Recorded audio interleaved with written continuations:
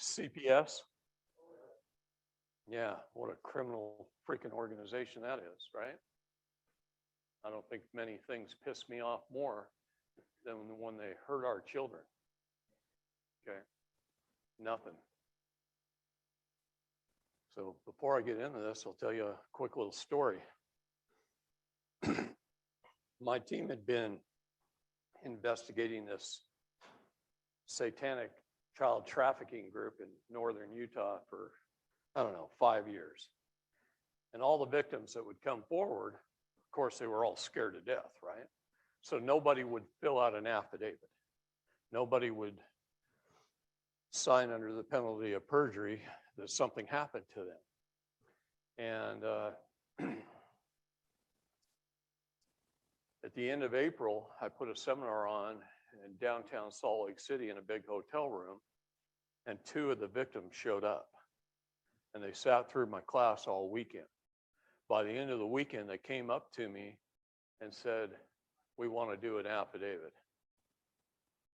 I turned those affidavits in, and when I turned the affidavits in,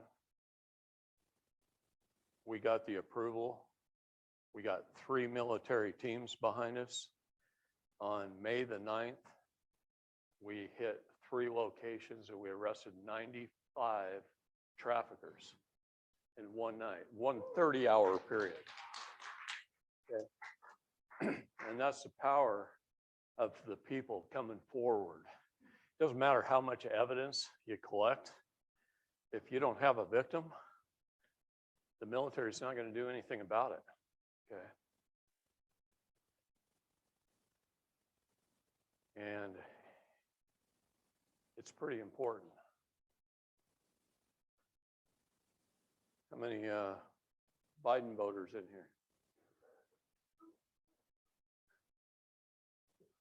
You wouldn't admit it if you were. Really? Really? When President Trump first took office, he put out a proclamation asking we the people for help. And there's people around the country who sent in a report, sent in a brief, and some of those people got called to DC. And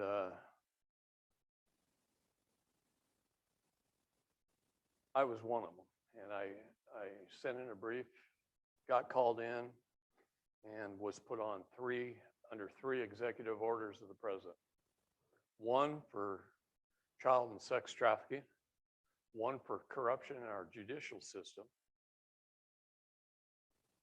and the other one came later, not that important. Those are the 2 most important to me. And in doing that, we set up a team, a little task force. We turned things into the military, one of the military bases or otherwise. And last weekend, down in Yuba City, California, we had a man sit in the back of the room, and he sat there all quiet all day Friday. I stood for 12 hours on Friday, talked. He sat there quiet, didn't say anything. I kind of recognized him, but he didn't say anything. All day Saturday, he sat there, real quiet. Saturday evening, he came up to me, and he handed me a token. And he thanked me for the work that we do and everything we've been doing to support President Trump. And he talked for quite a while. And it was Admiral Mike Mullen. He was chairman of the Joint Chiefs of Staff, and he gave me this award. So these are kind of cool if you know what they are. And when they come from the chairman of the Joint Chiefs, that's about the most important recognition you can get. Not copper. Here. See how heavy it is?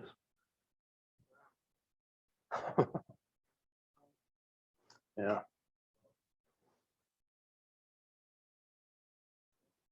But when you got one of these in your pocket, you can get shit done. Okay. They're kind of cool. So one of the main things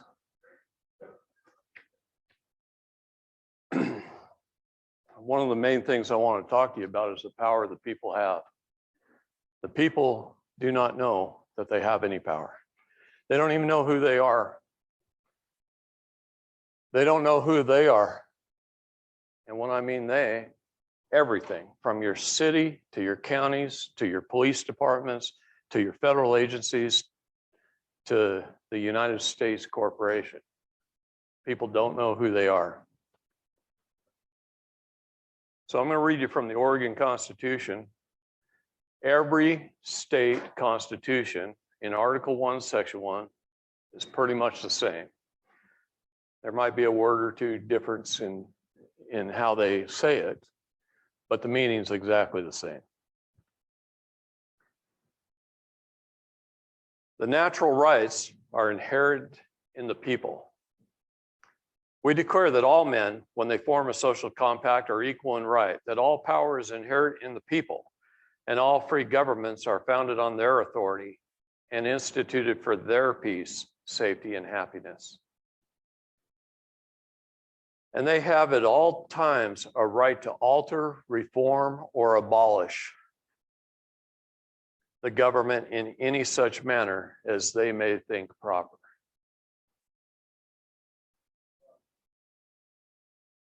Saying the people have no idea, but it's in every state constitution that the people have the power. Yeah. I wrote a case law about people having power, and it explains that the Constitution, like they say it several times, that the Constitution is a contract for trouble. We have everything from right now have the power to abolish government against states and federations. Well, let's talk about that for just a minute. All right, who got hungry and ate that off? That's going to be pretty tough. Can you guys see blue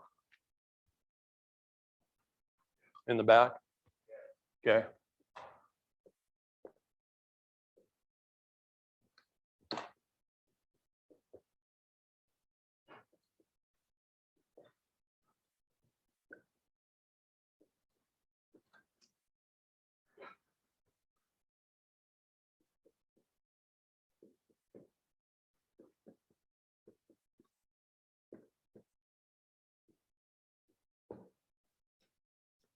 You got to remember, there's two or more of everything.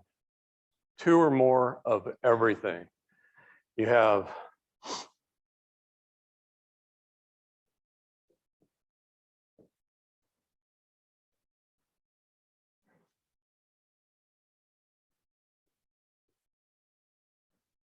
they exist side by side. They exist side by side.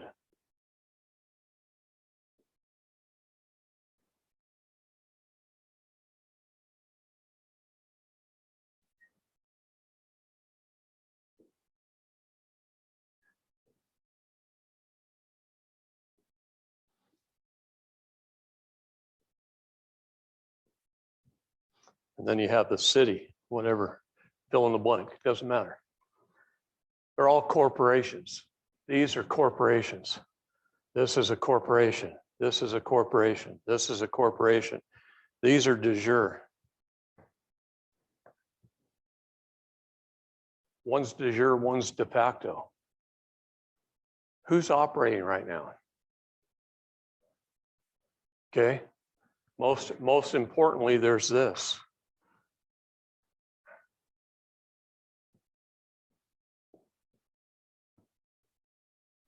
One's de jure and one's de facto. Which one are you? See? Are you a we the people? What about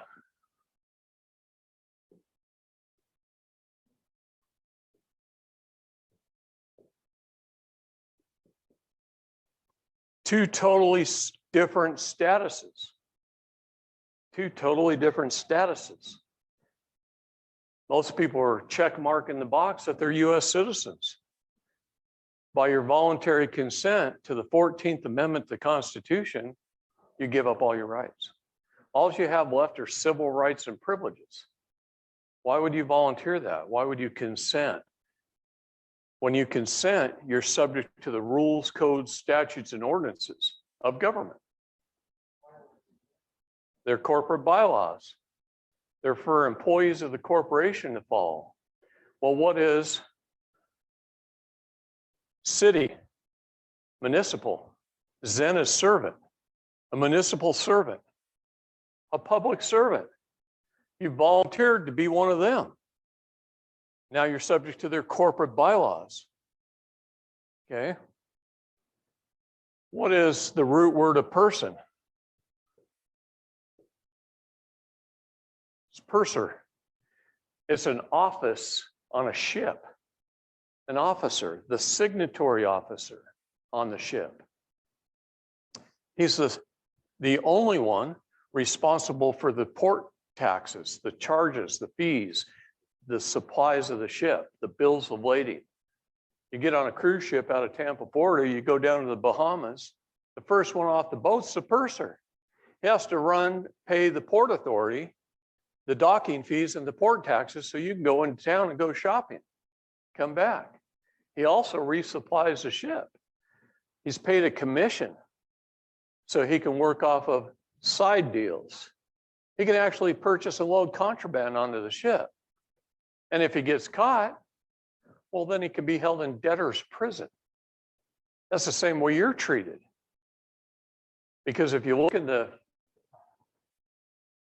how are you? Come here.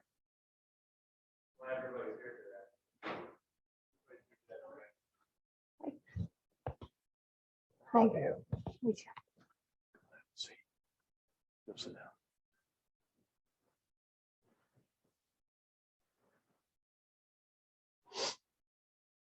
I hate it when children get taken. Purser on a ship. You're claiming to be the person, the citizen. You're also claiming to be the resident. What kind of house do you live in? A residential house? Or do you live on private property? Right. Why? That's how they steal your home from you. They assign it a commercial term. The legal definition of the word resident is someone there temporarily to do business. By the sheer use of your zip code, you live in Washington, D.C., and you reside in Arizona temporarily to do business. Because of map overlays, and we'll talk about map overlays tomorrow. Okay? Yeah, they call it the federal overlay. It's how they stole your home from you. Okay, you guys don't have to be too quiet. Feedback's good. All right. So you have a choice to decide who you are. You got an unalienable right of self-determination. Self-determination is your free agency. It's the foundational cornerstone of all human rights. All over the place. The International Covenant on Civil and Political Rights, Article 1. Okay, on and on and on. The Bible, best place to find it.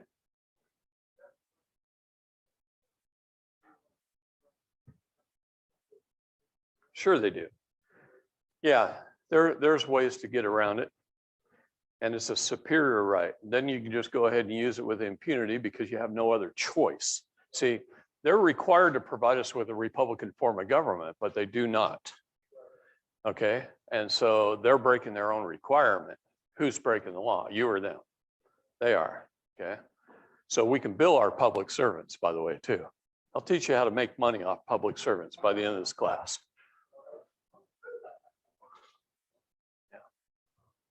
Yeah, I like driving fast. Yeah. I made it from Las Vegas to here. I didn't leave Vegas till after 8 o'clock.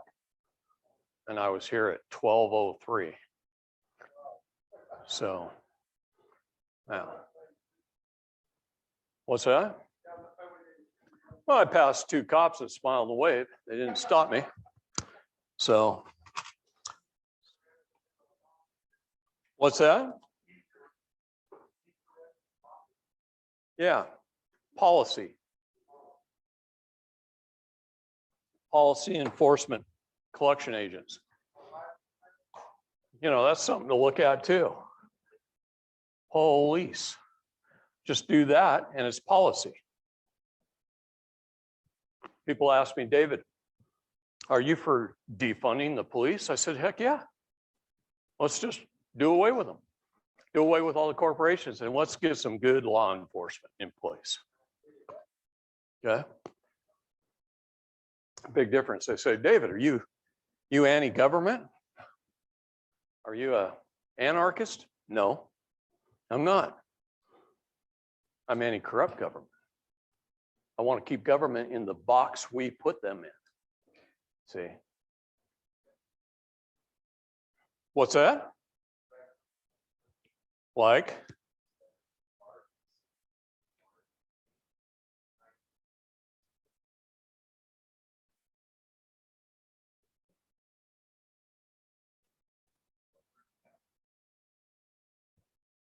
Recreation, right? You tell me. It's recreation. No, when you go on recreation, you're supposed to be going back to nature and get recreated. That's the whole purpose of that word. See, they don't teach you the meaning of words in school. They don't teach you diction. If you don't know who they are and you don't know how to call them out, you never win. You're always playing defense. And in any game, I don't care what game it is, if you're constantly playing defense, you're never going to win. The best that you can hope for is a 0-0 score. You're hoping they don't score a touchdown. That's all you can hope for. And they usually get one little win and you lose the game, no matter how well you did things right. You cannot play defense and win a game. You've got to go on the offense. If you don't score at least one touchdown and keep them from scoring any, you're not going to win. So you have to go on the offense. And what are we doing? We're constantly playing defense. You can't do that. There's no way you can do that and win. So in this book right here, the Constitution of the United States of America, we, the people, laid down the law. And the law is clear. It's black and white, says what it says, and it doesn't say what it doesn't say. It's clear and it's concise and it's final. Think about that for just a second. It's clear, it's concise, and it's final. And we, the people, laid it down. And we asked, hold your questions for a minute. Write them down, and we'll do a question and answer session. That'll keep me from going off in a million different directions, okay? So we laid these laws down. We, the people, did.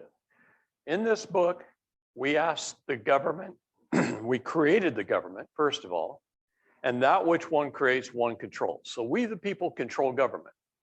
Government created the US citizen, therefore they control you. You got to understand that right off the bat. That in which one creates, one controls. It's a maximum law. So we, the people, laid down the law, and we put government in a box. We asked the federal government, created the federal government, to provide us, the free men and women of America, with 19 essential governmental services and no more. 18 of them are clearly listed in the Constitution, one's in the preamble. 19 essential governmental services and no more. And it's the and no more that's such a big important point. We didn't tell them they could provide us with free phones, Obama phones, or healthcare, or anything else. Okay. You know, our healthcare costs would be almost nothing if they would allow the health insurance companies, free and open access to every state. And then the market would drive it. And when the market used to drive insurance, the premiums were really low. When government stepped in, started limiting the insurance companies that could operate in any given state, and they started to control it, our insurance premiums went through the roof. See, the free market is what's important. So we asked the government to provide us with 19 essential governmental services and no more. That and no more is what we, the people, need to hold them to. It's up to us. It's not up to them. They're just going to keep bloating themselves and getting bigger and bigger and bigger. Of course, right now, the United States Inc. is insolvent. It's out of business. According to Dun & Bradstreet, it is out of business. And so are most of its agencies. See, one thing most people don't know is President Trump is still the president of the United States of America. He never got rid of that 19th presidency. See, not all presidents we've had in the past accepted that position. Trump did. See, when they take their oath of office, that inauguration, they're doing three things. They're taking the oath to the United States of America. They're taking an oath to the United States, and they're taking an oath to be the commander-in-chief of the military. Biden only took one oath, this one, to be the CEO and president of a bankrupt corporation. But it's kind of like this, and this is important to understand. I read it to you right off the bat. We, the people, are government. We have all the power. And if I owned a pizza shop here in town, and I went bankrupt and I dissolved it with the state of Arizona, dissolved the corporation, but Monday morning I showed up and I kicked the door open and I threw a rock against it, and the people walked in and I fixed them pizza and they paid their check and then they walked back out happy customers. Doesn't matter if I'm bankrupt or not. Doesn't matter if I'm registered with the state or not. Not at all. See, it's the people right now who believe Biden's the president that are causing all the problems. It's not Biden causing the problems. I mean, that man can't even form 3 sentences in a row. He can't do it, if it's even him. Or if he's even there. Some of us know, it's fun. Anyway, now you got Ducey, right? Brnovich. Ducey and Brnovich running the state of Arizona. But are they running what? Are they running Arizona? No. They captured it. They sewed a gold fringe around the Arizona flag and they captured it. See, people don't even know your flags. We have a civil flag of peace. Most people don't even know that. What's it look like? Where's my iPad?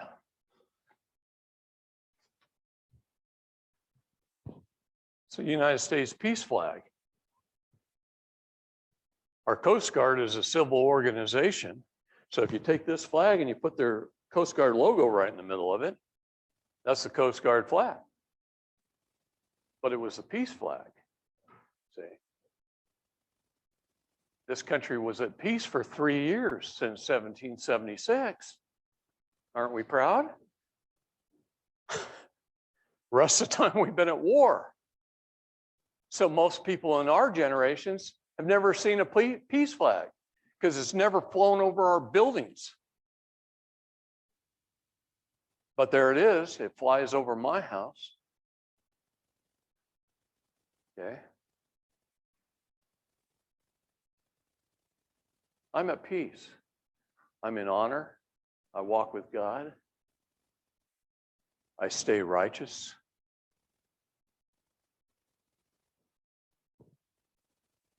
what most patriots do is they celebrate the war flag. They celebrate the Pledge of Allegiance. They don't even know the history of the Pledge of Allegiance.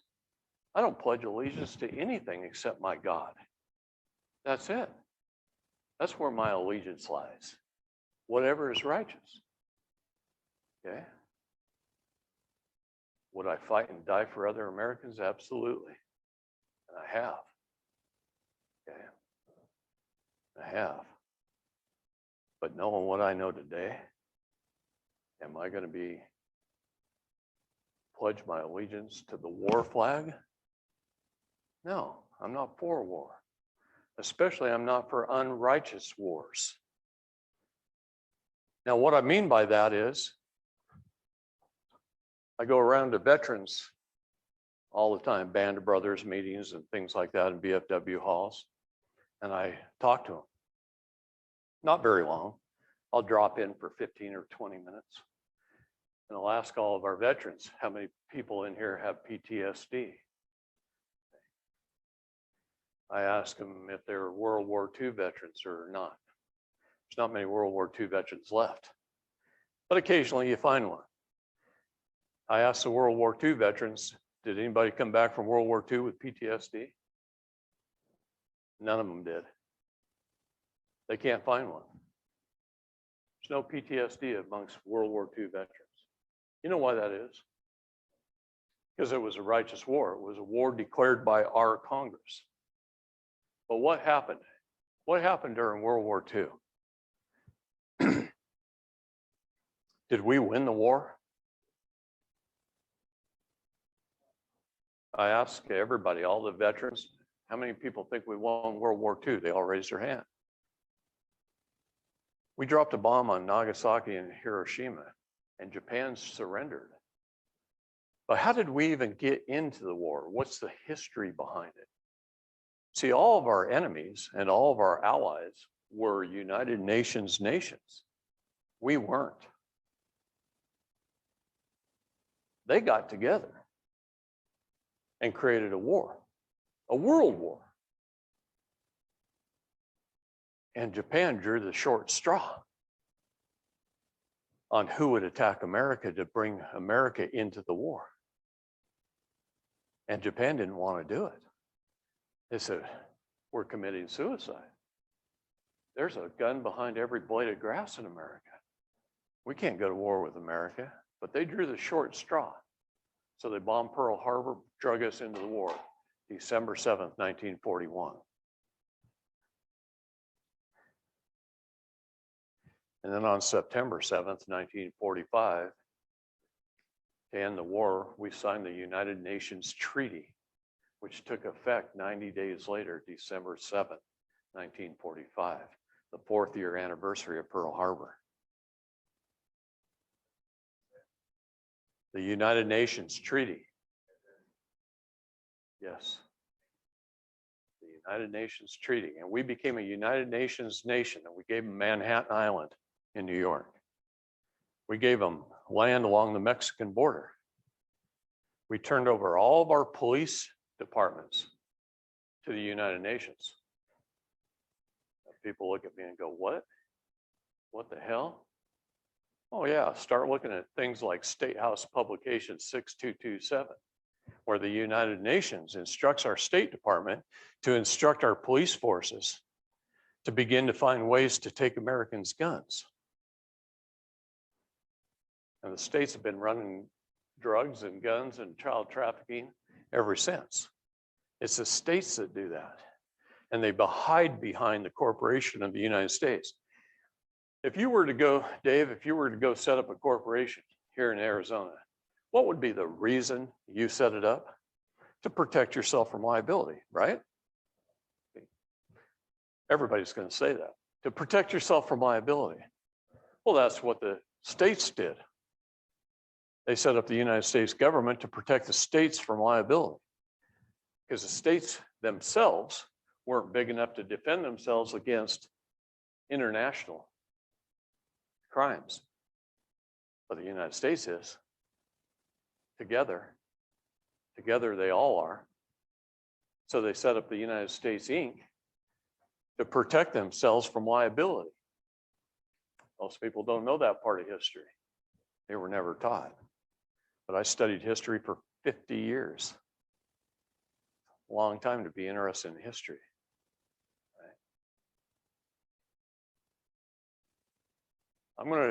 I teach things that nobody else will teach, because most people that teach what I teach end up dead. Look at John Birch and Andrew Breitbart. And I could name off many, many others. Okay? They end up dead. They don't want you to know what I'm teaching you at all. Because I'm going to teach you how to have power, to have status, to have standing, to be alive and not be dead. It is a very, very big difference. Who wants to volunteer to help me? Just erase.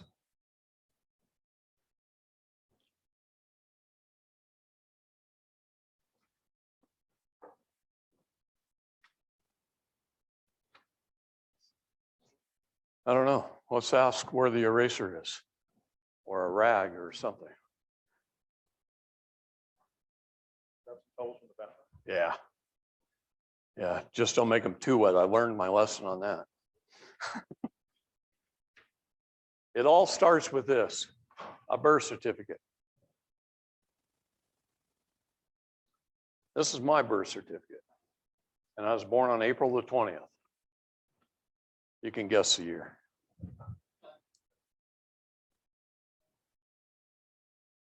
Beware of old warriors. Okay. Between April 20th and May the 3rd, I was an American state national. I was automatically born that. That was my birthright. That was my status. From April 20th to May the 3rd of the same year, when I was this big, maybe I was a little bigger, it was 8 pounds, 8 ounces. Okay. But I was an American state national. I was born free. Born free. And then I was captured. I was registered. I was bonded. I was insured. I was assigned a CUSIP number. And I became chattel property. I became the full faith and credit of the United States government. Bill Clinton actually took out an agricultural lien on all of you. Probably don't know that. Yeah, an agricultural lien on everyone. All men and women with arms and legs.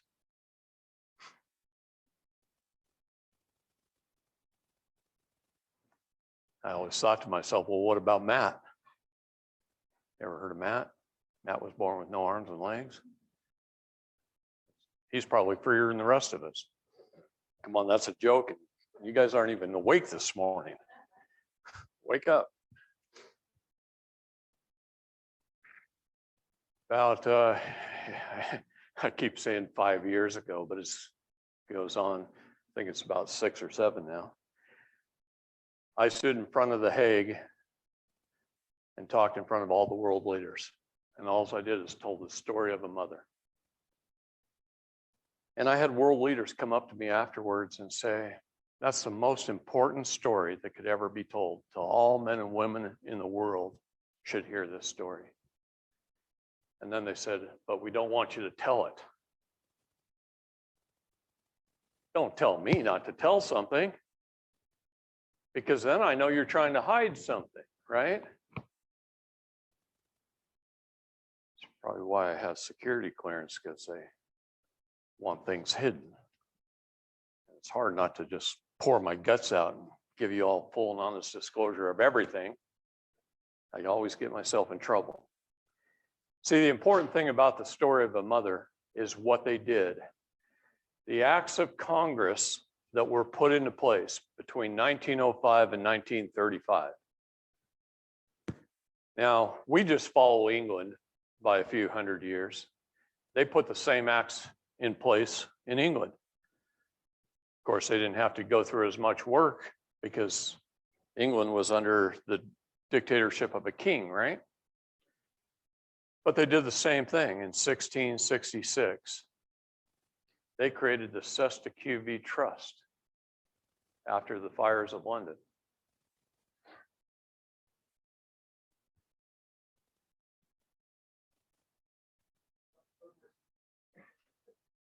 It has to have the right dampness.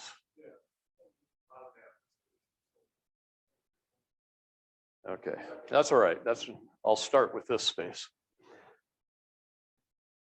In the United States, it created the Public Charitable Trust. It's one of the things our founding fathers set up in 1776, actually in 1775, before they declared independence. They set up a public charitable trust. All things are held in trust. I want you to know that right now. All things. Most people don't understand trusts, not even this much. Most people have no idea. Most people even read the Bible by chapter and verse. Preachers read the Bible by chapter and verse. Last weekend, I was in a big church in Yuba City, California. There's 3 pastors there. They were in my class. And I said, the problem with organized religion is that even Christ was against it. He was. He was against 4 things: bankers, attorneys, come on, doctors, and organized religion. That's what he was against. And he specifically said doctors. Doctors is an interesting term. Any atheists in the group? Non-religious people? I don't care, but are you? Might change that by the end of the weekend. Because science proves out religion and religion proves out science. Okay? Everything is proved in the Bible. The Bible's been proved. We even know where Moses crossed the Red Sea. We found all the chariots. We found the mark on the other side they were supposed to head for. Okay? Everything has been proven. We've even tested Christ's blood and ran his DNA. Yeah, it's really interesting. Everything has been proven. We know it all. It's interesting. Problem is, the Catholic Church hid so much of it. There are miles underneath the Catholic Church of scrolls of the Bible. If they printed them all, the Bible would be about that thick. We only get to see this much of it. That's it. It would be about that thick. And it tells us everything. Tells us everything. That's good enough. So I'm going to draw it again. Public charitable trust. Public charitable trust is like an umbrella. I think as he was washing it off, kept moving back. That better? All right. Under the public charitable trust, there's 335 to 337 million of us with individual Cesta QV trusts. Each one of us has a trust. It's based on this document right here, the birth certificate. But between 1905 and 1935, a series of acts of Congress was put into place to create a system of fraud.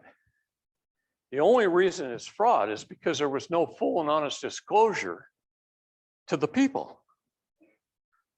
If there was full and honest disclosure to the people, if they would have came out and really explained the terms and conditions and told us about it, gave us full and honest disclosure of the contract, and cut us in on the deal instead of hiding it from us, we would have all voted for it, I guarantee it, because it's a really good system. It's a great way to fund government. But see, we wouldn't have any taxes. Taxes are illegal. Income taxes are illegal. Wage taxes are illegal. Property taxes are illegal. The only fair tax is a sales tax. That's it. It is the only fair tax. And it's really called a tariff, not a tax. See, people don't understand diction. They don't understand the words.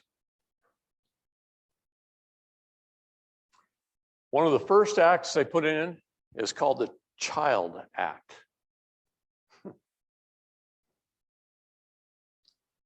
The Child Act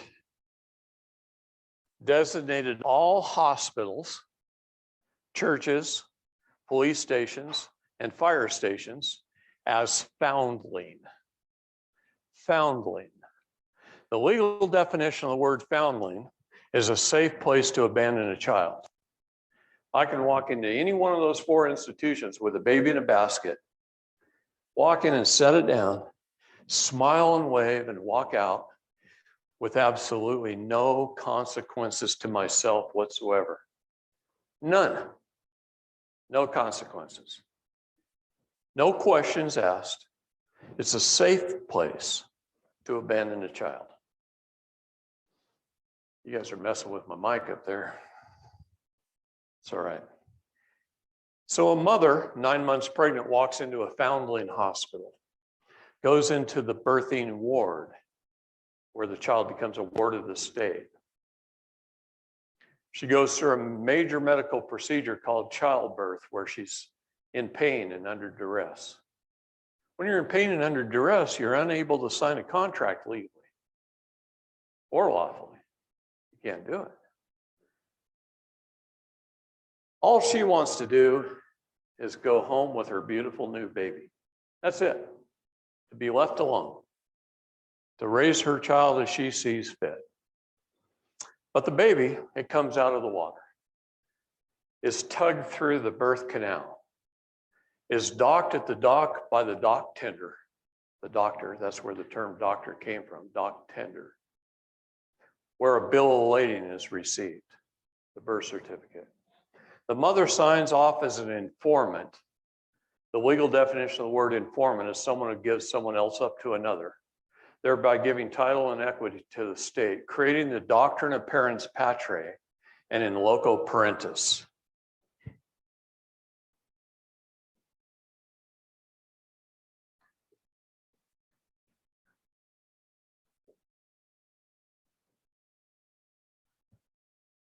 Parens patriae literally means the state is the parent.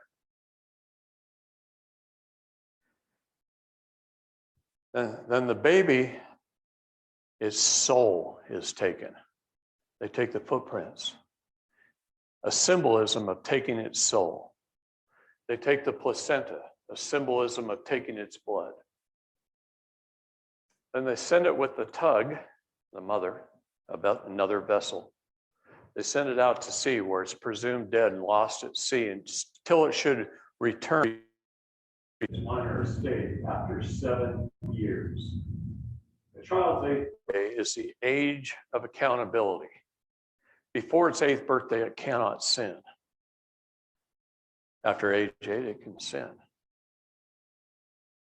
It's the age of accountability. Okay?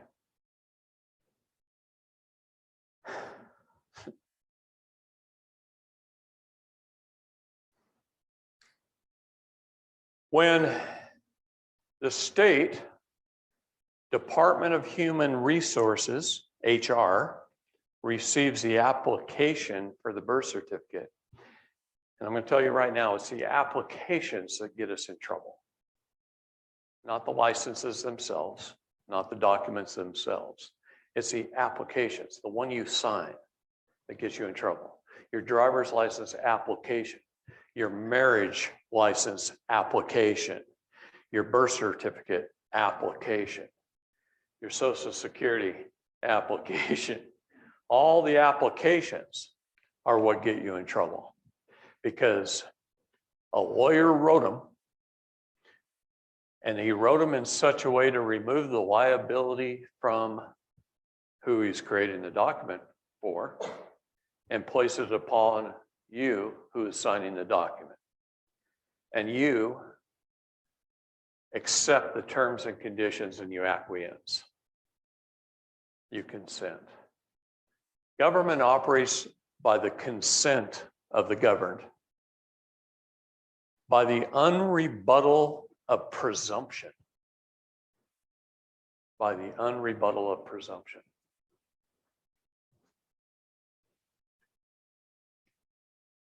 The Cesta QB Trust creates a balance sheet with debits and credits. It's simple accounting. Simple accounting, a balance sheet. Upon the birth, if you were born between 1933 and 1975, you were bonded for $630,000 and insured for $1 million at birth. If you were born between 1975 and 1999, which is the figures I'm going to be using up here, you were bonded for $1 million and insured for $2 million. In 1999, they raised it again. Okay. And every time you get a new CUSIP number, you're bonded and insured again and again and again.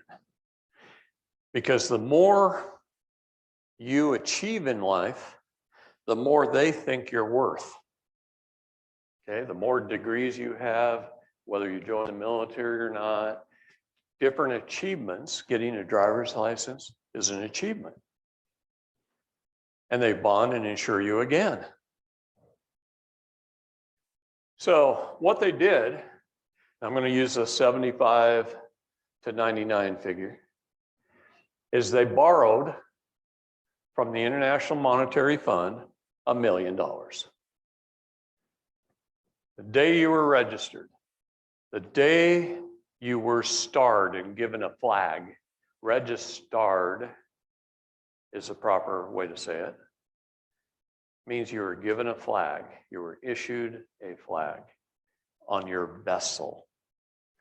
I talk about vessels all the time. All these patriots used to talk straw man. No, it's not a straw man. It's a vessel. Don't believe me? Look at the federal rules of civil or criminal procedure. Okay, they call you the vessel over and over again. All right, they say you're being held as a surety. And you can sign over your house instead of your body to go to jail if you want to. Okay? Most people don't know that either. So you borrowed $1 million and you became a debtor. You're only this big. Not even legal to sign a contract. You're registered with HR, the Department of Human Resources. What happens when you go to work for a big company? Where do they send you first, day one? Go down to HR and fill out your paperwork. And then come back up here and we'll put you to work. Right? Same thing they did with a birth certificate. They just sent you over to HR. It says right there, Department of Human Resources. Pretty dang funny when you think about it. And you went in debt for $1 million and you were insured for $2 million. I'll write the 2 over here. Think of this insurance as FDIC insurance. Just think of it that way. If I died at SIDS a week after they registered me, then this pays the bank back from their loan. That's all it does. It just insures the bank in case you die before you're 18 years old. Yeah, they're pretty good at this, right? On the credit side, it's a balance sheet. It has to balance. They issued $1 million in United States Treasury notes. United States Treasury notes. They bonded you for $1 million. And that started your investment account under your unique CUSIP number. CUSIP numbers are 9 digits. They're regulated by the Securities and Exchange Commission. So in the hospital, where was the securities licensed agent there who brought a prospectus with them to explain to the mother how the investment worked? Where was the attorney in the room that came in and showed how the trust worked, because they set up a trust first? Where was the insurance license agent that came in? Where was the mortgage broker who mortgaged the baby, borrowing the money from the IMF to explain how that worked? Wasn't there. How'd they get away with that? If I'm going to go sell a security, I better be Security 7 licensed, and I better have a prospectus, and then I have to give you the prospectus, wait 3 days before I can even sell you anything. Yeah, because you got to have time to read it, and that's the law. Yet they created one, regulated by the SEC. And they did it to your mother. How'd they get away with that? No full and honest disclosure. See? They created this whole system of fraud with no full and honest disclosure. Now, they've been good money managers. They bundle these things. They sell them on the Wall Street. They hypothecate them.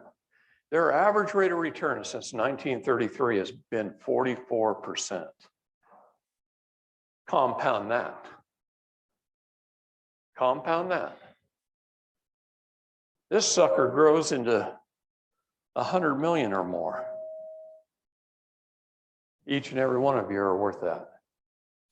In fact, I'm being very conservative. Okay.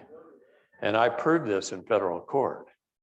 Some people, it's in the billions of dollars. Now, your job is to learn to be, grow to be 18, go out there and gather up as much of this money that, okay, this money here is thrown into the public charitable trust. Okay.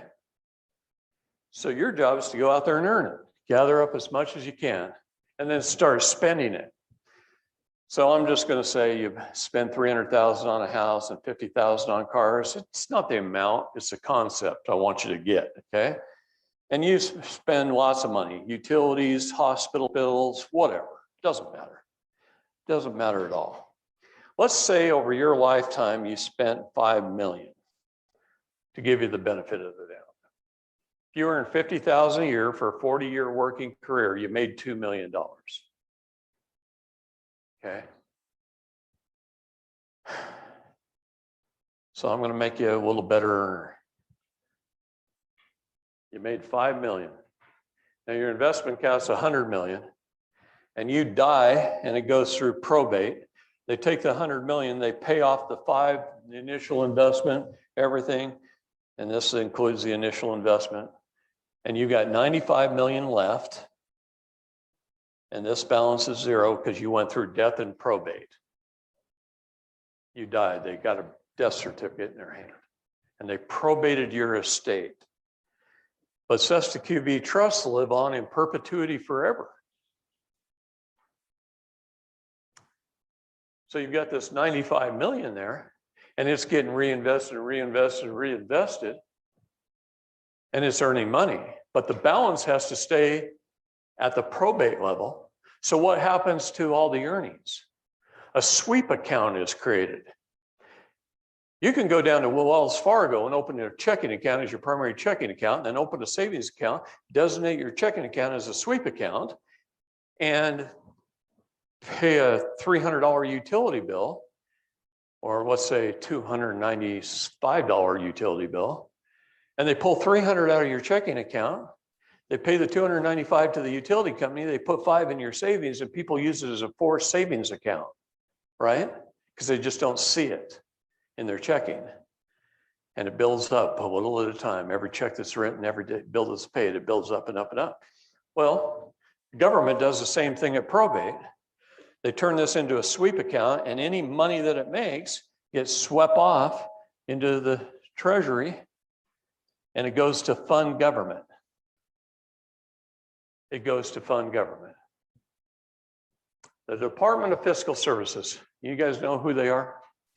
What are they? They're the bean counters, the accountants for the Treasury Department. That's all they do. It's a great big building. It's full of people.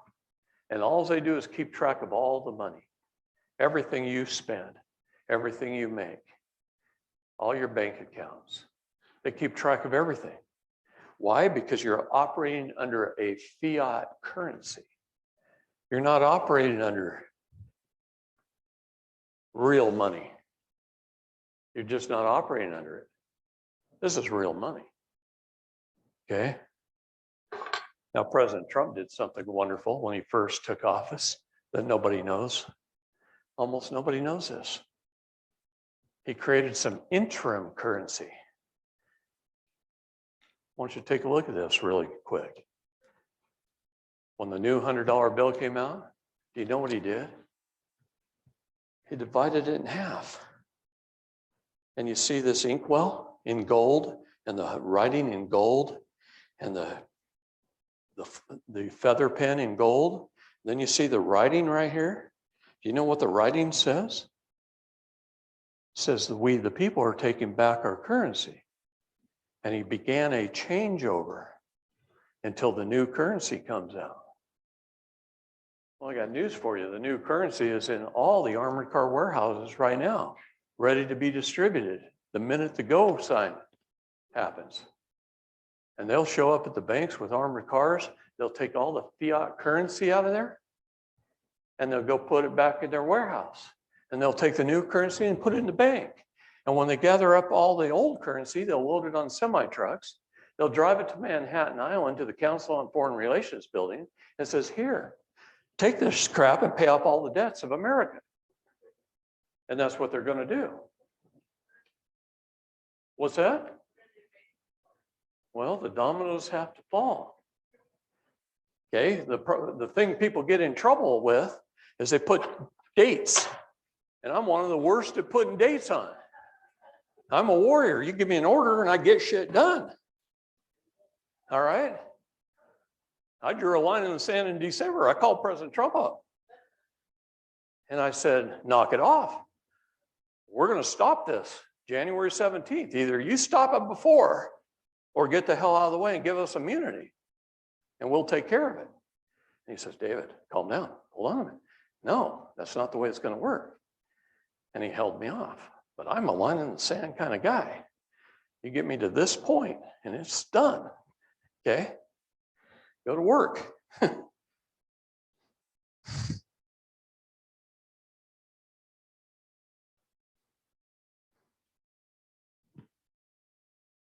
What we the people don't realize is who we're at war with.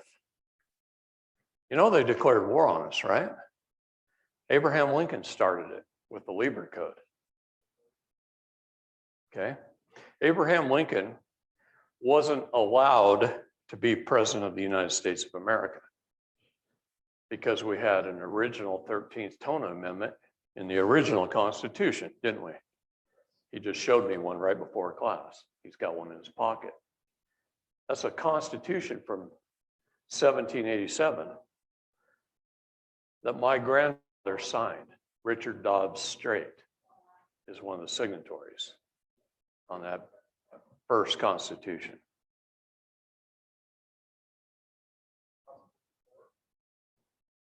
Our constitutions have been usurped. They've been taken over. They've been captured, stolen under piracy, admiralty law. Inland piracy. United States Navy put the high water marks. There's one up on Pikes Peak in Colorado, some of the other mountains. And they put the high water mark of the ocean at the top of the mountains so that we're all underwater, so that admiralty law can rule. And it's inland piracy. All of our judges, our courtrooms operate under inland piracy. All of our police officers are highway robbers. That's all they are, and no better. I love a lot of our police officers. I really do. They're good people. When they were 5 years old and pushing a little cop car around the floor, around the carpet, they wanted to grow up and be a police officer. They had no clue what that meant. No clue what that meant at all. And then they get into their position and they realize they're nothing more than revenue collection officers enforcing policy. Policy, not law, policy. It's all policy. Police is policy. I'd like to peel the police stickers off the sides of all the cars. Take the police off their uniforms. Take that word right out of their vocabulary. I would want them to follow the rule of law.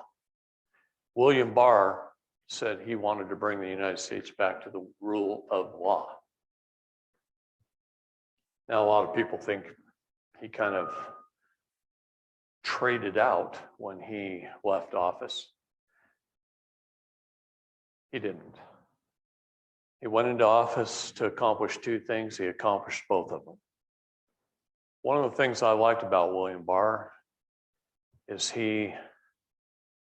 well, not only did he like me and he invited me to talk to him quite often, but he actually had me speak to a group of young attorneys at the Department of Justice. I'm a farm boy from a mill town in Oregon. You get that? I'm just a farm boy. I don't have a doctorate degree in the law. I know more than they all do, but I don't have a doctorate degree in the law. I've never passed the bar, never held a bar license, and I would never be a member of that club. Okay? But on April 22nd of last year, he had me speak to Georgetown and Harvard and Yale graduates with doctorate degrees. Bunch of young guys just going to work for the Department of Justice.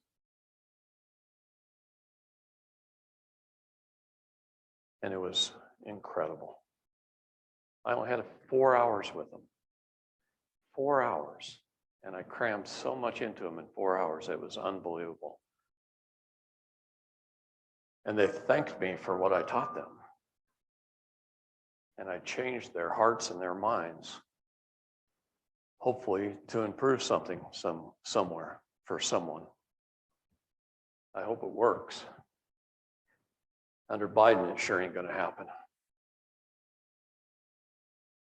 You can tell I'm not a fan, right? All right. What's that? Well, he did some great things for the people. As far as the rule of law is concerned, President Trump helped. For every new regulation they put in, they removed 4. Okay, that is huge. Everybody keeps adding new stuff, but nobody purges anything. This is the first presidency that's really done a purge, and it was a big purge. And those are important things. And now what's Biden doing? Throwing all kinds of things in there, but does it even matter? When the fraud comes out, the voter fraud comes out, and that's here, it's falling every day. My group under Felissa up in New Hampshire, they got the county of Windham to re-audit the vote. My group in Montana got the whole state of Montana to audit the vote. The vote was 14% wrong. Now, Montana doesn't have a lot of people, so it ain't gonna make much of a difference. But it showed right off the bat that there was voter fraud. Now we got counties in Wisconsin, counties in Louisiana, we got Maricopa right here. Boy, when the results come out here, guess who's back in office? Okay, we already know what the results are going to be. We've got all the data. We know what the Dominion voting did. Heck, they used Oregon as a test bed, and that's where I'm from. They put Dominion voting machines in Oregon 30 years ago. Oregon was a Republican state. In fact, they used to advertise at the California border on I-5 with big billboards, come visit, enjoy, and then get the hell out and go home, because they didn't want the liberals up there. Oregon was very conservative. The minute they put the Dominion voting machines in, we haven't had a Republican governor since. I drove all over Oregon. All I saw was Trump signs, very few Biden signs.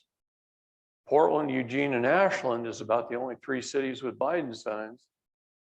Okay. And then you got Mayor Wheeler. Oh my gosh. Somebody needs to end that story.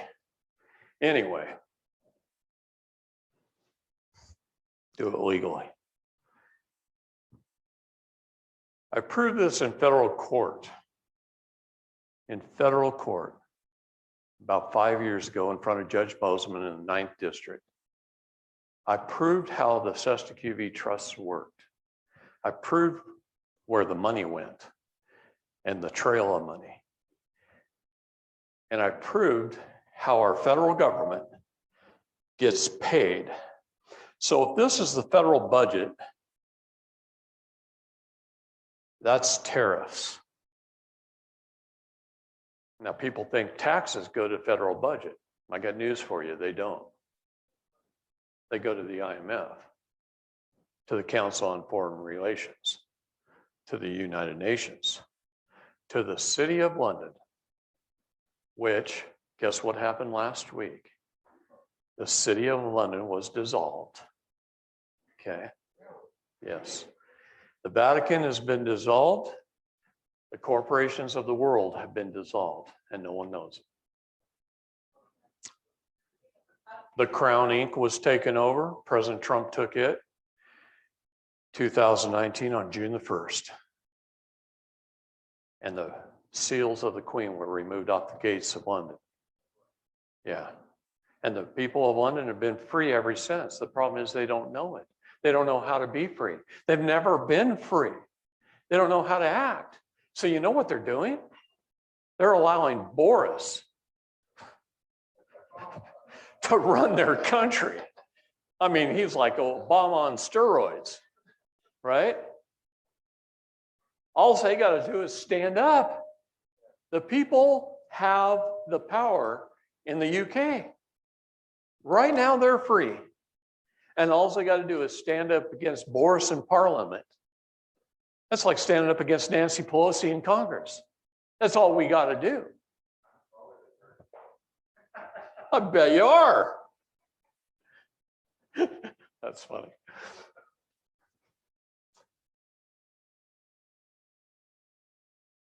Who supplies all this money? If you go to the Department of Fiscal Services websites and you start hunting around and you start looking at the spreadsheets of all their money that comes in, they will tell you that the Department of Justice is the largest contributor to the federal budget by far. By far. There's like 5 pages of spreadsheets that's everything else. And then there's hundreds of pages of spreadsheets of the Department of Justice. Our courts are what? They're banks. You look up the word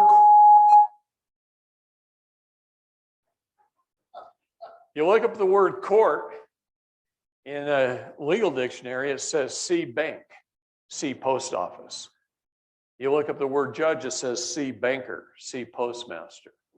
You go back to the old buildings in Boston and Philadelphia and Chicago and New York and other cities, and the courthouse buildings etched in marble says court, bank, post office, because that's the way Benjamin Franklin set it up. That's the way he set it up. He had a bag of silver and gold coin, because we operated on coinage back then when Benjamin Franklin was around. And you could walk into a post office, a court, because all the courts were set up as U.S. postal courts. And you could walk in and hand them the gold and silver, and you get a postal money order. And you can jump on a Wells Fargo stagecoach and ride it to Missouri or to San Francisco. And you could walk in a courtroom, give them the postal money order, and get your gold and silver back. You didn't have to carry it. You didn't have to risk highway robbers, right? Or Indians, or flood or robbery or Billy the Kid, whatever, from robbing the stagecoach. All you had was a piece of paper folded up in your wallet. That was it. And that's the way Benjamin Franklin set this up. It hasn't changed. And that's what you all don't know. When you go put your legal documents in court, you don't know how to put them in. And everybody screws up. And it's taken me 35 freaking years to learn this lesson. How much time do you got? I've been studying. I've been in over 2,000 courtrooms. You know that? How many people can say that? I had a judge one time call me from Nebraska. He said, David, you're the most prolific attorney in the United States. You got more court cases going right now than any other attorney in the country. And I laughed. I laughed at him. I said, well, I'm not even a member of the bar. He goes, I know, but your documents are everywhere. They're all across this nation. People are putting them in all over. He goes, well, and we know they're your documents because I published them. I wanted them to know. So I published my documents so they can tell the language, right? Yeah, what a joke that is. Anyway, our courts, our court banks collect from, okay, that's just rough. It's like trying to stay away from over there. Our court banks collect the tune of $1 trillion a day in the United States from people just like you. They even say boldly, it's to tax the poor which might not otherwise be taxed. What do you think about that? To tax the poor which might not otherwise be taxed. They assign you a court case number. And that could be for a ticket. It could be for anything. They assign you a court case number and they collect $1 trillion a day. That's more in 25 days than our gross domestic product of the United States in a year.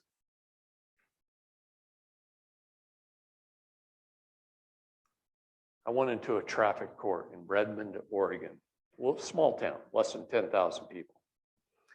They have 4 courtrooms in that building. 4 courtrooms going every day of the week. And I sat in one courtroom for 4 hours from 9 to they broke for lunch, 4 hours. I sat there with a legal pad, and every time the cattle, the chattel property, walked up, because it was just a cattle call, and they walk up, I wrote down how much their fine was. Your fine's $197. Your fine's $1,102. Your fine is, and I just wrote it down. And I got my calculator out and I added it all up. $30,000 that court collected, traffic court, in one morning. And that's only one of 4 rooms that's doing this. And I thought to myself, well, that's more money than just this one room than every Wells Fargo branch in the county is doing in one morning. They're not making that much. That's almost pure profit for them. How much does it cost to run that building, pay 4 judges' salaries and a few clerks? Not very much compared to what they're collecting. And that's in a small town America. Small county population. Whole county's only got 250,000 people in it. The biggest city's Bend.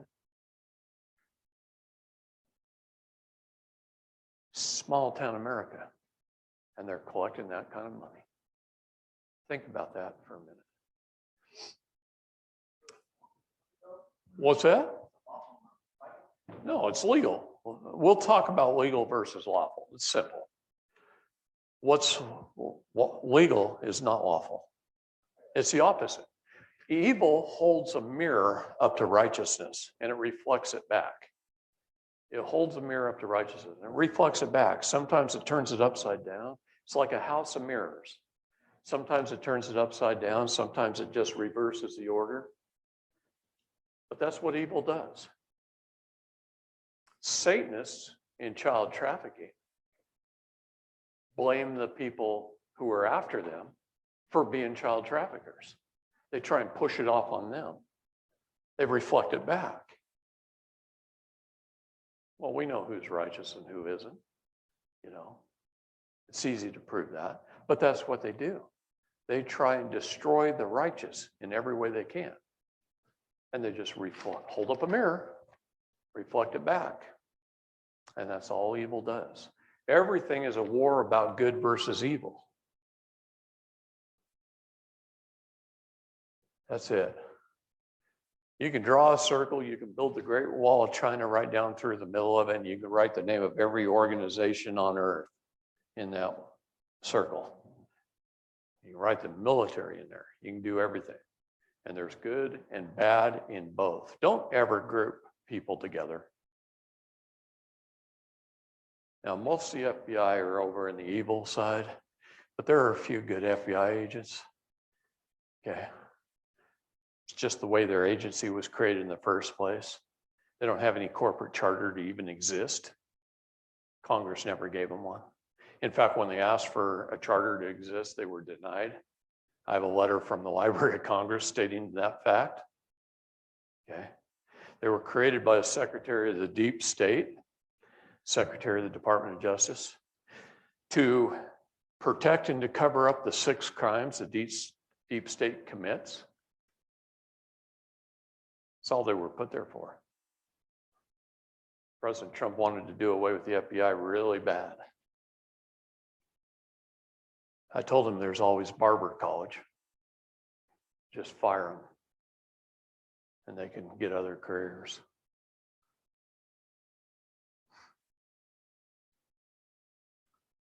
You have to understand these basic concepts so that you know what's right and what's wrong, so you can decipher for yourself. Don't believe everything I tell you. Go check it out. Go research it. Every court on earth has. I mean, I've been putting my stuff into courthouses all over the country and they can't deny it. They can't out debate me. That's how I know it's the truth. You know, their government works off the unrebuttal of presumption.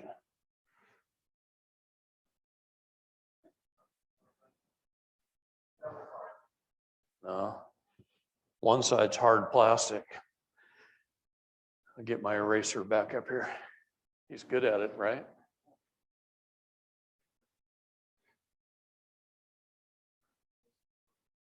No, just erase the whole thing. It's fine. You guys got it?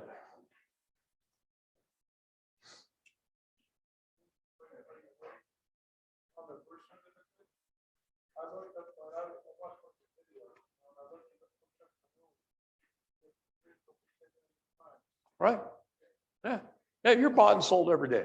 My dad died in 1989, and I can pull up his and see the companies that are buying and selling him today. Doesn't matter if he's dead. It lives on in perpetuity forever.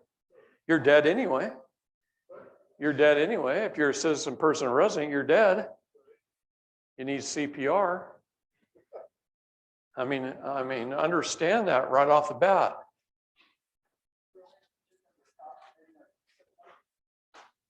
You don't want them to. You just want to take ownership of it. Yeah. Yeah. See, the whole goal here is to claim the minor estate. The legal definition of the word minor is somebody under the age of 18 or someone of any age who hasn't claimed their minor estate. You understand that, right? That's why you have to have an attorney in court, because you're a minor, you're incompetent, you're infirmed, you're unable to speak for yourself. You're a child. You're not sui juris, you're a defendant. Yeah, understand that. If you claim to be a citizen, a person, a resident, you're dead. You need CPR. This is how government forms a nexus with you by your own claims, your own consent of being a citizen, a person, and a resident, then they have jurisdiction, right? That's what they say. Now, here's the problem with that. We are at war with the Bar Association. Not only did Abraham Lincoln do the Lieber Code, and he wasn't allowed to be president of the United States. You know, they burnt 7 museums down in one night. Museums. To try and destroy that document, the first Constitution. There was 9 copies. They missed Kentucky. If it wasn't for Kentucky, we wouldn't have that document that my grandfather signed. What's that? I can send it to you. I got a copy of the original parchment on my iPad. When the Bar Association misuses the word jurisdiction, did you hear how I said that? Misuses the word jurisdiction. They do it every day. 99 times out of 100, when they say that word, when you hear that word come out of their mouth, they're lying to you. What they really mean to say is venue. It's in the city's venue, or it's in the county's venue, or it's in the state's venue, it's in the federal government's venue, it's in this agency's venue, or it's in that agency's venue. That's what they really mean to say. But they use the word jurisdiction because in law school, they forgot to teach them what that word meant. Never, ever write it as one word, first of all. I'll just do this. Juris means right law, and diction means words. You look words up in a dictionary. Diction means right law. See, the Bible is a trust indenture. If it wasn't read chapter and verse, we would understand that. If they would just take the chapters out and the chapter numbers and the verse numbers off, and we read it as a novel, we would understand that it's a trust indenture and an instruction manual on how to take dominion. And that's all it is. See, in the very first book of Genesis, God created all things, the heaven and the earth and everything therein. He became the executor.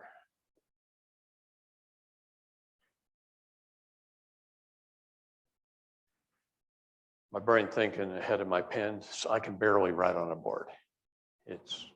I'm way ahead of it all the time. An executor.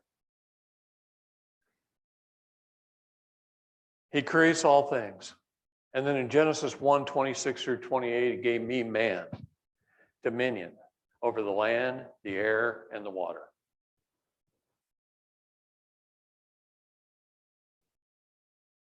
And this is law.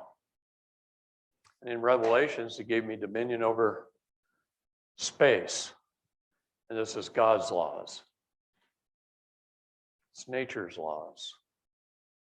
Okay? The land became common law. Common to all mankind. It's property, equity, and rights. It all boils down to who holds superior title. Who has title? Who owns it? And who has superior rights? That's all it boils down to.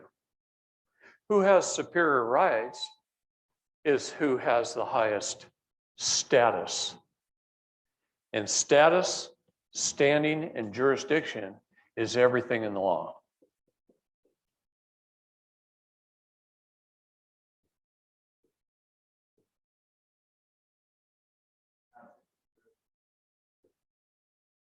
What's that? Yeah, we'll talk later about that. So the land is common law, mankind is property, equity, and rights. It boils down to who holds superior title. That's it. Do you have superior title on your house? Who had a foreclosure? Okay. The only reason they took your property is because you didn't hold superior title. That's it. Who's had their car taken away? Anybody? People have it all the time. You have? It's because she didn't hold superior title. Who's had their kids taken away? It's because you didn't have superior title. That's what it boils down to. People don't understand child cases are common law cases. Yep. They're also, hold on, they're also the jurisdiction of the air. So this is land, air, and water.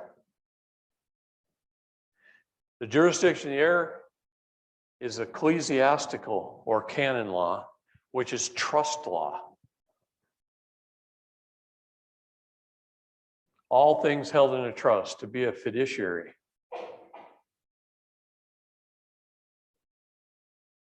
Is the highest form of law. To be a fiduciary. I had a court case in Montana a few weeks ago against a couple of FBI agents. I was busy. I was in a hurry. I was leaving to go up to Coeur d'Alene to put on a class. And I had a Zoom call in on the court case. And I had forgot the time difference between Montana and Oregon. So everybody was on the call with the court except me. I got a phone call, said, hey, get on the Zoom, and it's on right now. So I call into the court, and you know how it dings real loud? Everybody can hear.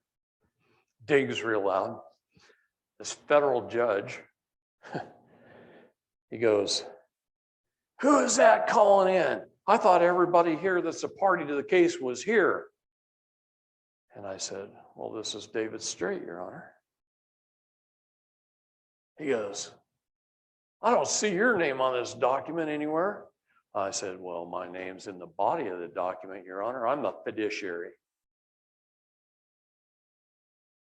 I have a financial interest in this case.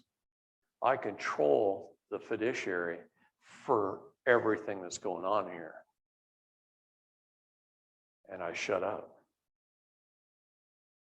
And the courtroom sounded just like this room. Nobody said a word for going on like 2 minutes. This judge gets back on and he goes, okay, you can stay.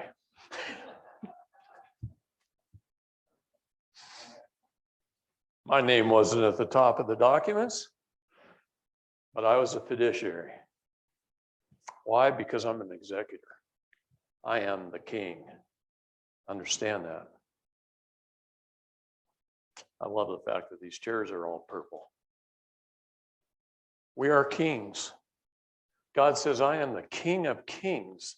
He doesn't say I'm the king of slaves. He says, I am the King of kings, and he wants you all to be kings, every one of you, and queens. And believe me, even the king bows to the queen. Okay? Understand that. We know our place. All right. We get in trouble if we don't. Jurisdiction of the water is admiralty.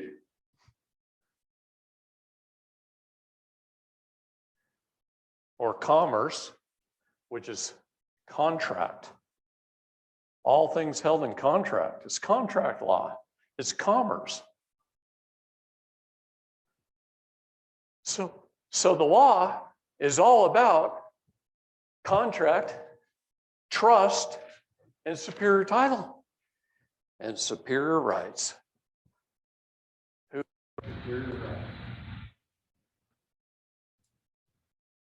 If you're claiming to be a citizen, person, or resident, you're dead and you need CPR.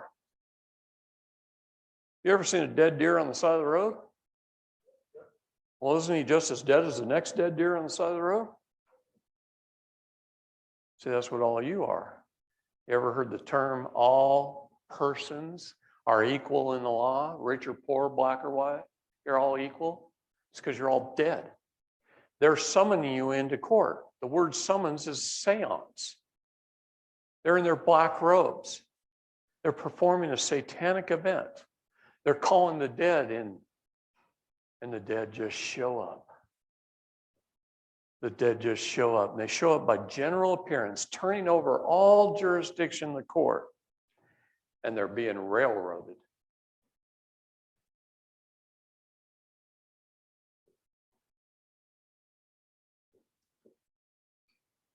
The legal definition of the word railroading is to lead someone down a narrow path or rail to a predetermined outlook or conclusion. That's how our courts work. Our courts work by your own consent of being a citizen, a person, a resident. And then they railroad you and lead you down a path. It's not justice. It's just ice. Their hearts are cold. They don't care. They're not even there to care. They're not even really human. They're just dead Satans in black robes. Our justice system has been taken over by foreigners, by the bar, the British Accreditation Registry, under the Crown Inc. I say that and people go, what? Most of you are all awake, you know that. But if you go to something like the State of Illinois' website, the Attorney General's site, and you look under the History tab, it says the Attorney General's Office of the State of Illinois was put into place to protect and uphold the interests of the Crown. The Crown Corporation, CROWN, the Crown Corporation. In fact, in England, they spell it COUWN. That just does not make sense to me. Anyway, the Crown Corporation. So they lead you down this path.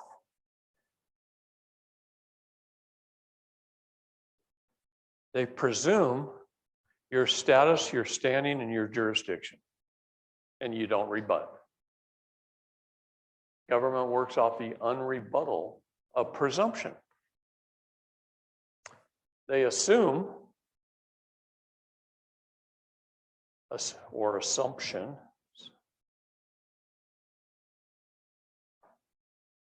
they assume you did something wrong. Where was the first-hand witness? Where was the corroborating witness? Where was the intent to commit a crime? Did anybody bother to ask them that? They're accusing you of something. You go, well, I had no intention to commit a crime. Where's your proof of intent? Nobody says that. I cannot believe nobody says that. They get your tacit agreement.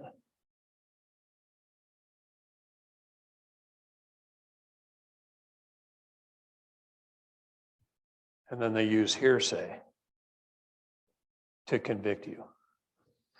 And they lead you down that path. And that's all they do. Court case after court case after court case. Every law university in this country has done studies. Stanford, Harvard, Yale, Georgetown, they've all done studies on people in prison. And they all come back with pretty close to the same numbers, right around 61%. 61% of the people in prison were put there by their own demise. Their own demise. They're in there for victimless crimes. They don't belong there. They don't belong in prison. Okay? What's that? No. No victim, no crime.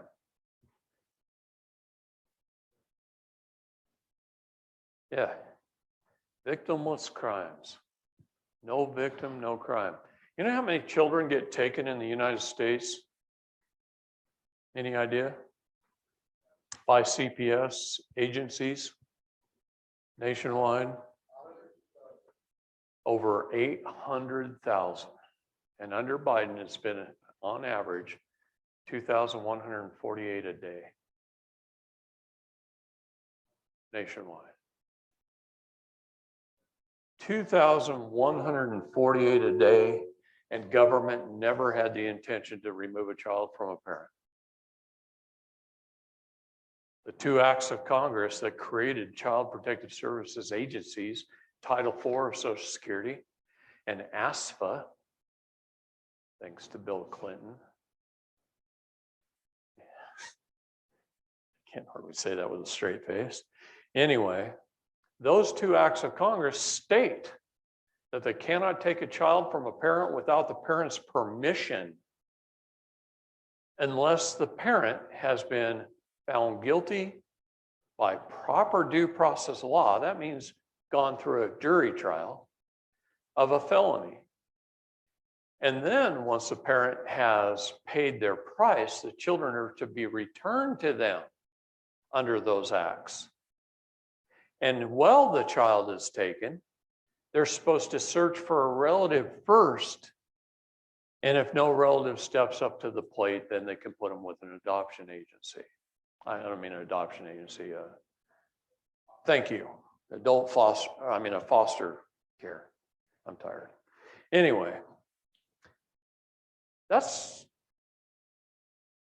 the law that created the agency in the first place, says that. But what happened?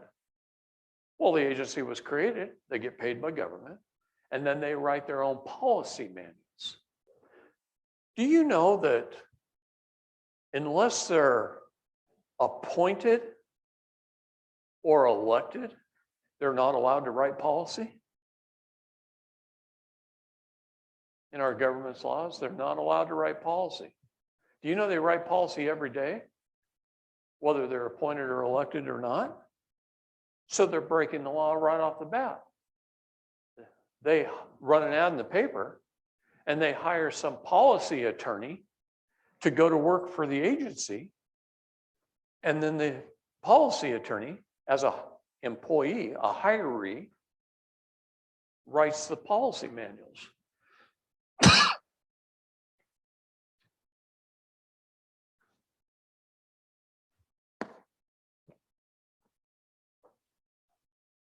And he writes policy. He's not allowed to do that under federal law. These guys are constantly committing capital felony treason against we the people. And there's 5 acts of Congress, from the Trading with the Enemy Act to the Buck Act to the Patriot Act and others, that tell that the corporations of America are at war with the people.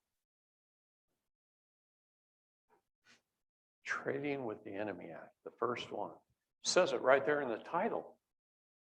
You're the enemy of the corporations of government. So let me ask you this. Why aren't you standing up and declaring that you won the freaking war and tell them to dissolve their corporation? See, President Trump told me to be hard on my people. That's what he told me. He says, be hard on you guys. Be hard on my people.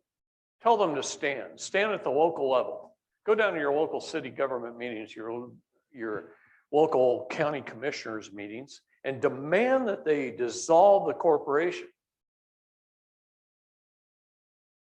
The police department, city police department, has a Dun & Bradstreet number. It's a private for-profit corporation. Private for-profit corporation, acting and pretending to be government under the color of law. Anything colorable is a fallacy.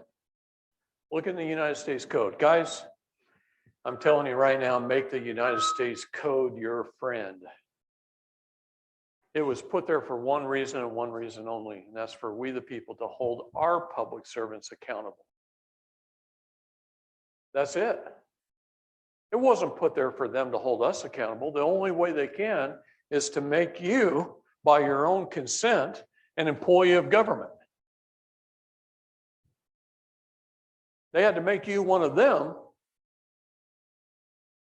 so that you have to obey their corporate bylaws. See, I don't care if I drive 100 miles an hour from Las Vegas to Phoenix, and I wave at a couple cops on the way. I don't care. If they want to stop me, great. It's my opportunity to teach. Let them stop me. I'm going to hand them my passport, first of all. I know how to use the proper documentation to prove my status. And in my status, I'm not subject to the speed limit. What I'm subject to is my own self-governance of safety. If I'm flying along the night down the highway road and it's perfectly safe, what difference does it make what speed I'm going? What difference does it make whether I put a turn signal on if there's no cars around me to see it? As long as I'm safe, as long as I love my neighbor and do no harm, I'm not committing any crime. That's my law. That's it. All I got to do is love my neighbor and do no harm. Now, if I create a victim, I'm going to pay for it. And I'm responsible enough to do that. So I carry a couple $1 million worth of liability insurance. Okay? Umbrella liability insurance. And if I injure another human being on accident, I'll just restore them. Pay all their medical bills or buy them a new car, whatever, under that policy, because that's the right thing to do. See, I don't need to be forced into it. If I don't want to wear my seatbelt, I don't have to. I don't have to. I'm going to be safe, and I'm going to be self-governed, and I'm going to be free. And free men don't ask permission from anybody. They don't ask permission. The reason you all have to ask permission and put your seatbelts on is because you don't even have superior title to your own car.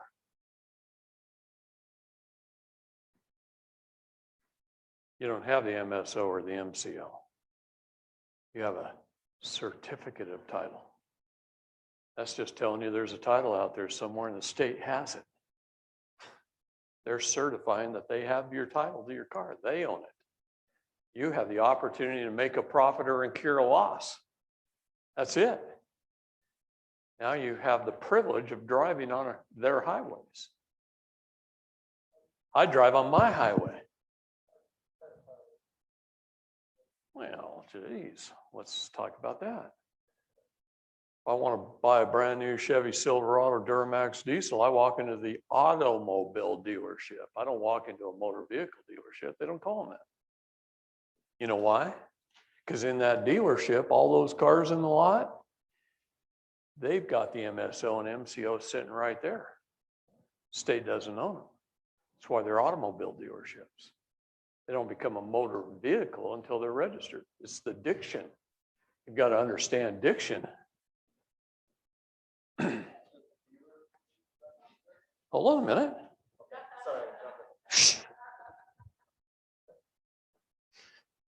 Yeah, don't get ahead of me.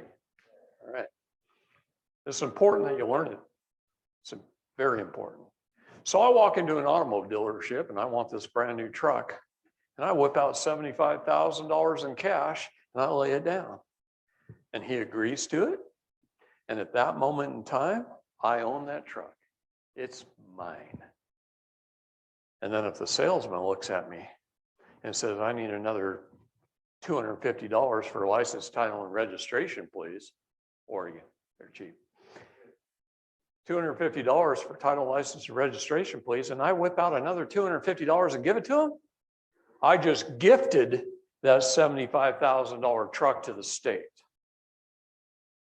I gave them that truck. Now I get to opportunity to lease it and then make a profit and incur a loss, but the state owns it at that point.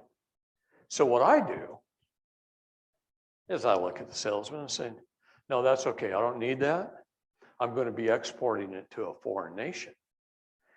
And then he hands me the MSO and MCO and a little baggie of, crap, like an owner's manual and stuff, and the keys, and I get in my new truck. I go, oh, that sounds nice. And I drive it out the parking lot. And when I drive it onto the road, I just drove it out of the state of Oregon and into Oregon, a foreign nation, because I hold superior title.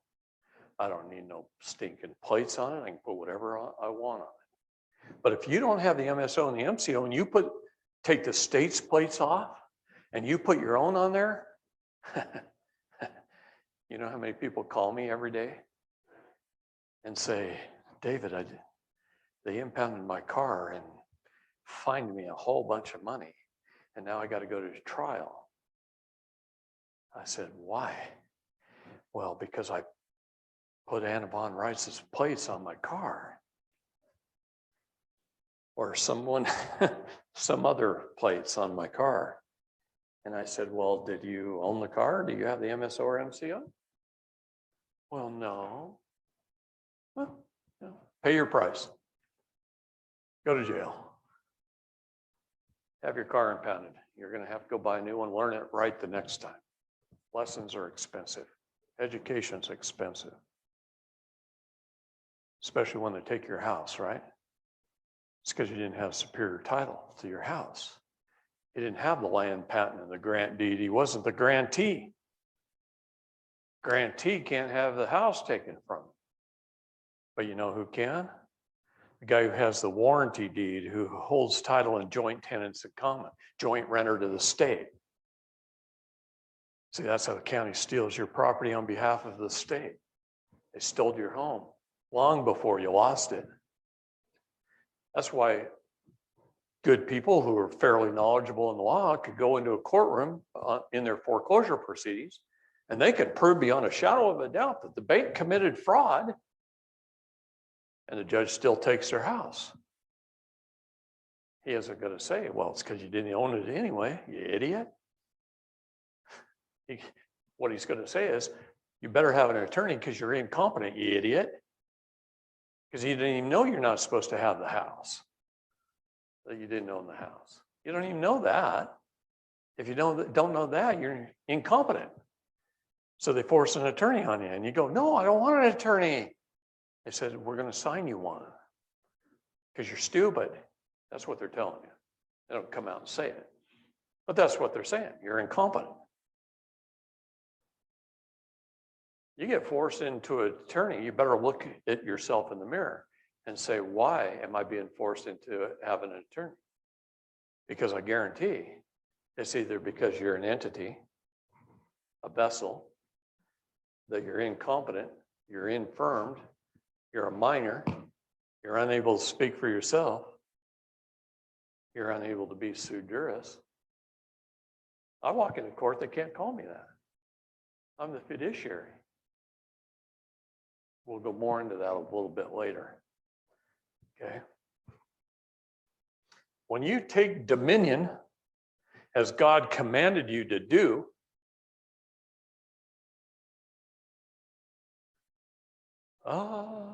you're sui juris. You're the king. The trumpets just play. And you have all your ducks in a row and you're all laid out and you've taken dominion over your jurisdictions. You leave them with nothing to adjudicate. There's not a damn thing they can do. Your Honor, I am fully unaware of any contract that could compel me to perform. If there is such a contract, please bring it forward, and I'll follow it to the full extent of the law. But if there isn't one, well, then we're done here. Just dismiss the case with prejudice. We'll all go home. They'll buy you some tacos.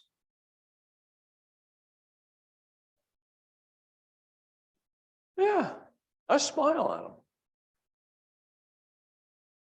See, what I do in court. So I walk in the door and I sit in the back of the room.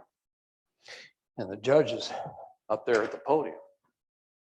And I sit in the back of the room. And when the judge walks in and the bailiff says, "All rise for the Honorable Judge Bob Smith," I go like this. I make a concerted effort to lean back in my chair and put my feet up.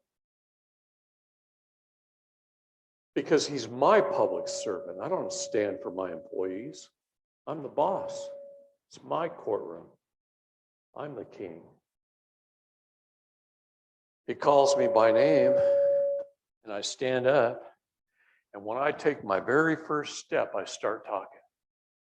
"I'm here, Your Honor, by special divine appearance, calling for a constitutional court of record to ask the court for summary judgment of the truth of the facts placed upon the record by my documents, my court of record."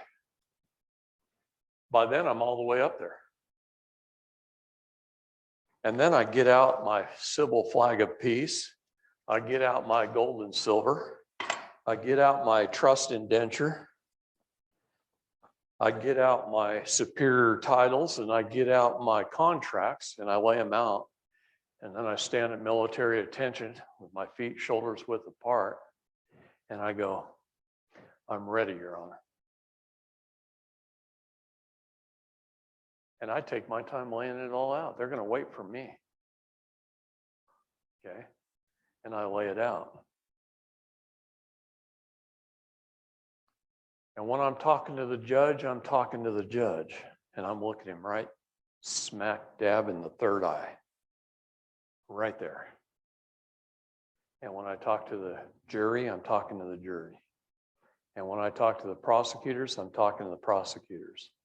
And if you notice, nothing on me moves but my hips, ever.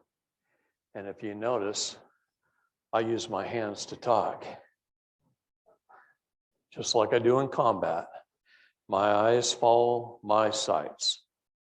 That's all it is. And that way I can be very intimidating while being nice. And I stand tall and I stand proud. I don't let my voice falter.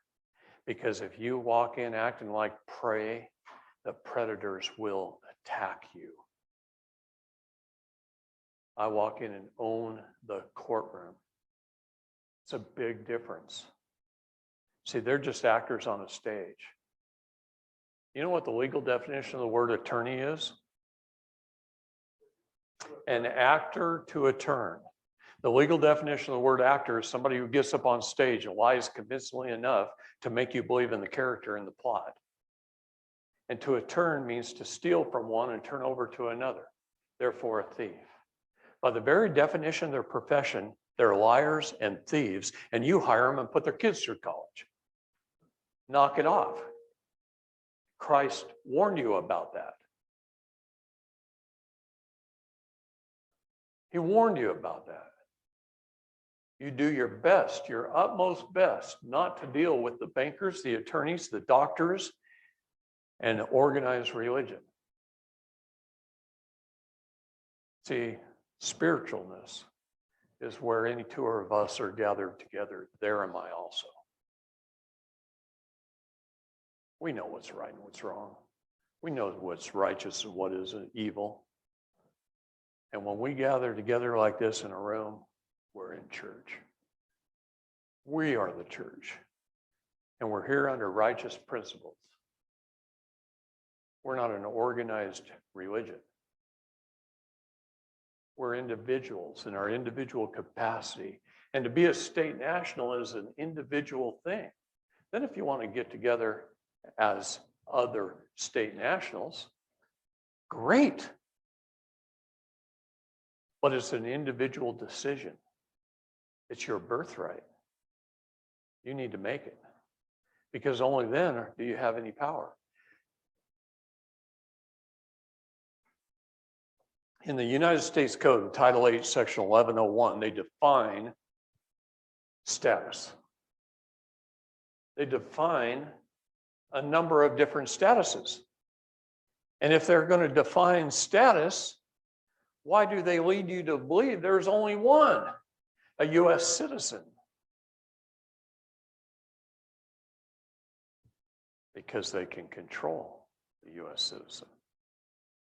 So they teach you that. They indoctrinate you. They start off when you're in grade school, saying that's what you need to be.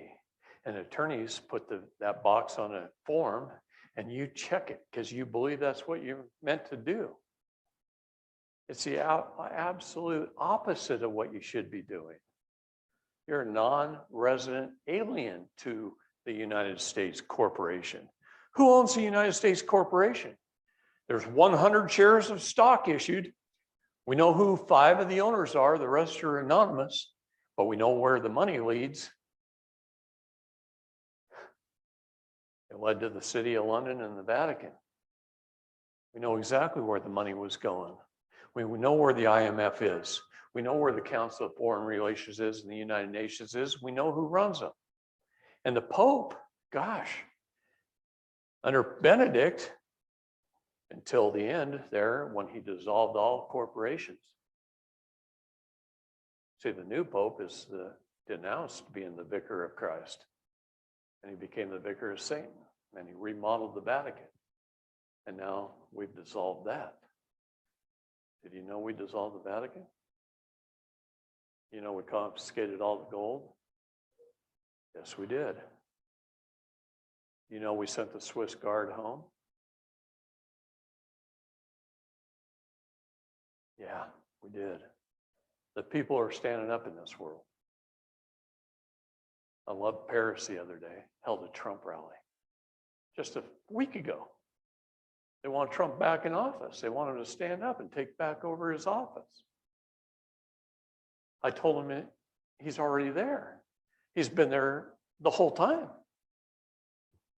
Right after I left DC, I was there from the 5th to the 11th. Well, then I went down to Mar-a-Lago.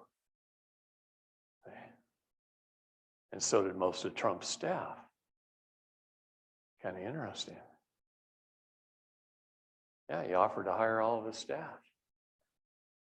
And he created the office of the President of the United States of America as a 19th president. Melania even gave away hats.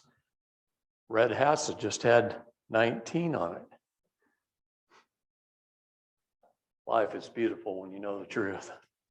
This is an exciting time to be living in. It is. Oh gosh, we're watching history in the making right in front of our eyes, and most people don't even know because they listen to CNN.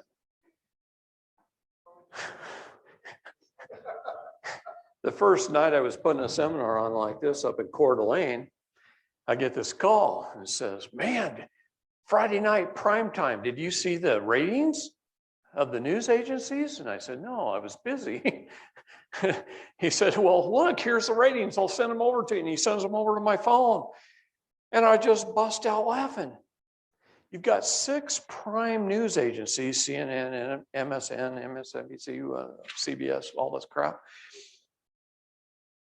And their total viewers on prime time Friday night, total viewers was less than 1 million people. Averaged 140,000 each times 6 agencies. 140,000. That's nothing when there's 335 million people. No one's watching the news on Friday night primetime anymore. Isn't that great?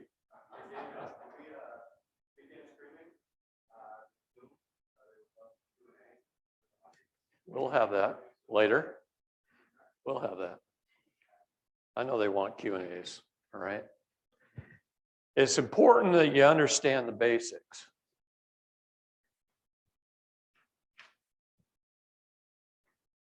It's important that you understand who you are and who they are.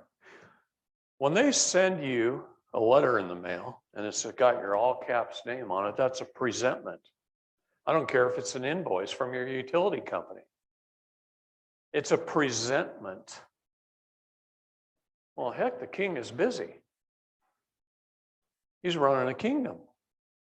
and you present me with something, I'm going to date and time stamp it when I receive it, and I'm going to sign my name on it and put my king's seal. And then I only have two choices. I can either accept it or I can rescission it. The word rescission in the law means as if it never happened. When I accept it, it gets paid for out of my trust.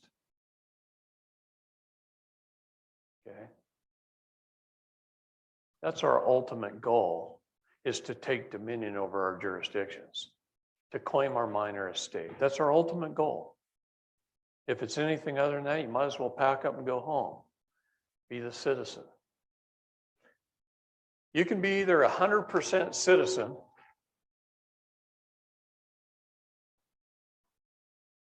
or you can be 100% the king. That's it. The citizen is always asking permission. The king is always as king.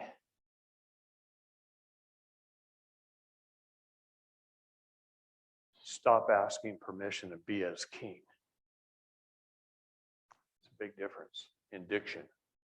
And it's the same letters. Exactly. It's just whether you separate the word or not. Okay? You're either asking the king or you're as king. Now here's the problem. The king is sovereign. The citizen is not. When you're a citizen and you're learning this stuff and you're making the claim that you're going to be the king, that you're the king, and you're somewhere in here, maybe 10% of the way or 20% of the way or 50% of the way or 70 or 90, it doesn't matter. It doesn't matter where you're at. If you aren't the king yet, don't claim to be one. Because if you make a false claim, this is called jail or prison. I don't want you in jail or prison. And a lot of these sovereign citizens, which is an oxymoron because they're exactly opposite, they're the ones stuck in the middle. They're the ones making the claim that they're king, and they haven't done the steps necessary to be the king. Somebody needs to run my time clock and tell me when you need breaks, when we go to lunch, when we quit, because I'll talk all night. Okay?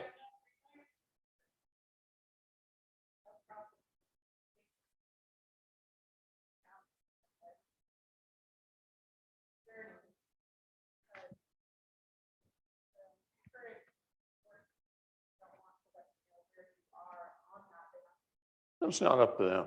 They don't want you there.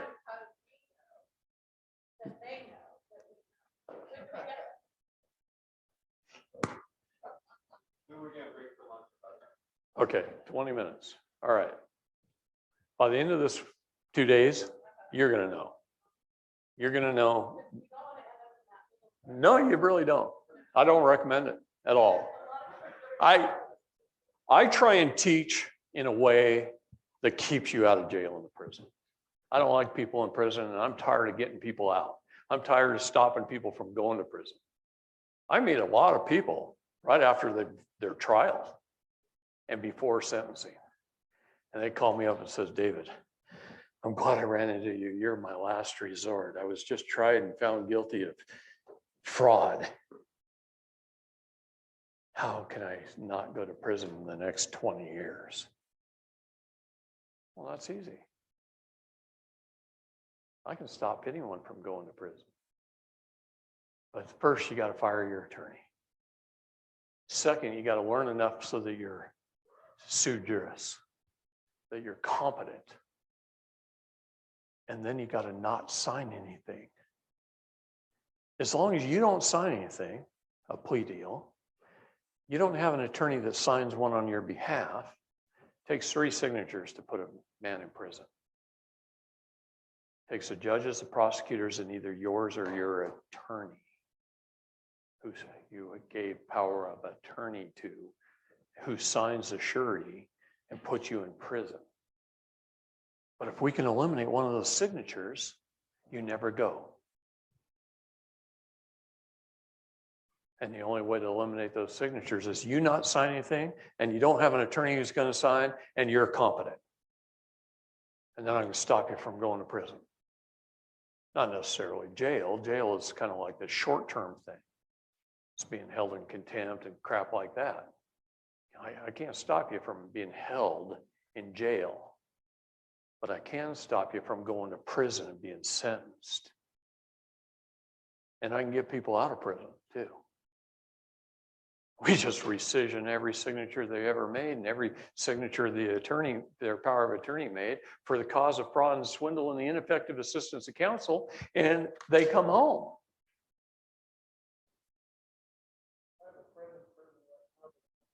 Well, get him out. If there was no victim, if there was a victim, he belongs there. I'm all for capital punishment. What's that? Well, now you have a little problem. Now you have a very profitable business you're dealing with. Every child in the United States that is taken is worth $3.3 million to government. That's very profitable. So you've got to overcome that. No. It's because they take $1.5 million out of the father's cesta QV trust. They take $1.5 million out of the mother's cesta QV trust. And then over 18 to 24 months, they get another 300,000 or so from ASPA and Title IV. Follow the money. Follow the money. Money tells you everything. Okay. It's a very profitable business. And then it can even get more profitable than that. That's the first 18 to 24 months. Right here in Arizona, between 55 and 60 children every month that were taken by CPS disappear out of the state records. Who removes the record? Attorneys and judges, trafficking children. Once the records have been removed, they can do whatever they want with those kids. They can end up in Europe being sold. And they do it all the time.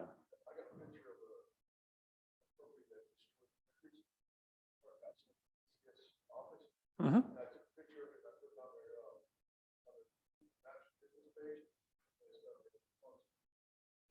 But that went over well.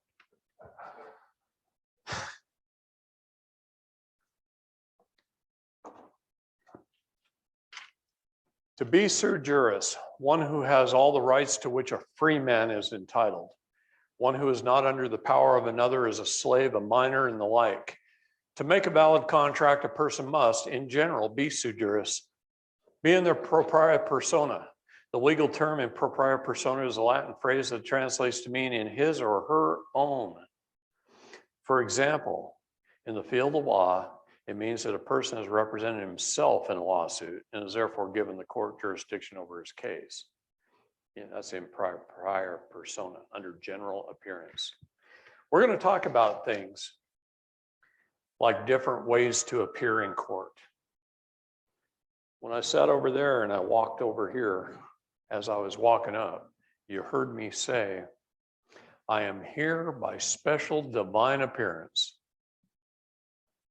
Special appearance. I never appear generally. When you appear by special appearance, you are turning over jurisdiction to the court for one reason and one reason only. And that's to settle the matter today. We ain't coming back. There ain't going to be another hearing 30 days from now, Your Honor. We're going to settle it right now.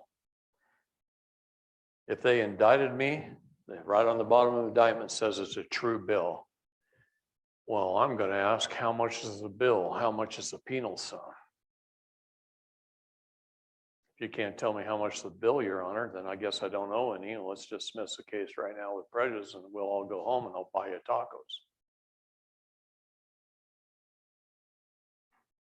He's got to disclose the bill if you ask.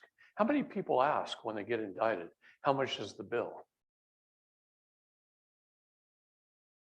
0 people ask. So if you don't ask how much is the bill, then they bring you up on charges. So you get your charges, and do you ask, well, how much is the bill? How much is the penal sum? How much is the charges? It's banking. There's a sum attached to it. How many people ask?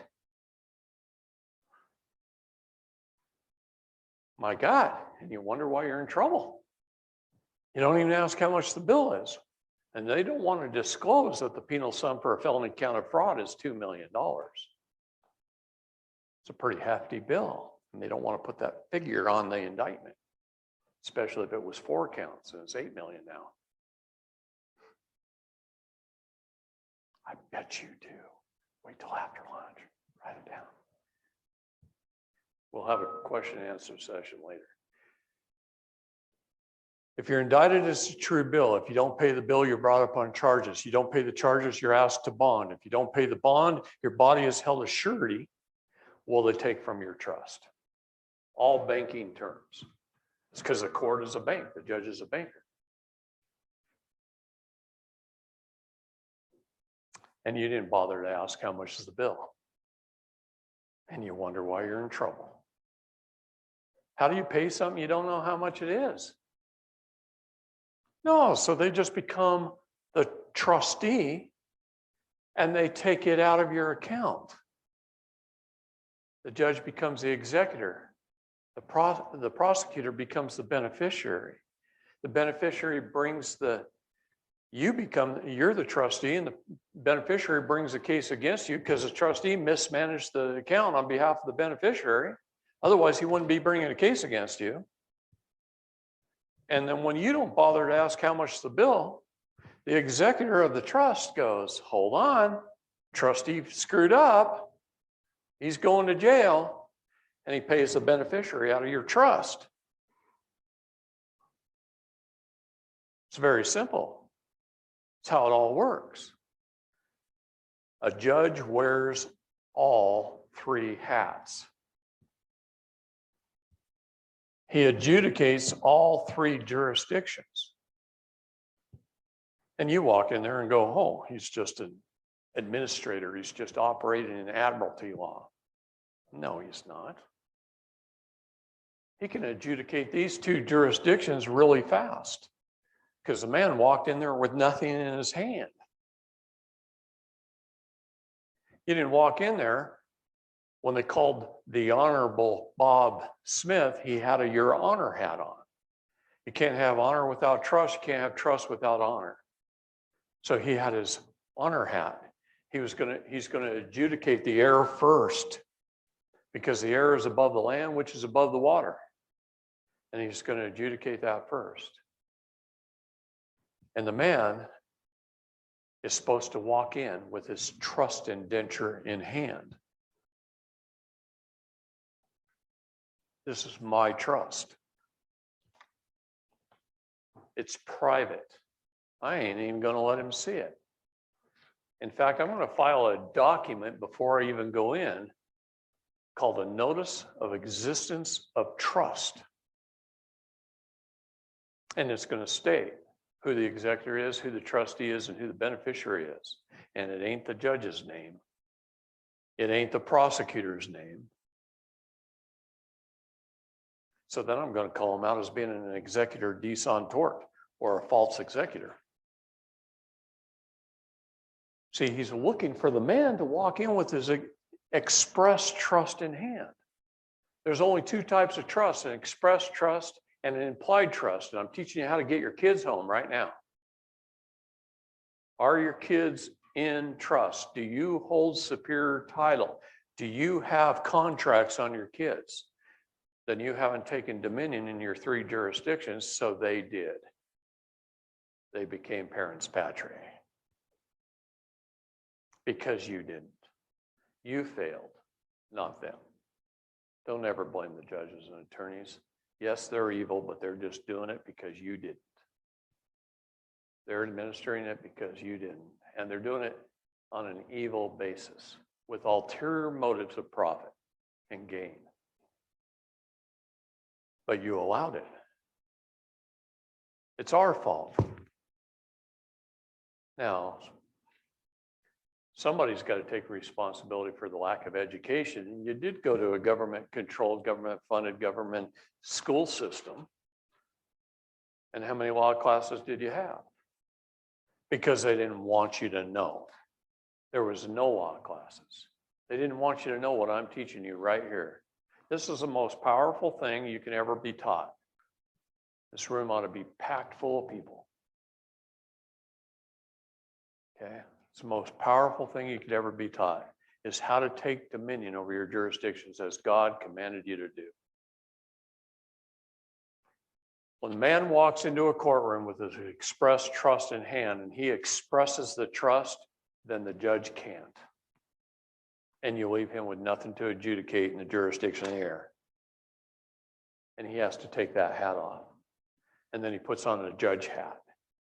And now he's waiting for the man to walk in with his superior titles in hand and stand firmly upon his superior rights. And if the man walks in with his superior titles, standing firmly on his superior rights, you leave the judge with nothing to adjudicate because he doesn't own anything. The man does. And he can't adjudicate over something he don't own. You get that? It's very important to understand it fully. So then the judge takes off his judge hat and he puts on his Mr. Administrator hat and he looks to see who has superior contract. Now think about Michael Jordan and Nike. I use this example all the time. This is simple, and everybody knows who Michael Jordan is, right? Michael Jordan signed a 5-year contract with Nike for $1 billion. It's $200 million a year, and what did he give up? His name, the use of his name, $200 million a year. Nice gig if you can get it, right? Well, in his contract, he says he's in breach of contract if he doesn't notify Nike of anything illegally that comes up. So Jordan was out on his Ferrari on the freeway outside of Chicago, and he got her up to speed. And some red and blue lights came on behind him. He got pulled over and he got a traffic ticket. And he isn't going to jeopardize a $1 billion contract by not telling Nike about it. So he calls up Nike, and Nike says, "When's your court date and time?" And they just put their corporate attorneys on a G5. They fly them into Chicago, and their corporate attorneys appear for Michael Jordan in traffic court. Can you imagine that? All these guys in $5,000 suits, $2,000 shoes. And they show up in traffic court to defend you for a traffic ticket of $300 or $400. That'd be cool, wouldn't it? They spent $10,000 getting there, or more, way more. I know, giving them the benefit of the doubt. Do you think they walked in there and talked about the truth and the facts, what the road conditions were, what speed he was traveling, what the officer did and didn't do? Was it safe? Was it not safe? The weather conditions? Those are truth and facts. He didn't talk about any of that. See, the corporate attorneys walk in there and they say, "Your Honor, Michael Jordan is under contract with Nike. And under the United States Code, you can regulate commerce, but you can't interfere in it. And you can't interfere in contracts." And the officer didn't get, and neither did the prosecutor or the court clerk, didn't get Nike's prior written express permission to use Michael's name, thereby devaluing our product. We demand that any document with Michael Jordan's name on it be shredded and destroyed, and return of our property to us immediately. You know how fast that judge threw the hammer down? Said case dismissed, because he was about to get sued for contract and trademark infringement. How come your kids aren't under that? How come you didn't trademark your children, get their superior titles, put them under contract with your business, and protect your children in the jurisdiction of the water?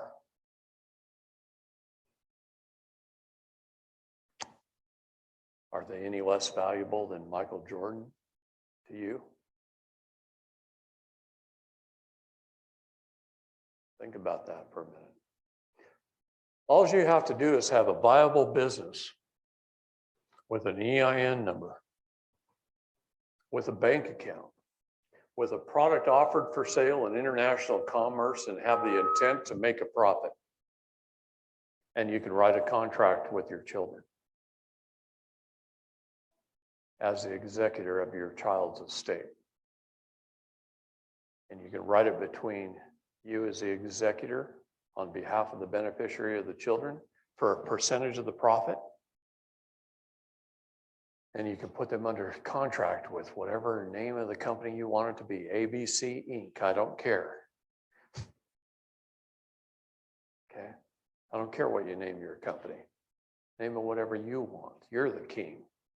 You're the queen. It's yours. That in which one creates, one controls. You understand this is one of the best ways to protect your children ahead of time? Why play defense all the time when you can protect them with offense right away? And when you protect them with offense and you've got your proper contracts and your proper titles and your trusts, you leave the judge with nothing to adjudicate. Now that's what the king's all about. You're truly a free man and a free woman with a free family when you leave them with nothing to adjudicate. And then as long as you love thy neighbor and do no harm, you can do no wrong. You're self-governed.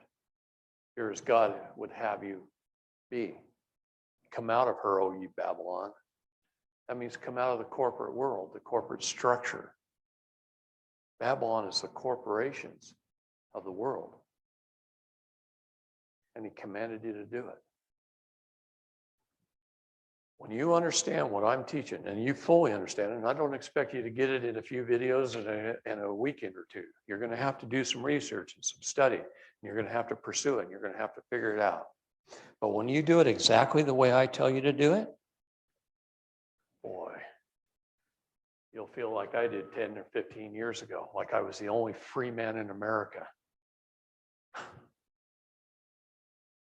Because I wasn't worried about them anymore. I ain't worried about police officers. I only have 2 jobs in life: to correct the errors my public servants make and to educate them so they don't do it again. And every time I meet one of those guys, I shake their hand.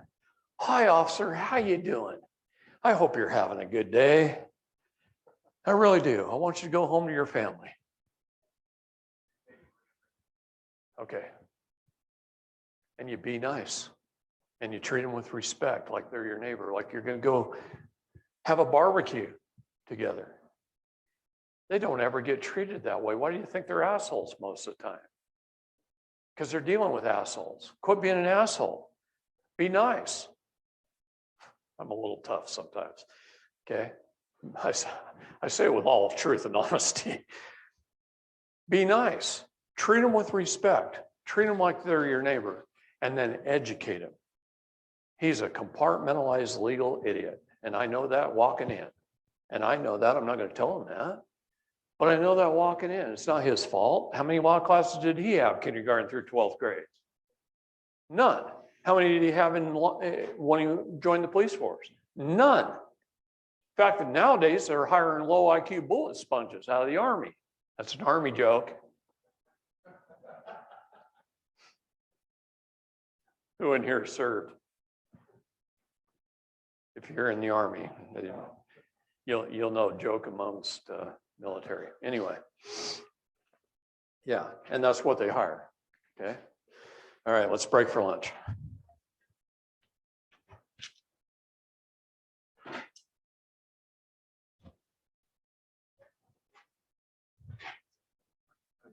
The SCADAS site, the USC site. definition of status.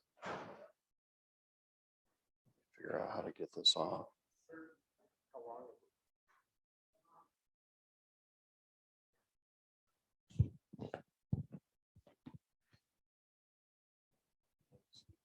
Did the guy running the meeting tell everybody when to come back? And oh man, yeah, how do you even train them? You know? No, let's go an hour. Come back in an hour.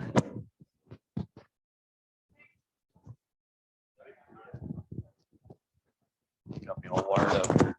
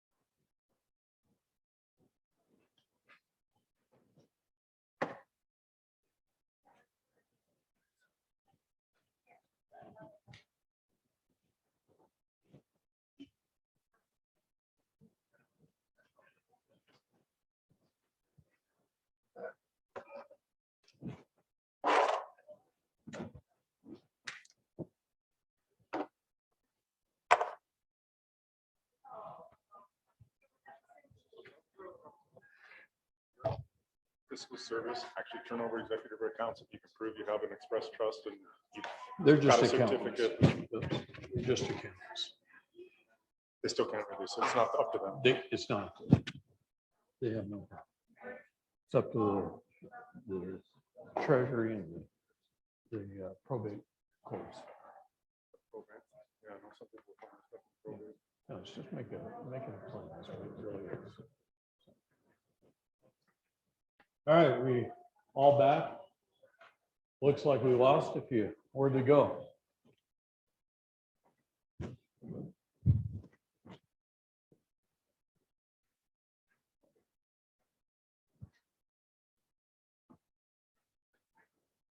You ready upstairs?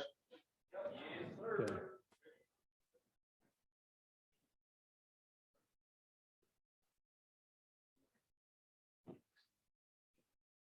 We'll wait for the girls.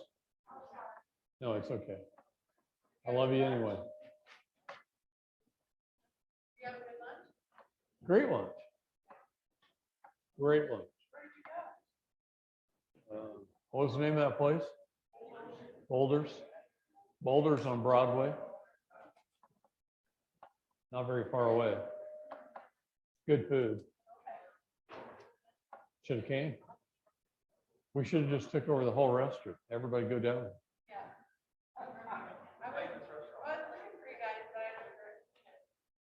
I'm fast. You have to really, really haul to keep up.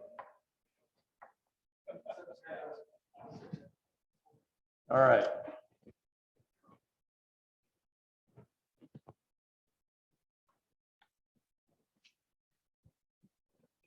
I always tell everyone, make the United States Code your friend. Because it's the only way we can hold them accountable. And the biggest problem in the United States right now is we've lived several generations without holding our public servants accountable. And when you don't hold someone accountable, then they get away with everything. And they gain power because you didn't slap them down. So they gain more and more power, more and more, until they become corrupt. Power in the United States, in fact, the world, look on the back of a dollar bill.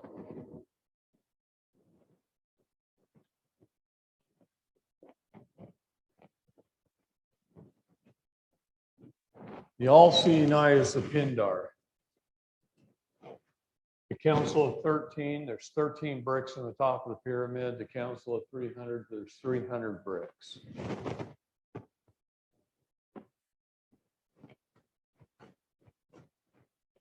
All right. Every time I do this,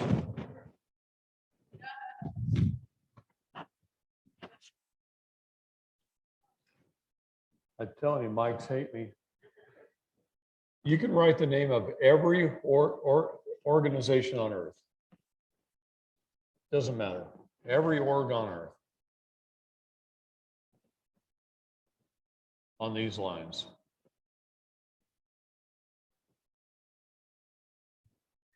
And when people reach into a position of power, they commit one of the 7 deadly sins and they get control. And I don't care what it is. Write the name on there. You can write church groups on there. You can write agencies of government on there. You can write entire governments on there. It doesn't matter. And they get control. Down here at the lower levels, they're usually good people in all these agencies. Good people. Look at the Masons. The lower levels of the Masons are builders and architects of the world, are engineers. You get the higher level, well, then it's sheriffs and county commissioners and judges and attorneys and people running those groups, controlling those groups and running your cities. You can take every city in America. You can take the small towns and I can look at them from the air and I can either draw one of those or I can draw one of these. And I can show you a Masonic hall, a Catholic church, a Catholic school, a city building, like the city hall, and usually a mortuary. And I can do that in every city in America. In small towns, you're going to see a Masonic lodge, a Catholic church, and city hall. And they're all connected. Virtually every city in America. Go look at your Masonic lodges. Walk around. Walk around the building. Tell me if you can see into the windows on the bottom floor. What are they hiding? What are they hiding?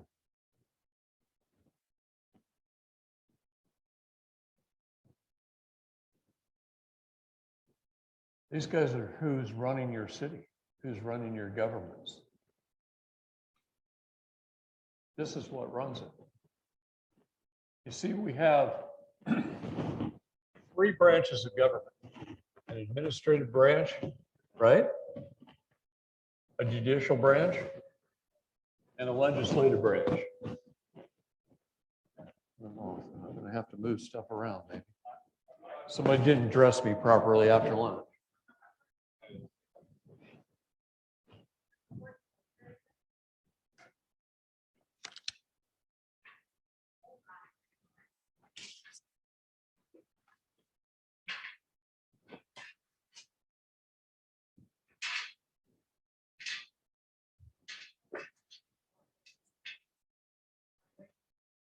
I'd like to be up here with you anyway.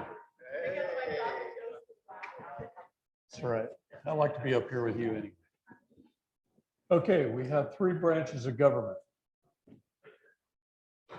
What manual do they use to run those branches? The administrative branch uses the 2020 Mason's manual for administrative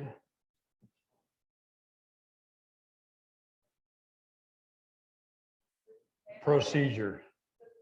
Go online and buy one for yourself. Yeah. Judicial branch uses the 2020 Mason's manual for judicial procedure.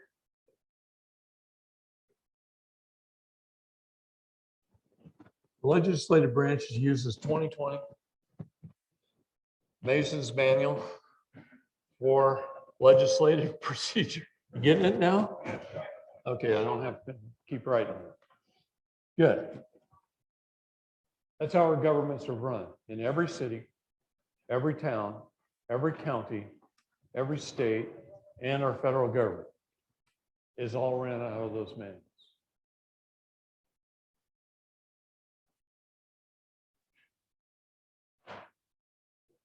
You understand that, right?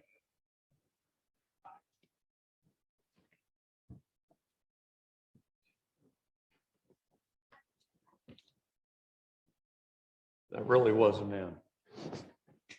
Turn around, I look at that, I go, your brain is, when you're up here, your brain's thinking way ahead of what your arm's doing. You can't spell, you can't do anything. I'm telling you. But that's how it's ran. And in every city and every town, I can draw that from the air. And I can look down and you know there's tunnels connecting them all underground. Not only that, there's rooms off these tunnels sometimes. This is the way power is distributed in the world. You understand it's all evil. It's all to defeat we the people. Aren't we sick and tired of it? See, sometimes 3 feet of chain and a lock and a good match works really well. Don't take me on that, okay? I said that in one of my classes in Washington. And within a week, 3 Masonic lodges in Vancouver, British Columbia suddenly burnt to the ground. I don't know what happened. People take me literally sometimes. Anyway, be careful. We want to do things right. We want to do things lawfully. We want to live a lawful basis. The legal definition of the word legal is the undoing of God's laws. You understand that? People come up to me and say, David, is it legal to do that? And I said, who the hell cares? Why would I want to undo God's laws? I'm a free man. Free men don't ask permission. We're self-governed. If we all thought the way I did, we wouldn't have any problems in society. We'd all be living freely and we'd be living just fine. Okay? The Supreme Court of the United States says since governments have chosen to incorporate themselves, they must follow the same rules as any other corporation. Oh, wait a minute, just like Walmart. They said rules, codes, statutes, and ordinances are not law. They're corporate bylaws. They're for employees of the corporation to follow. You follow them by voluntary compliance. How many people filled out a 1040? What the heck for? I'm going to pick on you for a minute. I love you. Or I wouldn't pick on you. Okay. Right on the damn form, it says, you signed it under the penalty of perjury by voluntary compliance. Well, wake up, will you? Quit being asleep.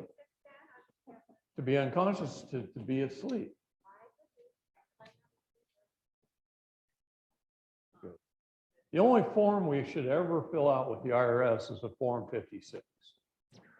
That's it.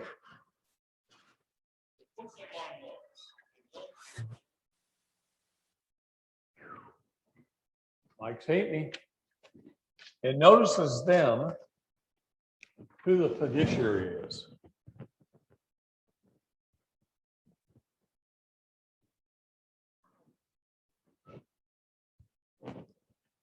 It's a fiduciary form. You want to own your vessel? You want to own your ship? There's certain things you have to do to own your ship.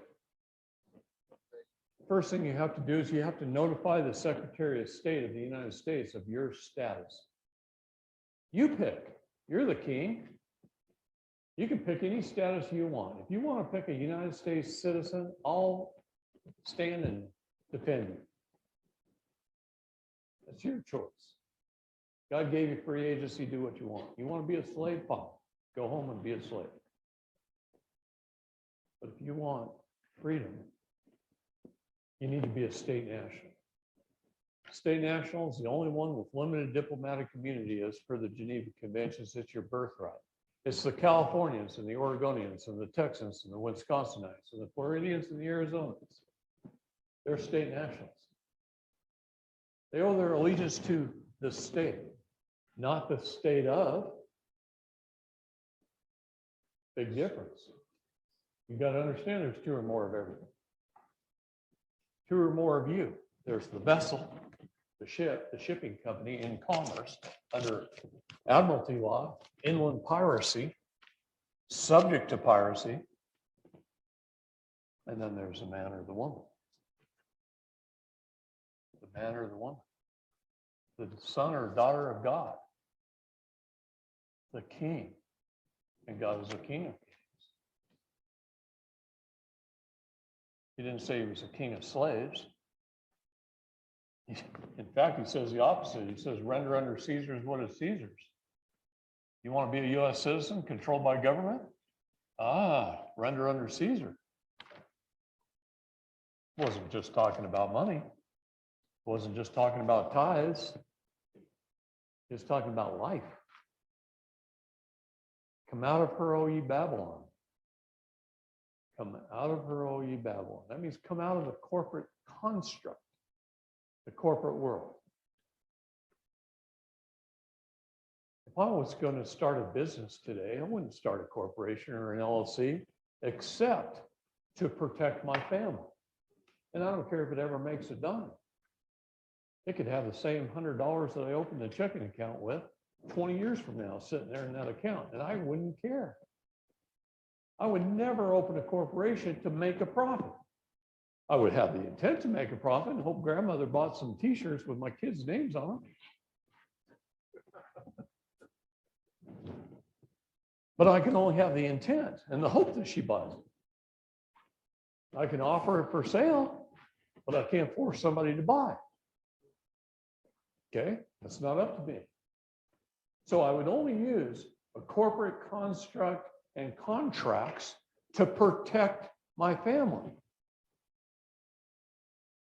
If I wanted to make money, I'd start a private membership association, a PMA. You know how many PMAs I'm putting together right now? Over 1,500 PMAs. That's why I was in Vegas. I'm doing one for 2 companies, and all of their distributors are going to be PMAs underneath that. Over 1,500 companies are going to go to PMAs. Why? Because it can't be regulated by government. They're private. I'm taking them out of the corporate construct and putting them into the private. And I've been sharing it for 10 years. Oh, I meant their Huh? name. That company's name, are you sharing that yet publicly? No, not until all the paperwork is done, which will be done soon. Okay? It's all going to be cookie cutter. Just put a name in. That's it. Everything else is the same. Will we learn about that, or you offer those services? That's what you're here for this weekend. Okay? All these things that I'm talking about is for you to take notes on. You can't expect to learn it in a weekend. I'm going to cover a tremendous amount of material because I got to cover everything from the power structure of the world to the birth, to the death, to the grave. That includes marriages and driving and traveling and everything else that goes along with it. Everything that's going to affect your lives, from your children to your automobiles to your homes being foreclosed, all the things that they can do to you, I'm going to cover in a very brief fashion. And then it's up to you. Okay? I can answer questions. I can hold your hand. We've got websites. We've got other people across the country that are in various stages, and they can all help you. And that's what we have to do. We all have to help each other. I'm not here to teach the students. I'm here to teach the teachers. So that you can go home to your kids and your grandkids and your neighbors and start opening up these concepts that I'm teaching. Learn to be able to do 5-minute napkin presentations. You can be sitting down with your next door neighbor having a beer over a barbecue or over the fence and say, hey, do you know how the power structure works in the world? And you could draw these 3 things on the back of a napkin and show them how. See, I'm somewhere talking to people every weekend, but do you know in high school I failed every speech class? I was a shy kid. I was smart, but I was shy. I couldn't talk to people. You know what my very first public speaking engagement was? I'd started a financial planning firm. And on the back of a napkin, I showed people how money works in this country. And I did a 10-minute napkin presentation on the banks, the insurance companies, the investment companies, mutual funds, and how you, husband and wife, I draw stick figures really good. You husband and wives take your money, you invest it in one of those 4 institutions. You earn anywhere from 2 to 10%. They take it out the back door. They invest it directly into the American economy, and they earn 10 to 30%. And they keep the difference. And what if I could show you, Mr. Husband and Wife, how I can take you directly, bypass the middlemen, go right into the American economy through a good mutual fund and make 10 to 30%? How do you feel about that? In 6 months, I got people to invest $140 million. And I caught the attention of Sanford Weill. 10-minute napkin presentation. This is the best way to teach. I'm trying to teach the teachers how to go teach their kids and their grandkids. Do it. Break it down into little napkin presentations that you could draw on a restaurant napkin that and show a husband and wife how to move their 401k into the American economy, into a good mutual fund. Okay. And I was selling more mutual funds than the big brokerage houses. And Sanford Weill, it got his attention. You know who Sandy Weill is? He's a guy that started American Express with $40,000 of borrowed money and sold it 7 years later for $1 billion. Then he became the CEO of Citibank and all its subsidiary companies. And he flew over and he picked me up on his private 707. He flew me to New York City. He put me up in the Waldorf Astoria. He picked me up every day in a limo and hauled me to a recording studio so that I could do a 10-minute napkin presentation, about 400 takes before I got it right. So they could put it on video so they could teach all the Citibank employees how to sell mutual funds. And then he flew me home. And he says, "What are you doing next weekend, David?" And I said, "I don't know, Sandy. What are we doing?" I'm now Sandy's best friend, right? That's how I acted. I was 26.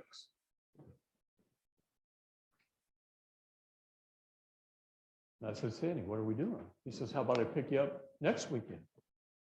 I'll take you up to the Tacoma Dome." I said, "Great."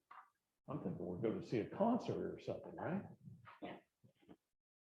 So we land at the airport and limousine takes us to the Tacoma Dome and we pull right up at the backstage doors. Cool, backstage passes. Who are we going to see? Concert, right? That's what I'm thinking. I'm 26. He walks me in the backstage doors like this one. And he walks me up and there's a curtain right here. He says, "Just go through the curtain." He's behind me. I'm thinking he's coming. He sends me through the curtain and I look out and the Tacoma Dome's full of people. And I turn around and I'm talking the floor, the bleachers, the whole, it's packed. And I turn around, there's a TV screen like 3 times that size. And as I'm walking, my back of my head's on because I'm doing this. Yeah. And I look over at Sandy and he says, "Just do your 10-minute napkin presentation. You got 30 minutes. Scariest moment of my life.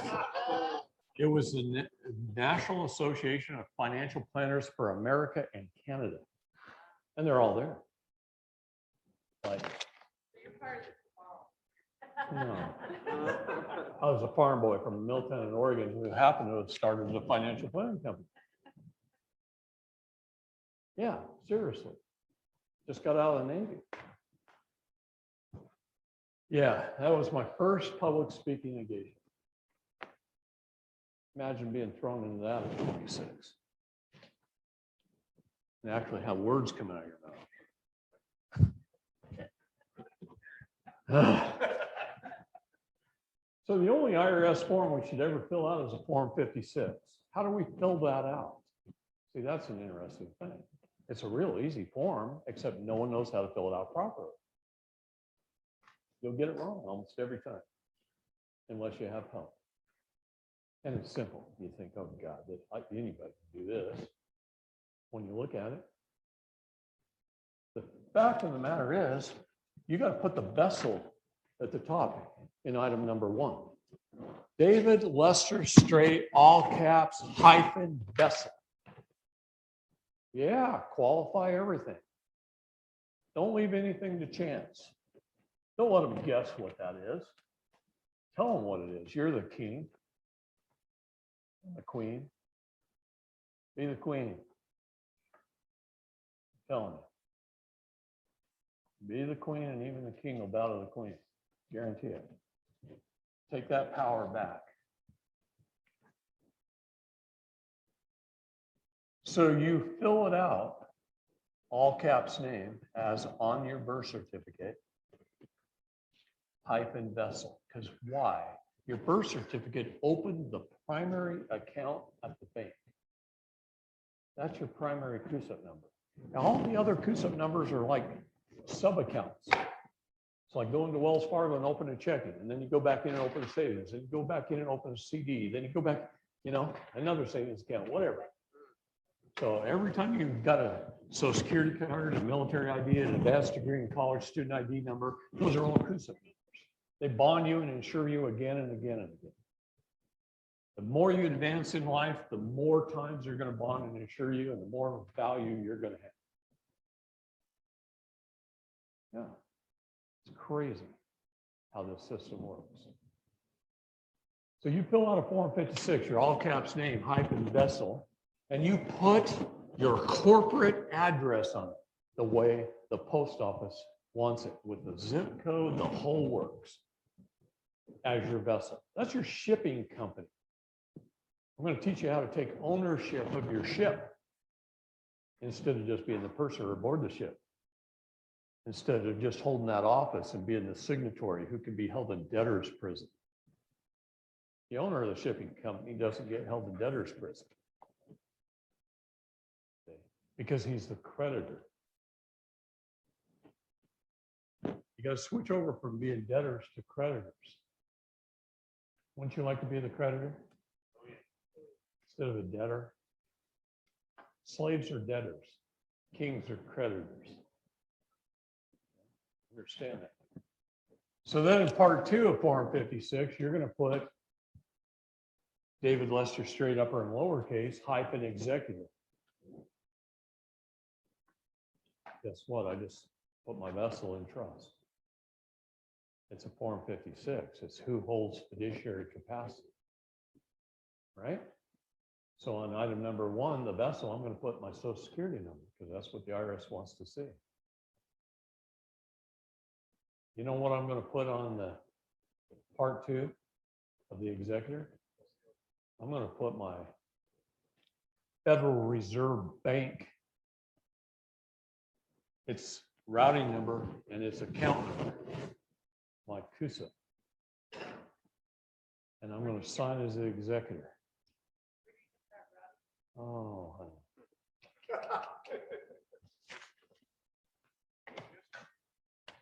Depending on your age, it's usually on the back of your Social Security card. That's your bank. It'll be a letter code. Mine is C. C means Cleveland. On your map overlays, which I'll teach you tomorrow, this country was divided into federal districts. Each one has a Federal Reserve Bank. Okay. And a C is Cleveland. The number afterwards, the routing number of that bank. Social Security number for that CUSIP is the account number for that bank or that savings account. Now understand, your CUSIP number for your birth certificate is your main account. Social Security number is a secondary account. It's like taking money out of my savings instead of out of my checking. Okay. Got to understand that, because the ultimate goal is what? To be free, to be the king, to lay claim to your minor estate. No one can be free until they claim their estate, because they took our soul, they took our blood, sent us out to sea, where we're presumed dead and lost at sea until we should return to claim our minor estate. The legal definition of the word minor is somebody under the age of 18 or someone of any age who hasn't claimed their minor estate. So I don't care if you're 99 years old. You haven't claimed your minor estate, you're still a minor in the law. And that's why you must be represented. See, when it says, who can an attorney represent? It doesn't say they can represent a man or a woman. They can't represent anyone sui juris, and they surely can't represent the king. Only the king can represent the king. They can only represent a minor, somebody infirmed, somebody incompetent, an entity or a vessel. That's it. That's all an attorney can represent. It's important to understand that. We are at war with the Bar Association. Quit funding them and they will go away. If no one hires a lawyer, there will be no lawyers because Barber College will be more profitable for them. Okay? Quit funding them. Quit paying your money to the IRS. See, there's two or more of everything. There's the IRS and then there's the Internal Revenue Service. There's the United States Post Office and there's the United States Postal System. And you can walk in the door and depending on whether you mail something registered or mail something certified, depends on what you're using. It's up to the people to choose. They both exist side by side. Our government has been running both governments forever, but the corporate one's more profitable for it. So that's why they spend the most time there. They don't spend the most time on constitutional issues and treaties. They spend the most time in commerce. And that's your fault. Make it unprofitable for them. And they'll go away. It's that simple. Quit walking into the pizza parlor that's bankrupt. And the pizza parlor closes their doors for good. Okay? President Trump's already restored the republic. He signed a new second Declaration of Independence. He's already exposed it all, and he's already put everything into place. Now it's up to us. Let the dominoes fall where they may.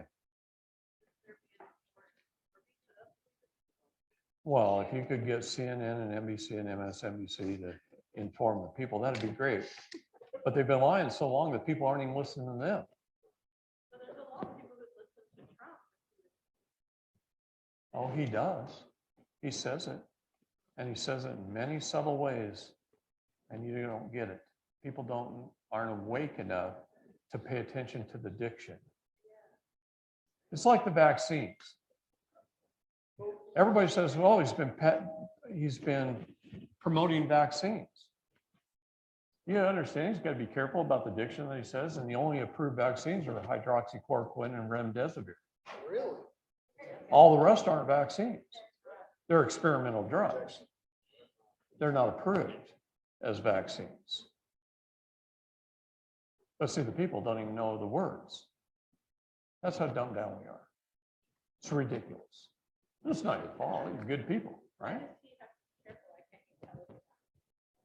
Because of the position he's in. That's why I have to do it. I have to take the risk. You guys need to take the risk too, because they do come after us. Okay? They do come after us. So people say, I want to file my taxes. I say, oh, you're filing a Form 56? I go, what the hell is that? Never heard of one. It's the only tax form you should ever file, and it's a one-time filing, and you're done. And you just made yourself the owner of the vessel, the fiduciary. Now I can walk in any court of law with my Form 56, and I can say, hold on there a minute, Your Honor.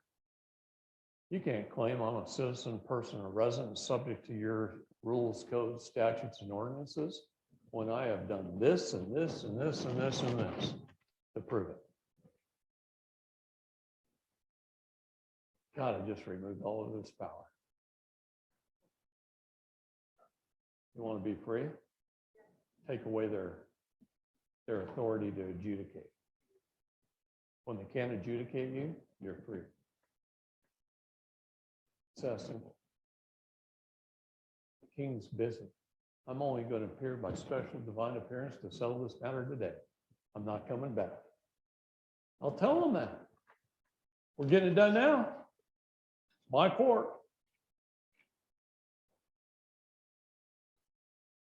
When they took my kids, I got them back in one day. I didn't even have a court case number or an appointment. I showed up at the courthouse, threw the freaking doors open, The people sitting all around the room walked right up to the judge. And I demanded an emergency hearing and told him to take his lunch hour to hear him.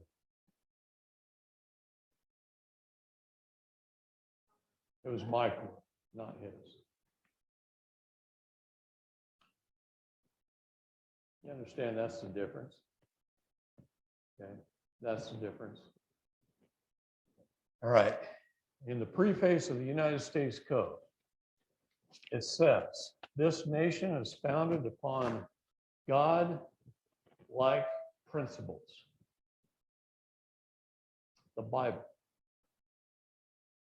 says it's founded on those principles and these four founding documents. All laws of the United States shall be based on God-like principles, the Bible, and these four founding documents. What are those four documents? Do you know? Let me challenge you. No, I don't. Okay, how about you? Do you know what the four founding documents are? Somebody's watched the video, of mine, I'm sure. I hope it's okay, I won't put you on the spot.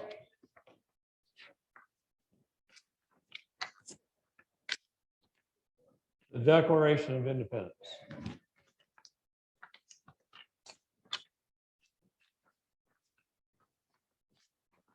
The Articles of Confederation. The very first Constitution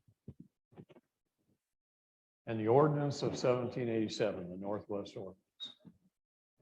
All laws of the United States shall be based on the Bible and these four founding documents. They're all right here. What do I need a great big set of law books for? You understand this? The Bible and treaties are the only law in the United States? Really? That's right, in our state constitutions. That's it. That's it. It's the only thing that's law, that's the only thing we the people have to follow. Because that's our social compact of we the people. And then we put government in a box. See, the nice thing about putting government in a box is the law that we the people laid down is pretty clear. It's black and white. It's concise. It says what it says and it doesn't say what it doesn't say. There's no gray area. There's no room for interpretation. If you want to know what a word means, then look at Noah Webster's 1828 dictionary. Why? Because Noah was at the Congressional Congress when this country was formed, and the founding fathers like Thomas Jefferson and John Adams handed the documents to Noah and said, make sure every word is correct. You understand Noah Webster is the most famous, infamous person there is? That it was his job to make sure every word was proper, had the right definitions, and he didn't even write a dictionary until 1828. Yep, right near the end of his life. He wrote a dictionary and it describes every word. So if I want to know what a word means in this, I sure ain't looking it up on Wikipedia because the definition is going to be wrong. I'm going to go to Noah Webster's 1828 dictionary to see what that means.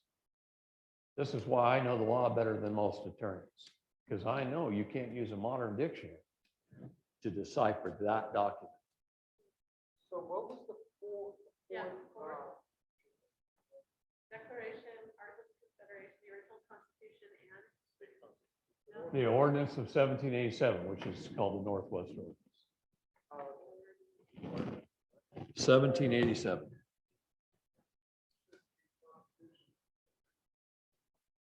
There's also the state constitutions of each individual state as far as they are interpreted correctly. Now, a lot of the states, like Oregon, made an amendment in 1910 without a vote of the people. They did it in the dead of night during the holiday, and they changed the Oregon Constitution by a few words. Tennessee, which was the best state constitution ever written, changed one word, and they published it all. And John Gentry is making them change it back in all their publications. That's the power of one person. John Gentry. He's fixing the original Tennessee Constitution. He got permission after standing in front of the legislature to see and analyze the original parchments. And he went through it word by word. And he found one word wrong in their current publications. Had to do that to keep the microphone out. That's it. Laws of the United States. You want to be an expert in law? You don't even have to read much. So everything else they're just putting out is just bullshit. I call it SMU. Shit made up. There you go. Yeah. If I want to do a G-rated, I just call it shite. Oh, shite.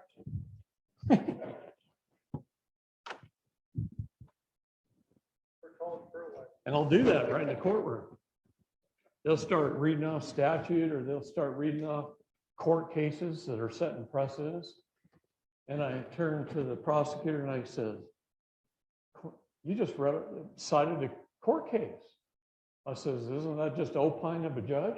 Just the opinion of some judge? And he could have been racially biased, politically motivated. He could have not liked the way someone spoke and the way they looked. So he ruled against him, and you're going to try and use that shit against me? That's just SMU. It's just opinion. There's my rebuttal. And I go, not using that against me in my courtroom. My freaking courtroom. I'm the one here by special appearance to settle the matter. What are you guys doing? Acting and pretending under the color of law? God, it's nice to be one of the people with power. And you can do it nicely. Government works off the unrebuttal of presumption. Your attorney sits there and says, shh, we'll get our turn later. Well, that might be tomorrow after the judge has thrown down the hammer. The minute he throws down the hammer, everything that was said that was unrebutted is on the record. And you let him get away with that shit. Man, if his lips are moving, he's lying. He's an attorney. He's an actor and a liar, right? And if his lips are moving, he's lying. And if you're not objecting, the lies become the truth and the fact on the record. And this is why people want me to solve their cases years down the road after they've been dealing with the courts 3, 4, 5 years. Hell, we could have handled it day one before they even stepped foot in the room. Very easily. But it gets harder and harder and harder the longer you've been in the situation. Hard to backtrack out of it. There's only two ways. Challenge jurisdiction and challenge fraud. That's it. That's your only way to back out. Okay? So it's very, very important to take dominion, to leave them with nothing to adjudicate, to have your trust in order, to be the fiduciary, to have your proper status and standing. Standing is this interesting thing. In order to come from the dead and be the living man and develop your standing, you've got to earn it. You've got to take dominion over all 3 jurisdictions, and you have to have your status. That's why I say status, standing, and jurisdiction is everything in the law. But the only way to achieve standing is to take dominion, for it to be yours, for you to be the king. Do you think God was perfect? He was. Do you think he raised people not to be? He knew we were going to make choices, and some of them were going to be bad, but he raised you to be the king. He says, I am the King of Kings. Never once said he was the king of slaves. That ain't in there. Rules, codes, statutes, and ordinances are shit made up. When I teach you about property taxes tomorrow, you're going to see it so crystal clear. It's unbelievable. Okay? Very, very important. But you have to know how power works. You've got to know that there's two or more of everything. I have beaten the IRS so many times, I can't even count. Well over 100 times. 2 or 3 for myself and the rest for others. They're so easy to beat, it's not even fun. You know why? Because they don't have any authority. They're a third-party debt collector. They're there to collect for the IRS. And there's 2 or more of everything.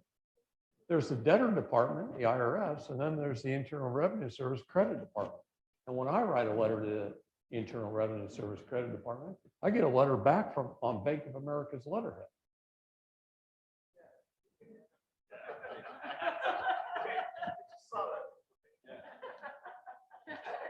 And it's usually got credits on it. You guys have a credit report? Experian, TransUnion, Equifax? Why is it called a credit report, not a debit report? Because it's a list of companies that you lent money to.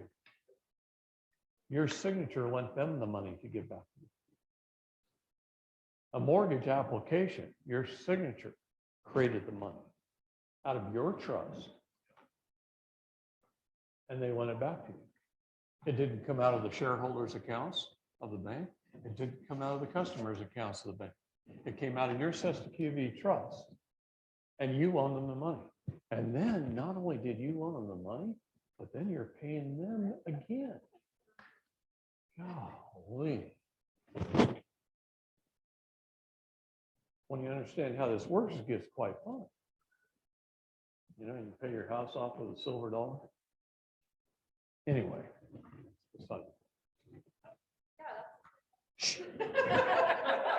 You're getting ahead of me. No, you got to learn the basics first. And the basics you need to hear 2, 3, 4 times. And you've got to get it ingrained because it's a new way of thinking, it's a new way of talking, it's a new way of communicating, and it's a new way of acting. You start to be proud. You start to be the king. Now, does that mean you're not nice to people and you don't love them? I love everybody. I'm very humble. I'm very righteous. I believe in God. And I love all of you as my brothers and sisters. Every single one of you, and I treat you that way. I give everybody a hug or a handshake. Everyone. I walk up to people wearing masks and I go, I don't do social distancing, but I do social hugs. Do you need a hug? Now they got 2 choices. They either come give me a hug or they go the other way. Well, that's their problem, right? I do that in a grocery store. Freaks them out. 456, can one expect acknowledgement from the IRS? Submit that form correctly? What's that? Can one expect acknowledgement from the IRS to submit that form correctly? Oh, that form does a lot of things, but it ain't the only form you need to submit.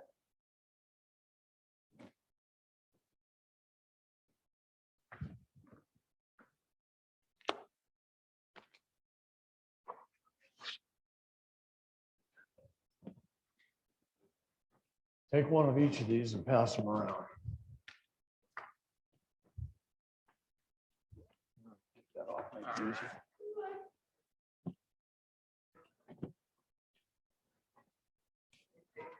When I was watching your video, the one that you went to Arizona, you were telling the story about the CPS and you're trying to get your kids. I was telling about my wife about that. I told her, don't you dare open that into the CPS.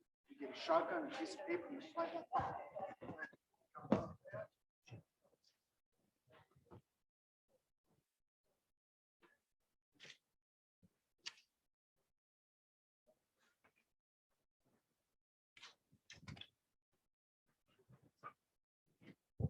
2 years ago in July, I'd put on a seminar in Utah just like this one.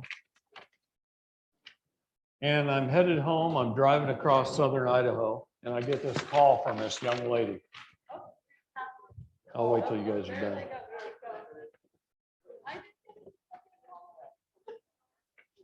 You live up, one of my brothers lives in Coeur d'Alene, or just Eagle Lake, just kind of north over there. Here's the same papers on the second page. same thing. Oh, well, that's right. Now you got two. Everybody get one?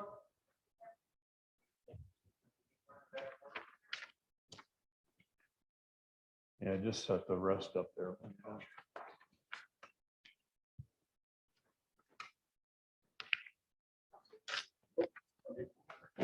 What's that? Oh, yeah, take your own. It's always helpful. All right. A couple years ago in July, I did a presentation in Utah. I was on my way home. I was driving across southern Idaho, and this little gal called me from Nevada. And she says, David, I got a problem. I got 2 police officers and a CPS worker right here at my house, and they want to take my daughter. Somebody saw her daughter playing outside in the yard in the heat. Maybe on their way to work, and then maybe on their way home. Thought, oh, she's playing out there all day.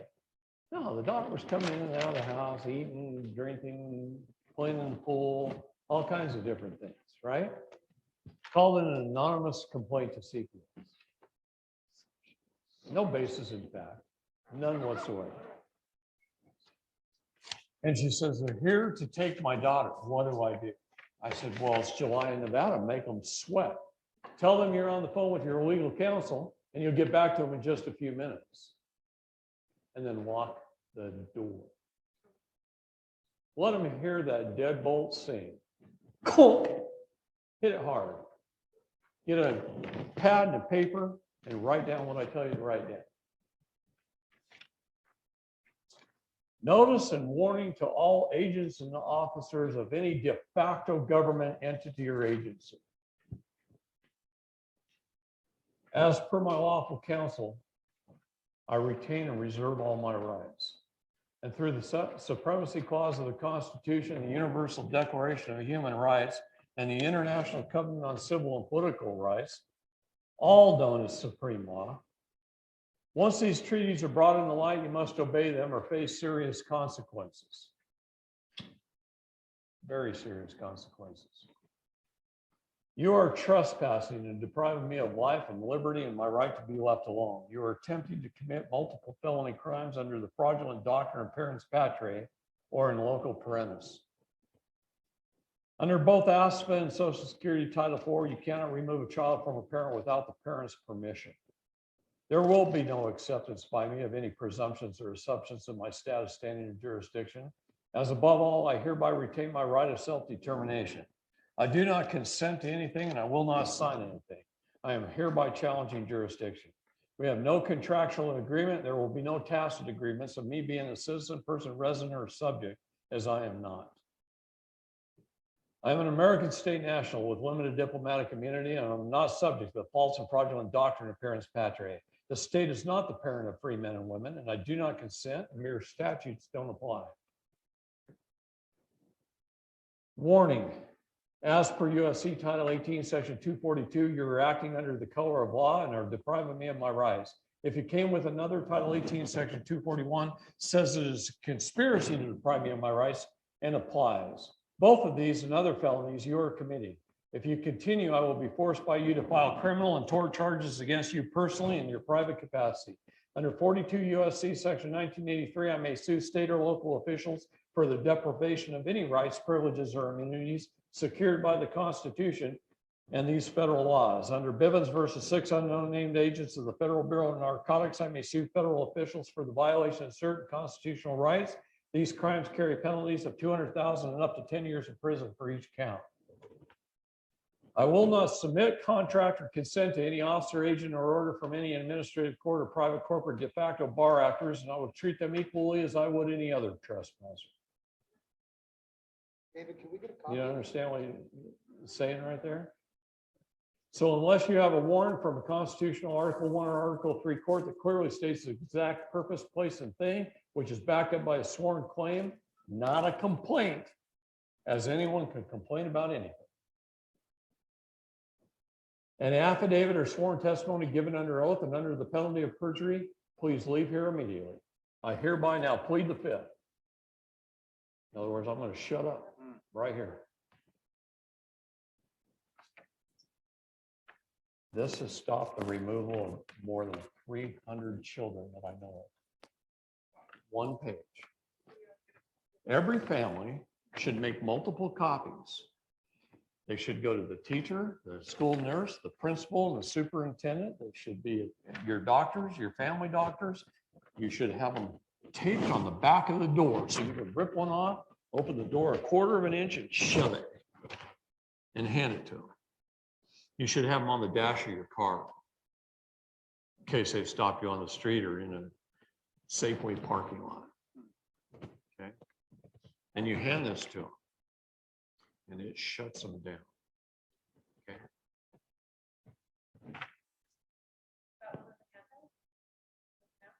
No, but it's on my website and you are here at a seminar, right? Yes. So you go to the website, your code after you sign up is seminar 2021 and it gives you access to everything. All my documents. Now, what I'm trying to tell you is the things we've done in our life from not knowing, from not being taught the law, we've got to fix. We've screwed up. We've made tons of mistakes. How many have been married? How many have been married more than once or will admit it? I'm not married with a license. I'm married under God. That was it. Good man. I'm following my heart. So. Good. I read this document right here I'm about to read to you in Alabama at the 10th Amendment Society a few years back. And they took it to heart. And I'll tell you what, the pastors at the big church last weekend took it to heart and they will no longer marry someone with a marriage license from the state. Can I mention why the license bad? Hmm? Can I mention what they do with God and the license? Now let me do that by reading this. And then you can do it if I didn't cover it. This is an enlightening conversation with the Marriage License Bureau. Pay close attention. It's really interesting because it's one of the most important contractual obligations where the state has power over you. About 20 years ago, my former wife filed for divorce. We had 7 children, 5 daughters and 2 sons. Our youngest at the time, our second son, was 5 years old. At the time I prepared a counterclaim to the petition for dissolution, her attorney filed in domestic relations court. I met one afternoon with the head of the Maricopa County Superior Court Marriage License Bureau in downtown Phoenix. The Marriage License Bureau was headed by a young woman about the age of 25. I asked her to explain to me the general and statutory implications of the marriage license. She was very cooperative and called in an assistant, a tall black man who at the time was working on an operations manual for internal departmental use. He was an attorney, very smart guy. She deferred for most technical explanations to her assistant. He walked through the technicalities of the marriage license as it operates in Arizona. He mentioned the marriage licensing is pretty much the same in most of the other states, but there are a few minor differences. One significant difference he mentioned was that Arizona is one of 8 Western states that are community property states. The other states, which are common law states, include Utah, with the exception of Louisiana, which is a Napoleonic Code state. He then explained some of the technicalities of the marriage license. He said, first of all, the marriage license is a secular contract between the parties and the state. He then explained some of the technicalities. Oh, did I say that? No. The state is the principal party in that secular contract. The husband and wife are secondary or inferior parties. The secular contract is a 3-way contract between the state as principal and the husband and wife as the other 2 legs of the contract. So it's kind of like this pyramid right here.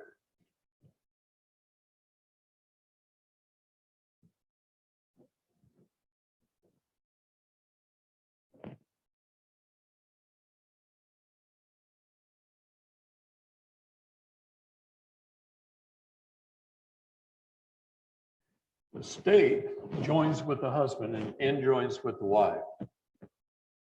This is the blueprint of a marriage and is patented with the United States Patent and Trademark Office. That is the blueprint of a state marriage license. God is put on a dashed line.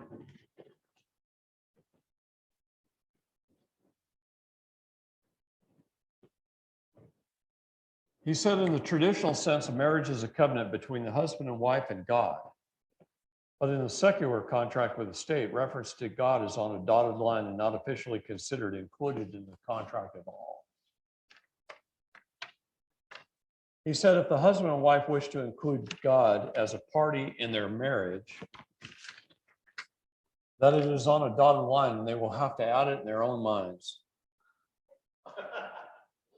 The state's marriage license is strictly secular, he said. He said further that what he meant by the relationship to God being on a dotted line meant that the state regards any mention of God as irrelevant, even meaningless. In its description of the marriage license contract, the related one other dotted line. In other words, there's no direct connection between the husband and the wife. In a blueprint, any engineer or architect will tell you that a dotted line is a beam that bears no weight. So God bears no weight in the contract. And there's no direct connection between the husband and wife. The husband wants to deal with the wife, or the wife wants to deal with the husband. They have to deal with the state. Okay? He said in the traditional religious context, the marriage was a covenant between the husband and wife, and God with husband and wife joined as one.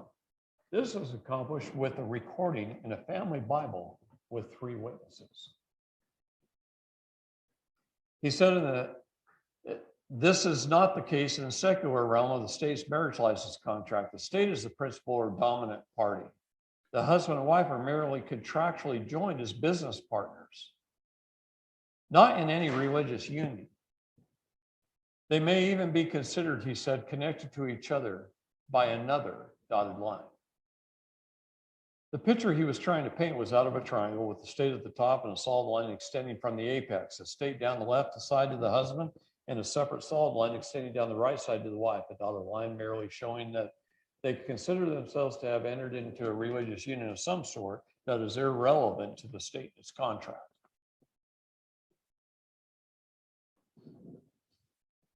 He further mentioned that this religious overtone is recognized by the state by requiring that the marriage must be solemnized, either by a state official or by a minister of religion that has been deputized by the state to perform the marriage ceremony and make a return of the signed and executed marriage license back to the state. Again, he emphasized that marriage is a strictly secular relationship so far as the state is concerned, and because it is looked upon as a privileged business enterprise, various tax advantages and other political privileges have become attached to the marriage license contract that have nothing at all to do with the marriage as a religious covenant or bond between God and a man and woman. By way of reference, if you would like to read a legal treatise on marriage, one of the best is a book called Principles of Community Property. It is by a man named William D. Funniak. I love saying this in class. D. Funniak.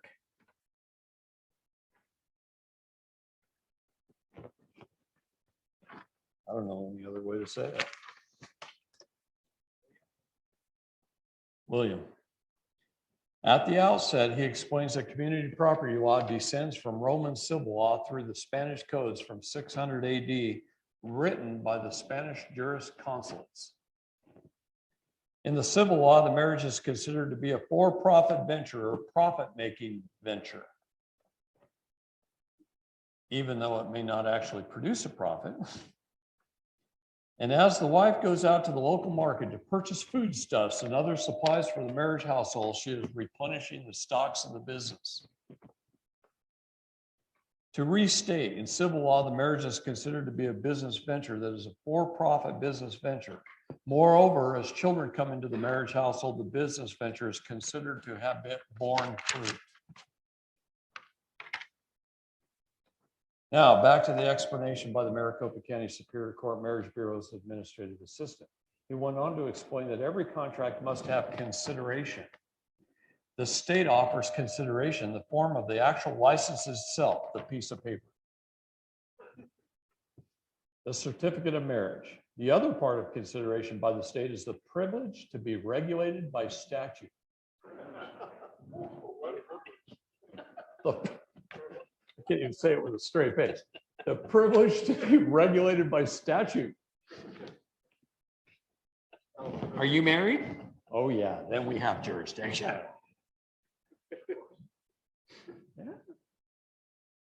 Yeah, they don't just come right out and say it. They just do it. And you don't rebut because you don't know, right? The unrebuttal of presumption is how they operate. He added that this privilege to be regulated by statute includes all related statutes and all court cases as they are ruled on by the courts, and all statutes and regulations into the future in the years following the commencement of the marriage. He said, in a way, the marriage license contract is dynamic or flexible or ever-changing contract as time goes along, even though the husband and wife didn't realize that. My thought on this is, can it be considered a true contract? Where was the full and honest disclosure? Where was the meeting of the minds? Where was the terms and conditions? Where was the dual wedding signatures? Where, right? A contract must be entered into knowingly, intelligently, intentionally, and with fully informed consent. Otherwise, technically, there is no contract. Another way to look at it is the marriage license contract with the state is as a contract of adhesion, a contract between two desperate, unequal parties. Again, a flawed contract. Such a contract with the state is said to be a specific performance contract as the privileges, duties, and responsibilities that are attached.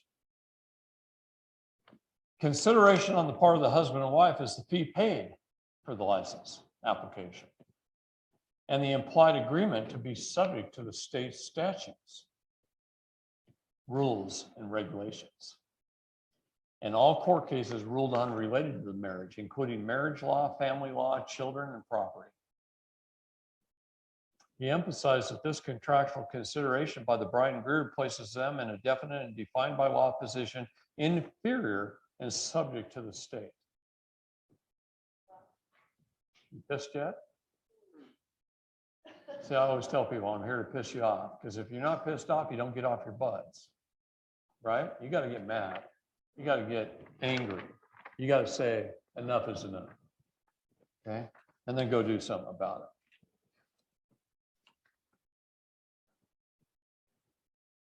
it. He also said that it is very important to understand that children born to the marriage are considered by law as the contract-bearing fruit, meaning the children primarily belong to the state.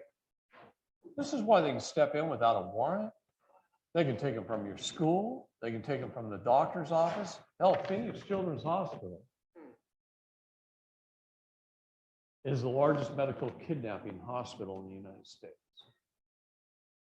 Oh, yeah. CEO Myers. Oh, yeah. Don't think I don't know their names. Not even for a minute. I've dealt with these guys. CEO Myers sits on the board of directors on Doug Ducey's government commission. Doug Ducey sits on the board of directors for Phoenix Children's Hospital. Brnovich has a Superior Court office inside the hospital along with CPS in the hospital. They've rented office space in the basement. Brnovich sits on the board of directors for Phoenix Children's Hospital and for TGen. TGen is a medical experimentation company that experiments on handicapped children with drugs that they can't even, that aren't even FDA approved. You understand, that's a big criminal enterprise right here. And Ducey's heavily involved. So is Brnovich. I'm saying this on camera. Okay. But when they get in a private jet with SRA logos on the tail, and they fly to a resort in Utah and they take children with them for the weekend to party, I get a little pissed off. So Doug Ducey can go to hell.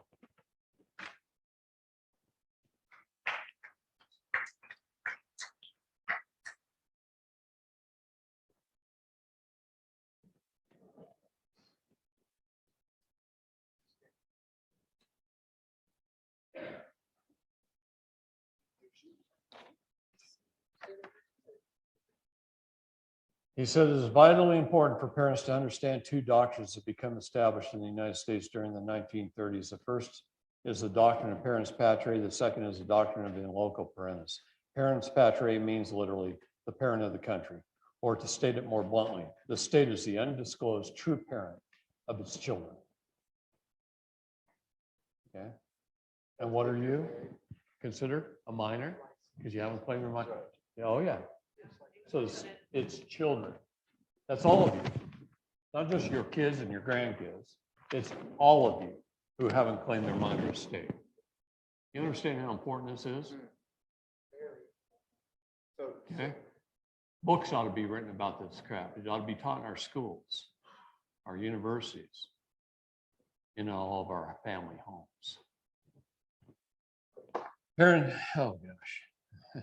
Along this line, a 1930s Arizona Supreme Court case states that parents have no property right in their children and have custody of their children during good behavior at the sufferance of the state.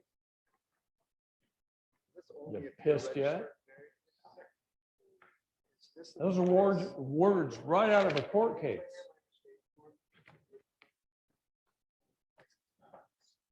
Okay, this means that parents may raise their children and maintain custody of their children as long as they don't offend the state. But if they in some manner displease the state could step in at any time and exercise its superior status and take custody and control of its children. The parents are only conditional caretakers, thus the doctrine of in loco parentis. He also added a few more technical details. The marriage license is an ongoing contractual relationship with the state. Technically, the marriage license is a business license, allowing the husband and wife in the name of the marriage to enter into contracts with third parties and contract for mortgages and debts. They can get car loans, home mortgages, and installment debts in the name of the marriage because it's not only a secular enterprise, but is looked upon by the state as a privileged business enterprise, as well as a for-profit enterprise.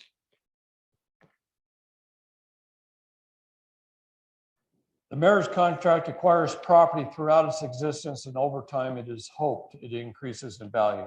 This goes to a legal term, limited conditional title or lease, the right to make a profit or to incur a loss. I see those words over and over again when I'm studying law. It's absolutely crazy. The marriage contract bears fruit by adding children. If sometime later the marriage fails and a divorce results,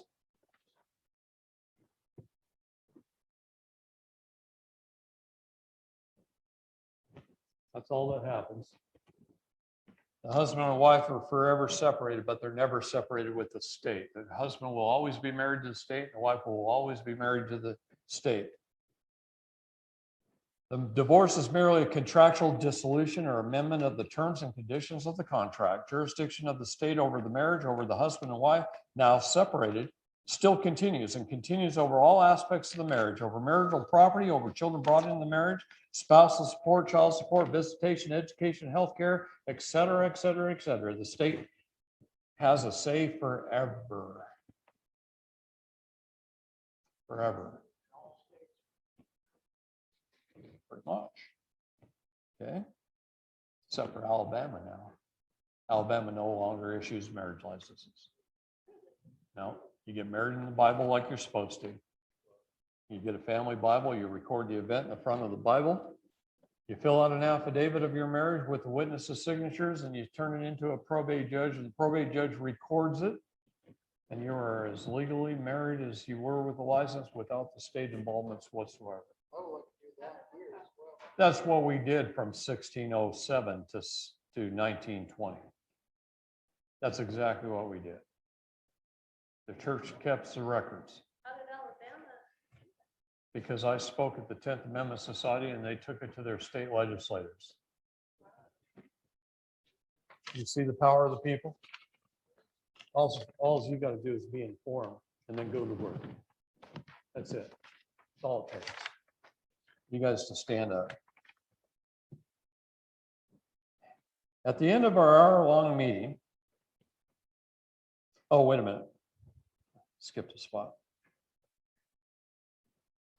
That is why family law and domestic relations court calls divorce a dissolution of the marriage, because a contract continues in operation, but is in an amended or modified form. He also pointed out that the marriage license contract is one of the strongest, most binding contractual relationships the state has upon its people. We all thought it was a birth certificate for so long. We all thought it was a social security card. We all thought it was a driver's license. Oh no. It's a marriage license. I suggest getting an annulment with the state. Oh, see, it's the applications that get you in trouble. So can't you rescind the signature on the marriage license application and annul the state as if it never happened? Sure you can. I have the documents to prove it. I got to do more. Yes, sorry.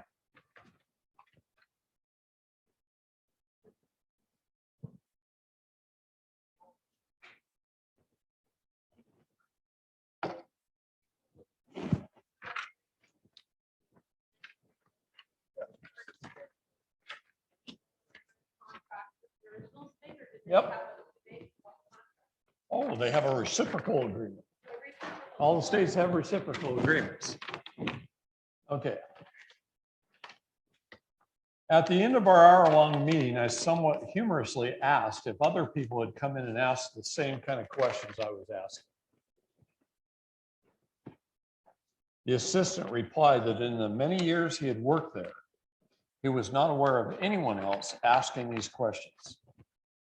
He added that he was very glad to see someone interested in the legal implications of the marriage license and the contractual relationship that it creates with the state. His boss, a young woman, Marriage Bureau department head, stated, "You have to understand that people who come in here to get a marriage license are in heat. The last thing they want to know is the technical, legal, and statutory implications of the marriage license."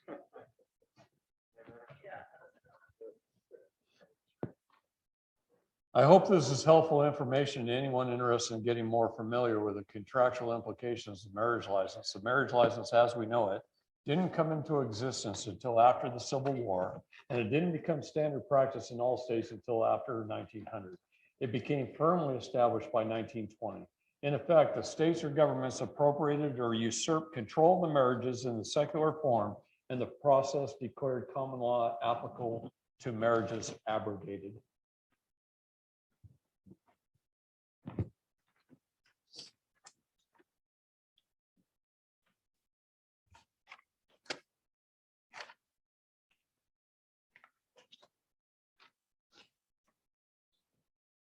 What do you think about that?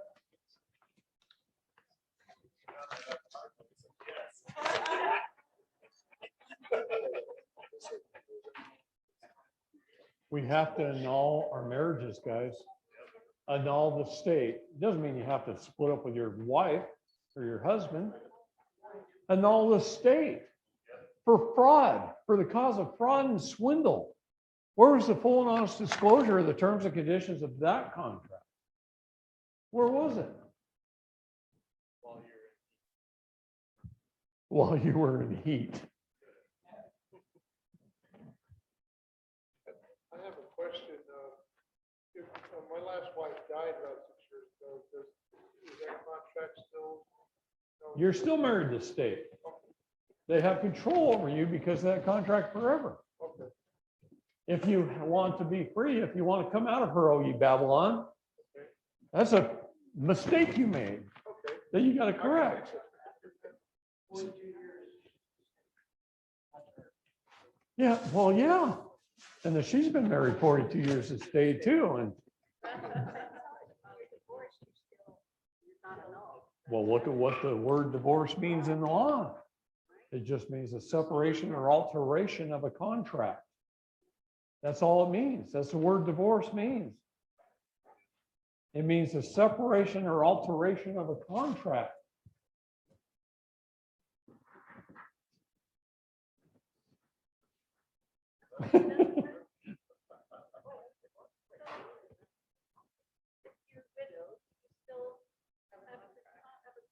You do. You got a contract with the state. A never-ending contract with the state.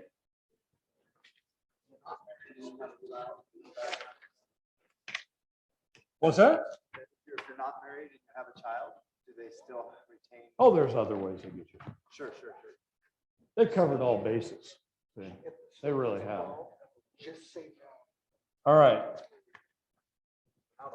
Attorneys would have you believe that there's only a couple elements to a contract. They're lying to you again. Their lips move. As soon as their lips move, they start lying. There are 8 parts to a contract. I'm going to get you up here teaching. I love them. Anyway, 8 parts to a contract.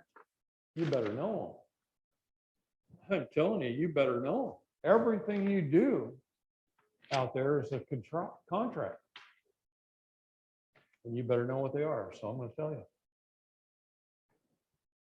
Parts of a lawful contract. Number 1, parties competent to contract. You have to be competent to contract. The parties to a contract should be competent, being of the age of consent, of sound mind, not disqualified from contracting by any law to which he or she is subject.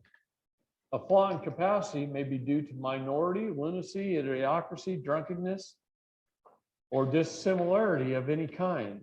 Dissimilarity of kind. Pay attention to that for a second. The parties should be of the same kind, being either legal fiction actors or natural living men and women. Allowing more than 2 parties is okay, but never a mixture of these kinds in their respective jurisdictions. See, one of the reasons we the people fail in laws and we get beat up by the courts is we don't know jurisdiction. Who's my eraser here? Good man.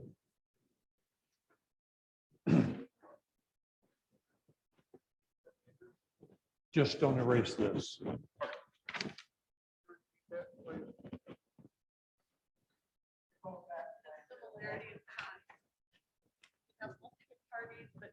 A flaw in capacity may be due to minority, lunacy, idiocracy, drunkenness, or dissimilarity of kind. The parties should be of the same kind, being either legal fiction actors or natural living men or women. Allowing more than 2 parties is okay, but never a mixture of these kinds and their respective jurisdictions.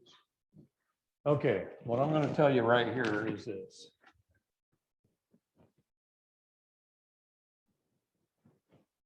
People create legal documents. They go into a court under an administrative jurisdiction, if that's the jurisdiction they're talking about. Remember, land, air, and water. 3 jurisdictions, right? Keep that in mind. Okay. And they go into court, and it's of a contractual nature. And they sign over here as the man, and they put their thumbprint, and they do it in red, and they change jurisdiction. And the judge just throws it out. He doesn't look at it. Can't even see it. It's a blank piece of paper to him. It doesn't matter because you didn't know your own jurisdictions. You have to operate in the jurisdiction that's appropriate at the time. The right juris. The word juris means right law. That's what the word juris means. Right law. Diction means words. The words you use determines the right law under which you're standing right now. What are you talking about? Are you talking about your children? That's who holds superior title. Are you talking about your home? Well, that's who holds superior title. Your car? That's who holds superior title. You're in the jurisdiction of land. You're talking about who holds superior title and who holds superior rights. Now, what if you're talking about contracts, contractual things? Now you're using a different jurisdiction, your different words, different diction. It's parties to a contract. It's who's in breach of contract. It's different words. What if you're in trust law? It's executor, trustee, or beneficiary. Only in the jurisdictional land under superior titles can you be a man or a woman. It takes a living man or a woman to own property, to be a man. In the jurisdiction of the air, you're a king, you're an executor, you're a god. In the jurisdiction of water, you're just a party, an administrator. You see the different words? Different words, different jurisdictions. This is where everybody screws up. This is where everybody gets in trouble. This is where they don't even understand what part of the paper to sign on, or how to sign, or what color ink, or what seal to use. First of all, who's the creator of the document? That which one creates, one controls. If I'm putting a document into court, am I going to put the court's name up here, the First District Court of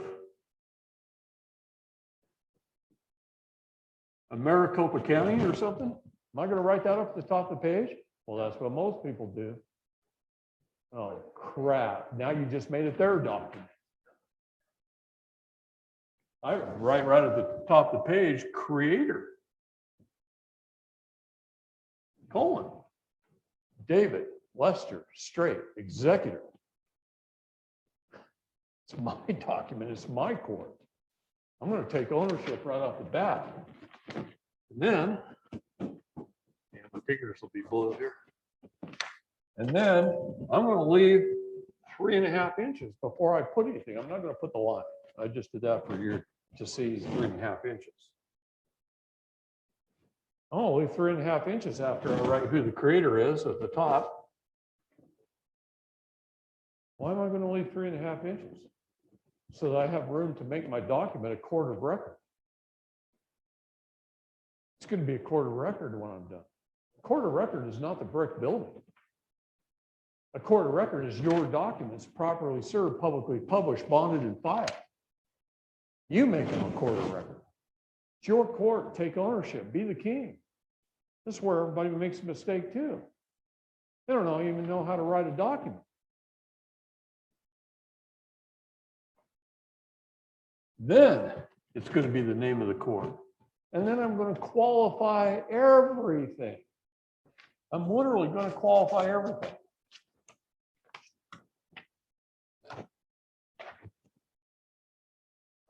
Figured that was going to roll off.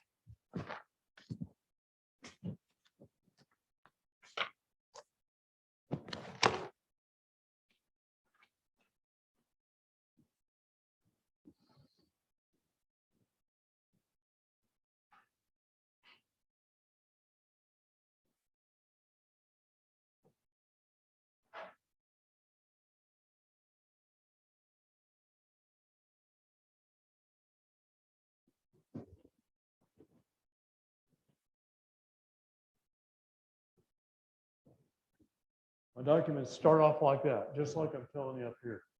Who's the creator? Well, this one says creator, the Grennan Family Trust. Mark, Scott, Jonathan, David, Jordan, Paul, and Joseph Timothy. That's the creators. And then it leaves room. And then it says United States District Court, Southern District of Florida. And it says a de facto private foreign for-profit governmental services company with Dun & Bradstreet number redacted. I'm going to qualify everything. I'm going to tell them who they are. No, I'm going to let them know I know what's going on. Okay. Whose court is it? Then I better damn well know what's going on, right? Warriors don't go to war until we know the enemy. We want to know what guns they have, how many troops, what beaches they're fighting on. Then we want plan A, plan B, and plan C, and even an escape route. Or 2, or 3. You don't go to war. How many of you have been to court recently? Anybody been fairly recently? Year? Just yesterday? Yeah.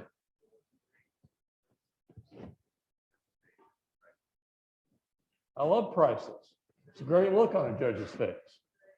Okay, but most people go to court, they don't even know the judge. I know if he's married, what religion he is, how many kids he has, what their names are, where he goes to church, what kind of car he drives, what their license plate number, and where the hell he parks. I know where his house is, what color drapes he's got, and I might just have to bring that up in court. I know everything about him, as well as the prosecutor and anyone else involved in the case. I'm going to research my enemy. I'm going to know how old he is and how old the kids are. I'm going to ask him, how's Jane and the kids? How's your daughter Brenda? Is she about to go to college? She graduated from high school this year? You still going to that church over there on 7th Street?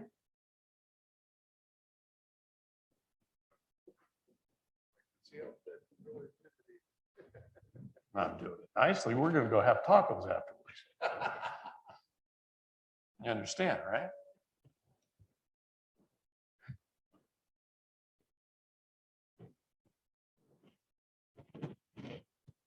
Court bank CUSIP attaching number. That's the court case number. Do I write case number? I write court / bank CUSIP attaching number. I let them know that they're going after the trust right off the bat. United States of America -error : a de facto private shareholder-owned bankrupt foreign for-profit governmental services corporation listed on Dun & Bradstreet, number redacted, acting as executor Discern or false executor. This document's a current court case. It's on Pacer. Is there Hold on. Don't get. And then I said, correction, : our government is a republic, properly styled the United States of America, upper and lower case, in quotation marks. In other words, I'm telling them they have no jurisdiction over me because our government is different than theirs. Right off the bat. Versus Mark Scott Grennan, all caps, Bessel. I'm going to put it right on there.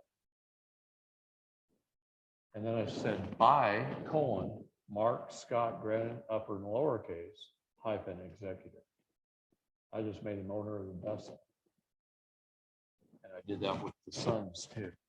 And then I put them right under their names, at peace and in honor, as executors and affiants. I did not put defendant, because they're not defending anything. They're not there to defend a damn thing. They're not a war.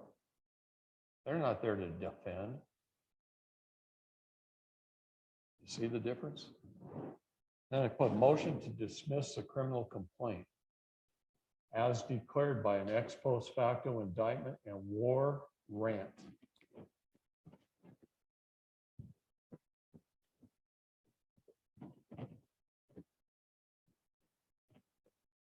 Don't you ever write that as one word. A war rant is a declaration of war. A warranty is a declaration of war that you accept.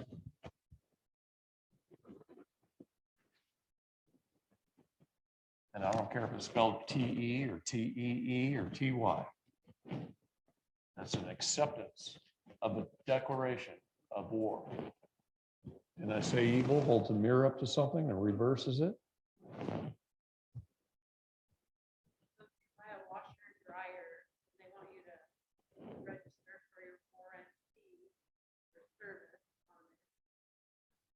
They're actually going to war with you. First of all, they're going to charge you an exorbitant sum and hope they never pay off. Seriously. So I mean, like the one that's been approved, if you get a 1-year warranty, ignore it. That's what I do. We the people, creators and executors of government. Wow, that's how I started it off. We the people. And I put it in script, like in the Declaration of Independence. Creators and executors of government. Appearing by special appearance by this royal writing and remaining with honor and peace in order to achieve a full settlement and closure of this matter before the court. Claim that we, the fiduciaries of the vessels named above, having claimed the minor estate, and not understanding or consenting in any other matter, nor turning over any other jurisdiction, nor unalienable rights,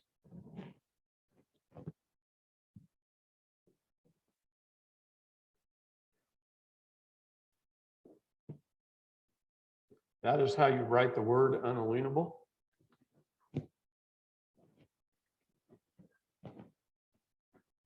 You're up to it.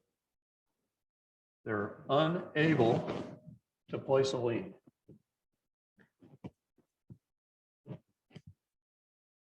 It's like a house of mirrors. It can be upside down, backwards, sideways. They can split unable. Still means the same thing. They're unable to place a lien. It's an unalienable right. It's mine. God gave it to me. The Constitution doesn't give you any rights. It lists a few that you already have. God gave you the rights. They're unalienable.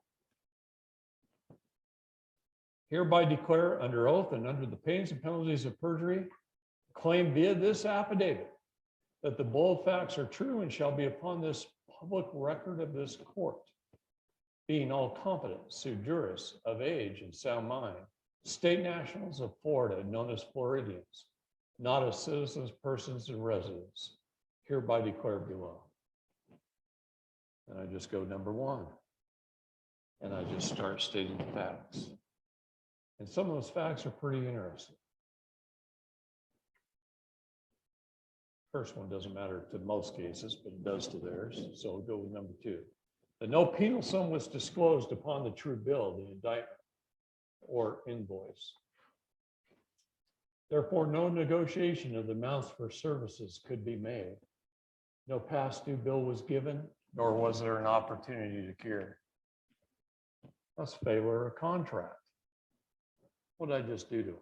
Pretty much destroyed them in one sentence. Okay, let's go again. That no crimes were committed, nor did there exist any intent to commit a crime.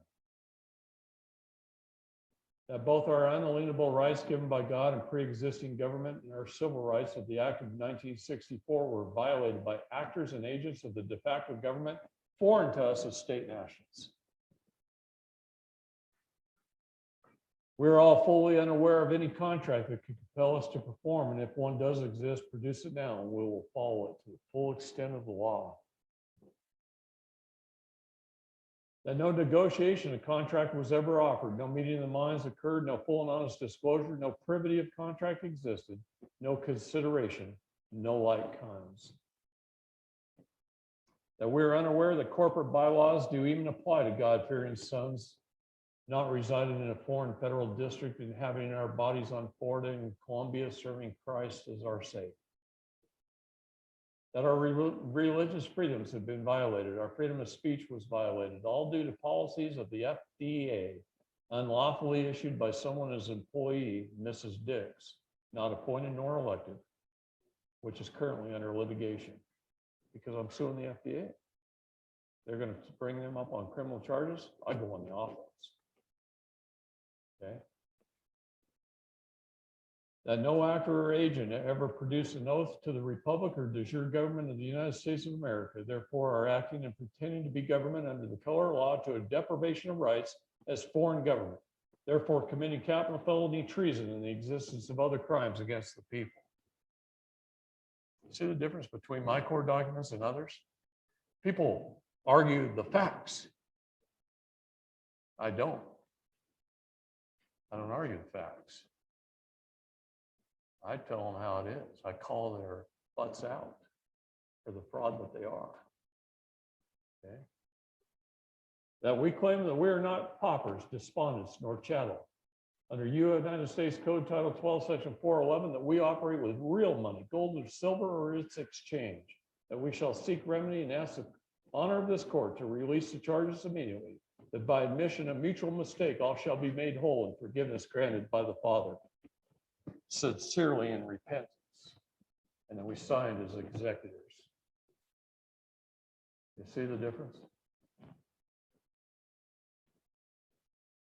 It's huge, really.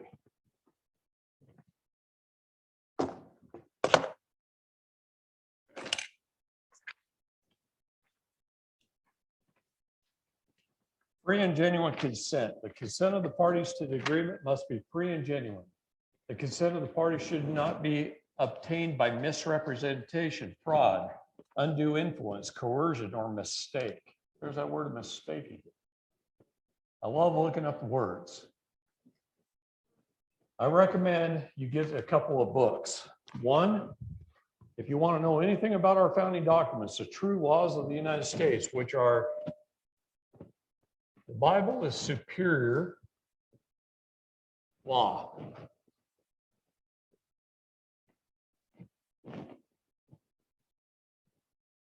The 4 documents are supreme law. So there are 4 founding documents, plus any treaties and any state constitutions as they were written, not as they were amended, as they were written, because you got to check how they were amended.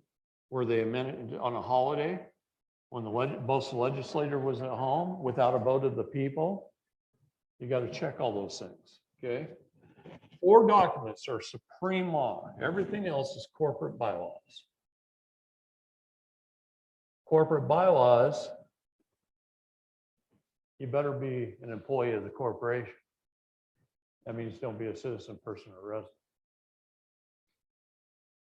Don't be married. Claim your minor estate. Have your status standing, take dominion, and then you're not subject to these. This is the problem right here.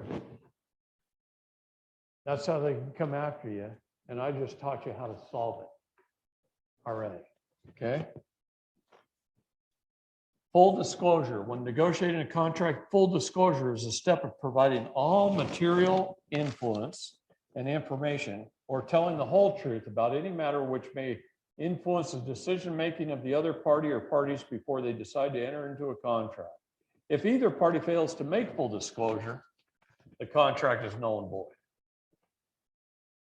This gives you the opportunity to destroy the marriage license and everything else.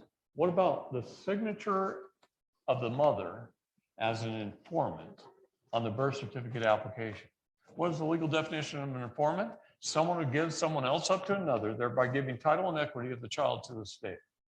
She voluntarily walked into a foundling hospital, into a birthing ward. The baby came out of the water, tugged through the birth canal, docked at the dock by the dock tender, where its soul was taken, the blood was taken, it was sent out to sea with the tug, presumed dead and lost at sea until it should return and claim its minor estate.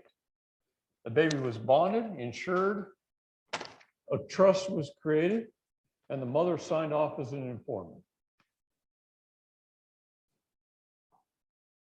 Look at my birth certificate. Signature. She gave me away. Did she know that? Wasn't her fault. How many law classes she had, kindergarten through 12th grade? Same many you did. You understand what they did? They withheld disclosure from them in order to commit fraud. What's that? And stole the baby.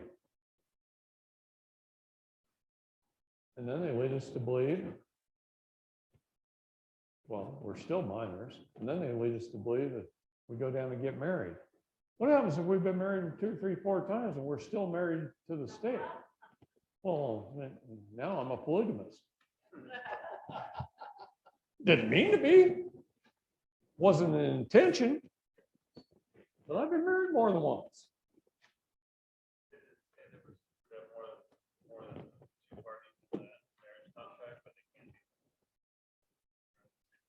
No. Because you're husband and wife, man and woman. In that contract, you're on the jurisdiction of the land. See, you got to understand your jurisdictions, and we don't. It's not your fault. You have to think very deeply about what jurisdiction am I working in right now? What are the diction? What is the words? What does it pertain to? Is it trust law? Is it contract? Or is it?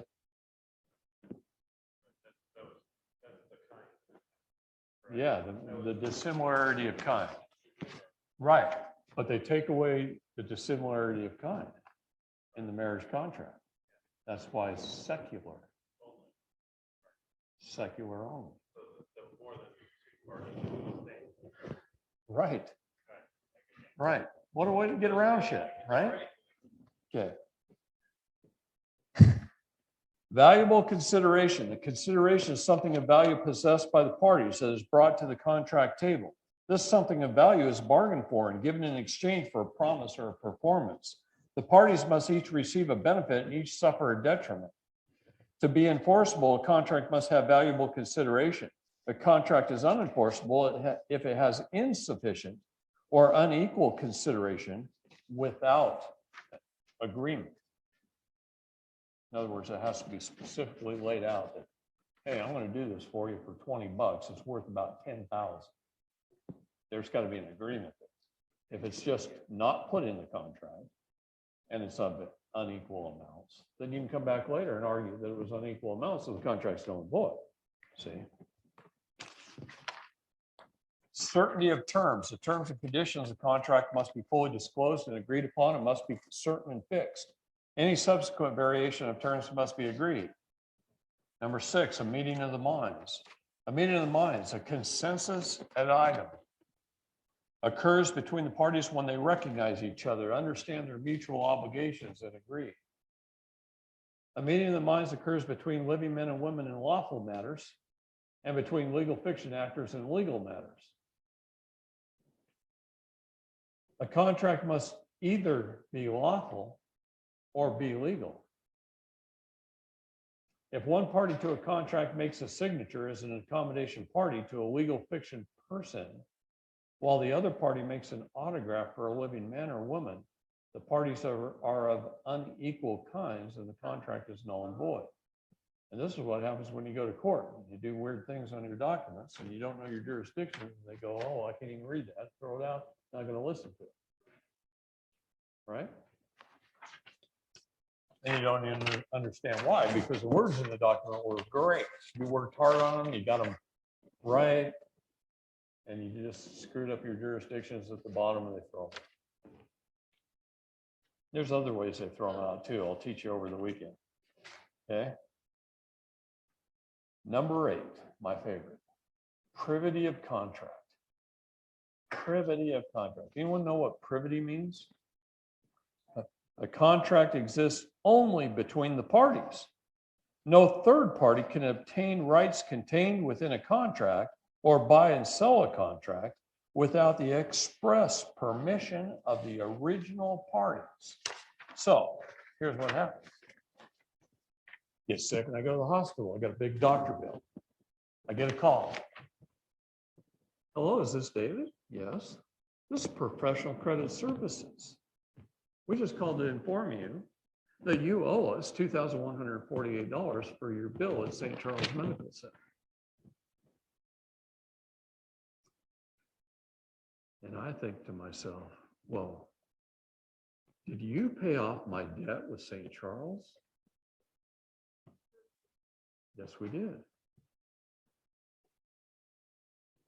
Well, that was nice of you. I want to thank you for that gift at this time. My life has been very difficult. As you can tell, I was sick and I was in the hospital for a while, and therefore I lost some of my income. And this is a great time in the life for you to step in and offer me this gift. and pay off my hospital debt for me. But as far as you and I are concerned, professional credit services, I have no contractual obligation with you whatsoever. There is no privity of contract. And while I appreciate the fact that you paid it off, we're done here. That's how I get rid of third-party debt collection agents. Privity of contract. They don't have any.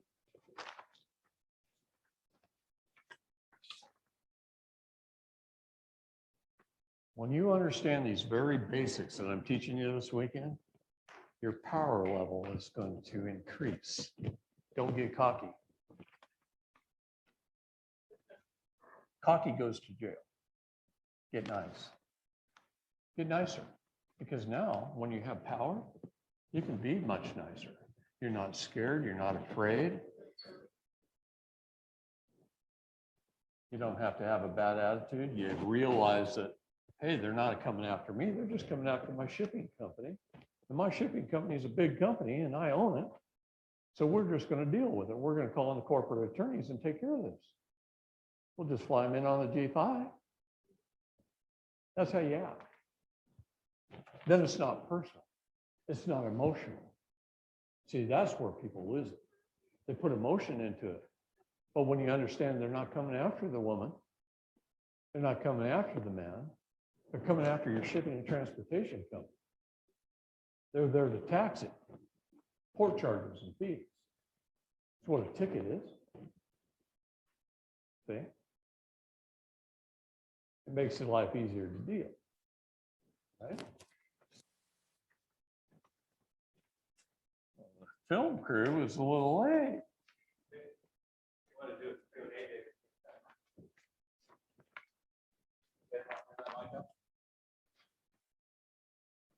So, you guys have some questions for David?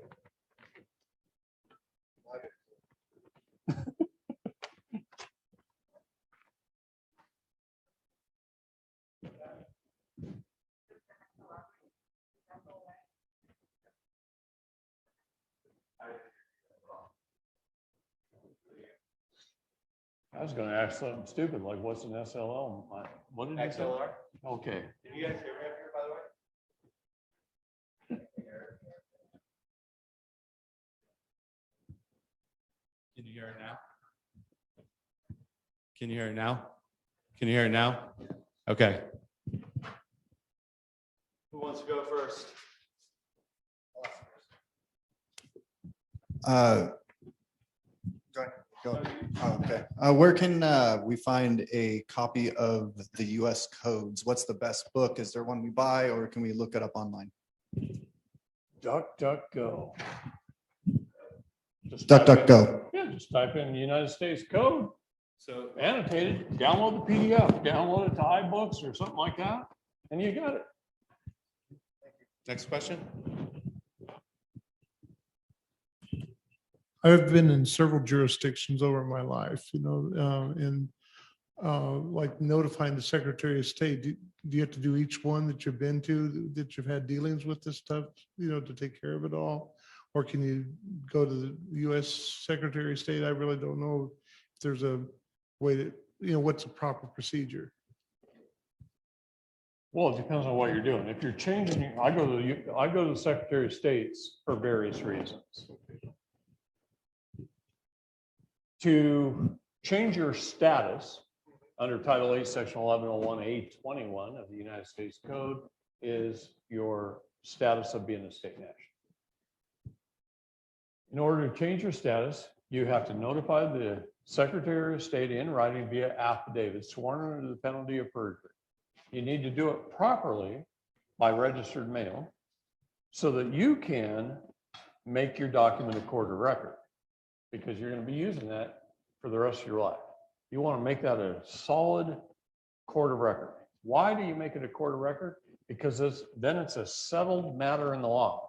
No judge can override. You can take it in any court in the country and it's already settled. It's already a settled matter. Okay, so your affidavit of repudiation of citizenship is also a declaration of status. It tells what your status is under the United States Code as far as being a state national. It also tells what your status is with the IRS as a tax exempt or in a state of trust. And you declare your status. You have an unalienable right of self-determination. You declare it, but it has to be done via affidavit under the penalty of perjury. Okay? So in making your document a court of record, what does that mean? To be properly served, publicly published, bonded, and filed. I'll teach you more about that a little bit later. Okay.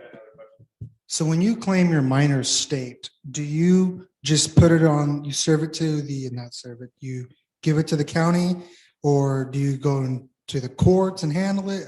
How would you go in that process? In order to claim your minor state, there's a series of things you got to do. The younger you are, the less you got to do. Because as we get older, we make more and more mistakes that we've got to unwind the clock. So you got to correct the errors that you've made. Number one, most important thing is on the paper I gave you. Declare your steps via affidavit. Do it properly. Number two is you get a passport that reflects that steps. Now I have documentation. The Constitution of the United States says to be safe in your papers and your protection. That's two ways. In commerce, you can be safe as long as you're following the statutes with a driver's license and obeying the statutes. You're safe. In the private, you can be safe with this document. Very first paragraph. The Secretary of State of the United States of America. Got a little more clout than a police officer, right? Hereby requests all whom it may concern to permit the citizen or national of the United States named herein to pass without delay or hindrance, and in the case of need to offer all lawful aid and protection. That's a do not go to jail card. Right there. That first paragraph is telling that officer to allow you to pass without delay or hindrance. And in the case of need, like your wife's in the backseat about to have a baby, his only damn job is to get in front of you fast enough with his lights on to clear you a path before you pass it. That's his only job. Okay, to offer all lawful aid and protection. Now, the problem is they stopped being law enforcement. They became police. And there's a big difference. Okay. Yep. Excuse all the kind of backstory here, but my wife and I just had a baby. We were forced to go to the hospital. We had a home birth planned, all that good stuff. Emergency situation, had to go to the hospital. Long story short, 6 days later, they filed the birth certificate without a name because I did not, I've already had my status corrected. Should we get her, once we found out about you, we've learned that the birth certificate is actually a good thing. So should we try and claim that birth certificate? Should we try and, because right now it's filed as a no name. Exactly what you do. Get a copy of it. Yeah. File an amendment that adds a name, and then take that document and claim it. The claim of life. Okay, and I'll teach you how to claim it before the weekend's over. Okay.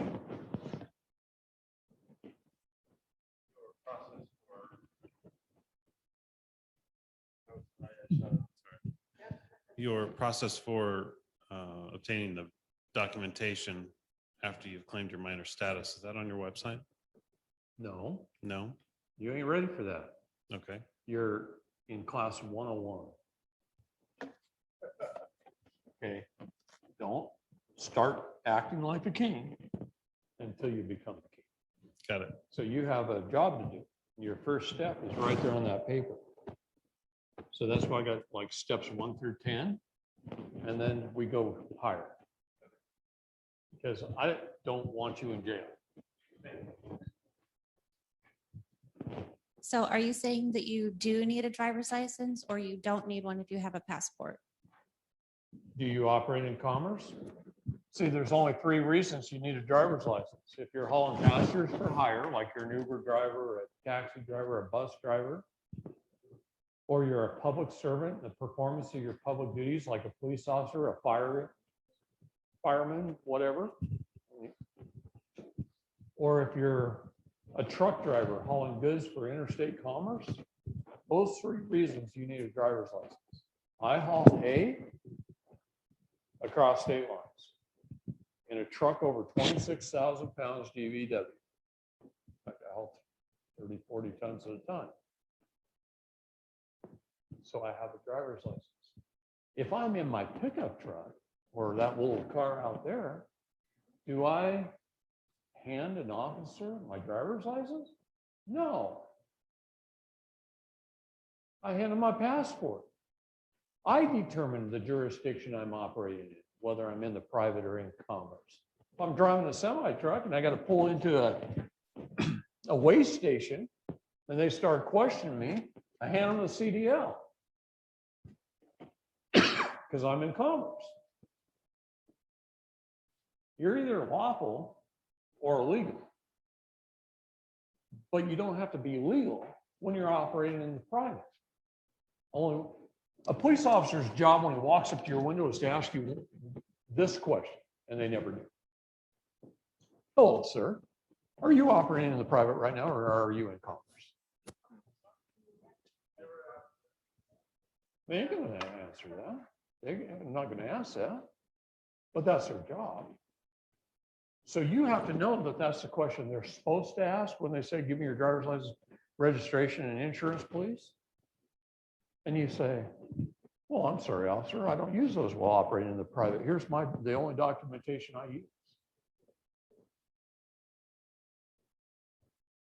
His only job is to open it up, look at the picture, say, okay, yep, that's you. No, do not detain. Be on your way, sir. Have a nice day. I won't detain you any longer. That's his job. And states that know that and train their officers, like Utah, God, I get stopped in Utah all the time. Works great. Yet the RCW in the state of Washington probably has the best state statutes on driving without a license that you could even hope for. And yet every officer in Washington will force you at gunpoint to provide a license. So I just bill them and I make 10,000 every time I go through there. I have to speed through Washington all the time because I'm going to make 10 grand off that officer every single time. And the attorney general is going to pay me. He's going to pay me under 72, 30, 15, 10 judgment day. I made 30,000 this year driving through Washington so far. Go ahead. So David, when you refer to the state may not interfere with commerce, they may only regulate it, what code, what US code is that based on?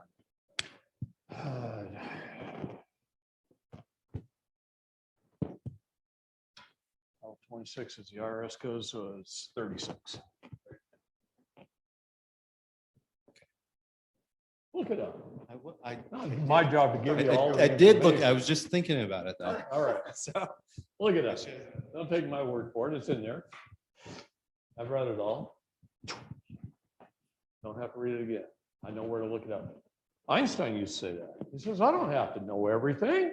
I just got to know where to look it up.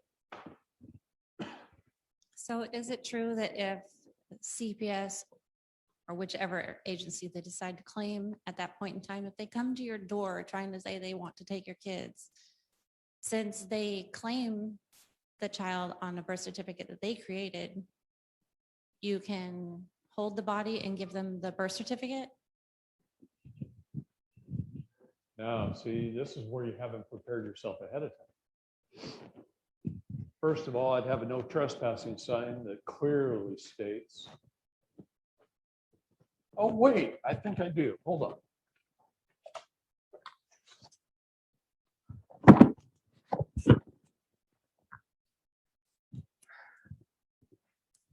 That clearly states, you can get these from narlo.org on metal, like on aluminum, not aluminum's too hard for me to carry on an airplane, so I laminated one.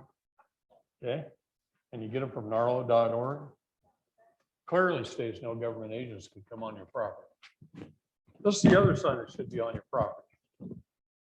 Because you shouldn't own a piece of property unless you got it under land patent by grant deed. Otherwise, you don't have superior title and you don't own it. If you got a warranty deed under joint tenants of common, you don't own your property.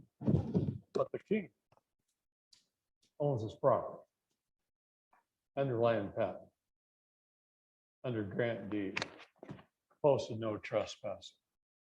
Just come through my gate and see what happens. Mhm, You ain't leaving. mhm. I'll just dig a hole. What's that? The URL, I the can't hear you. website, the website. Narlo, NARLO.org. Narlo.org. We've got some of the best no trespassing signs there are. I think we have another question over here, Dave.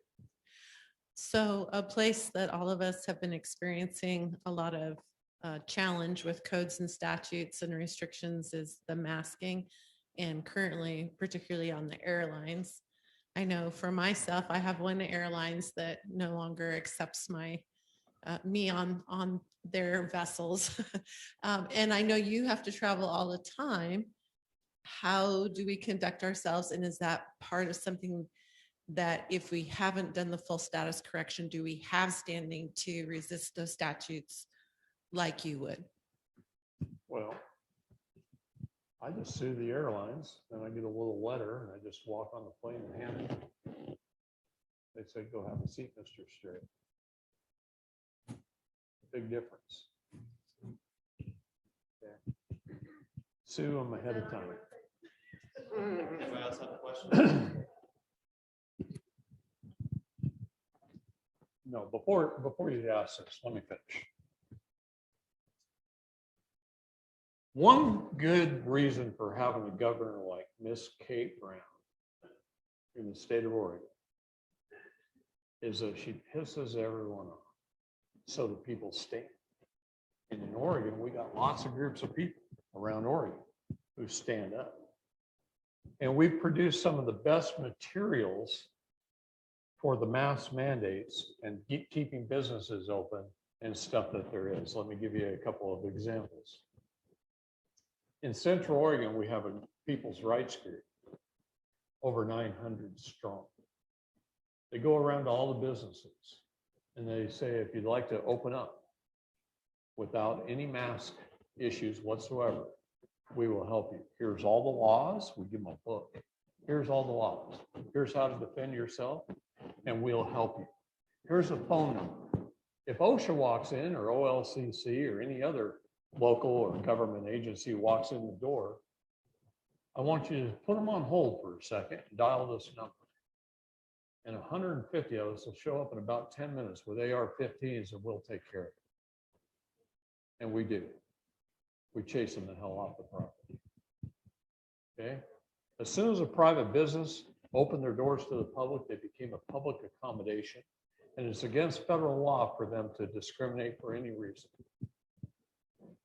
They cannot discriminate for any reason, and they cannot ask any health reasons. So I walked in Costco the other day. I don't wear masks anywhere I go. Walked in Costco the other day, and I said, the lady said, I should say, she goes, have you been vaccinated? I said, excuse me, you can't ask that freaking question. You can't ask a medical related question. Show me your degree. I want to see your medical degree and your medical license. And I'm going to take your name down and your medical license. Yeah. If you don't have one, you can't ask. Don't let me hear you asking anyone else, or I'm going to sue you personally.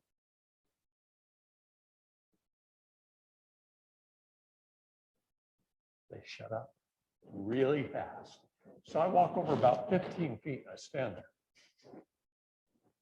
And I watch 25, 30, 40 people walk in. Some of them without masks. And she doesn't ask because I'm staring her down. That's what we got, the people have to do. We've got to step up and defend our neighbors. Love your neighbors. No, they do not. That no shoes, no shirt, no service bullshit, that's SMU. The minute they open their private business as a public accommodation under federal law, they can't discriminate against anyone for any reason, and that includes no shirt. And then I see one of those signs, I just take my shirt, my shoes off, and I walk on it. David, quick question. With And you don't want to Costco- see all this. With Costco being a private member organization, don't they have certain privileges that most businesses don't have? They stopped being a PMA.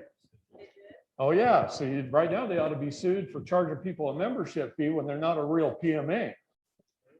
They switched to a corporation and they're collecting millions of dollars in private membership association fees, and they're no longer a PMA because some attorney talked them out of it.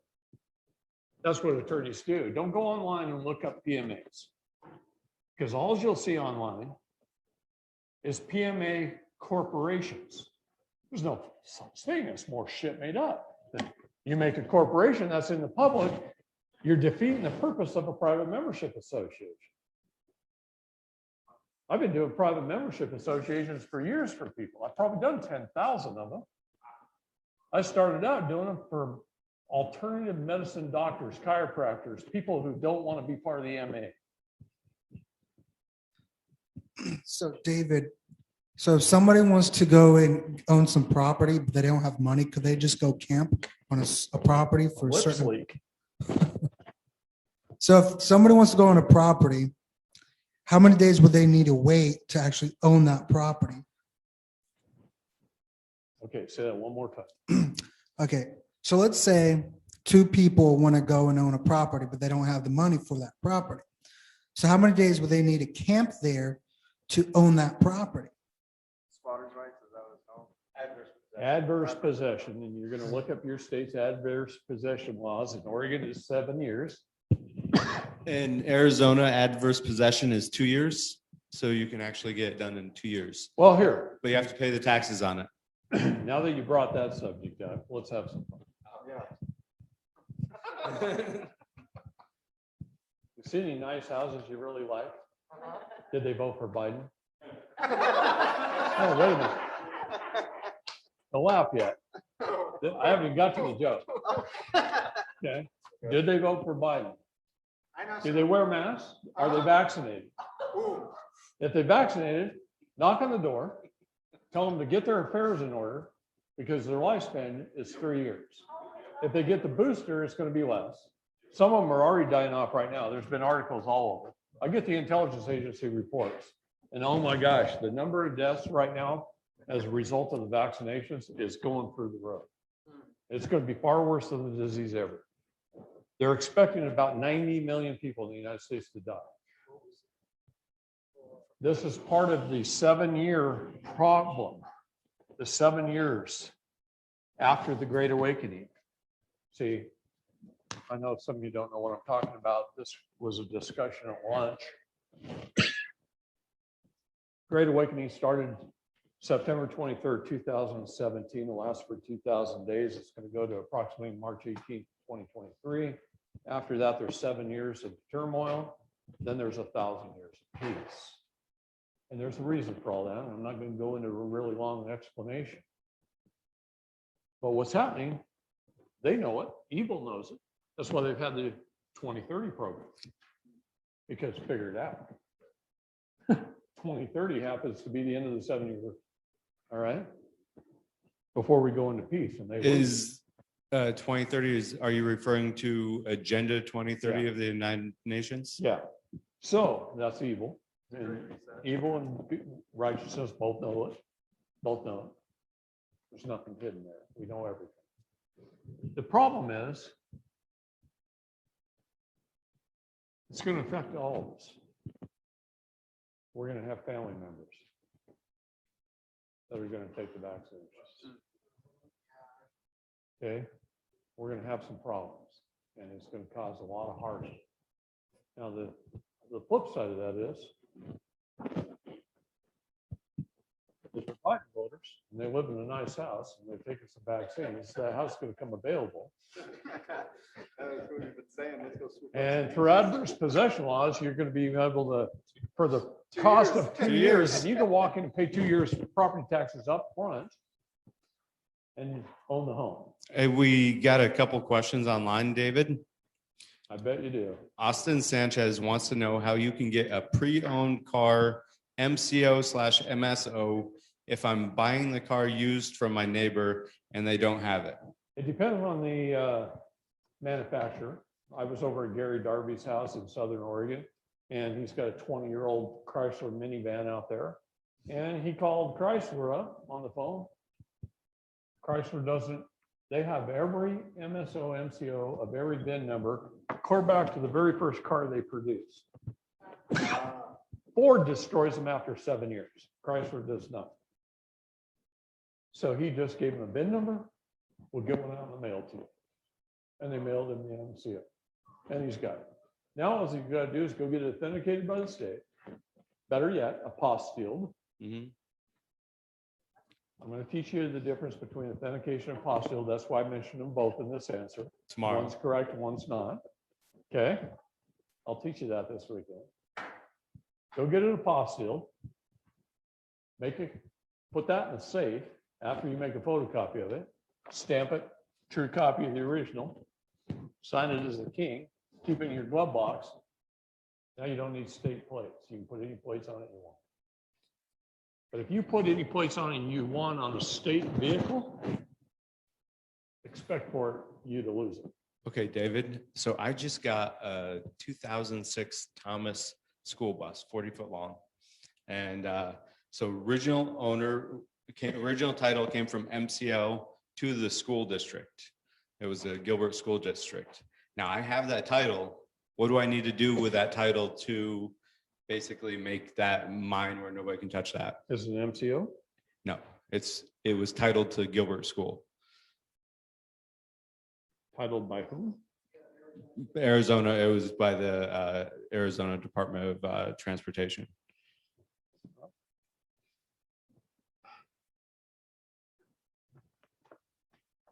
Do I go to Thomas You directly? can throw the football down the field and you can throw this perfect spiral that hits in the exact spot, lands right into the hands of the receiver. But you don't have a crystal ball. You don't know which way they're going to take it. You don't know which way they're going to run. You don't know what they're going to do with it. Reason I'm telling you this is this. I've got friends in Oregon that went to the DMV. They said, hey, I don't care what it costs.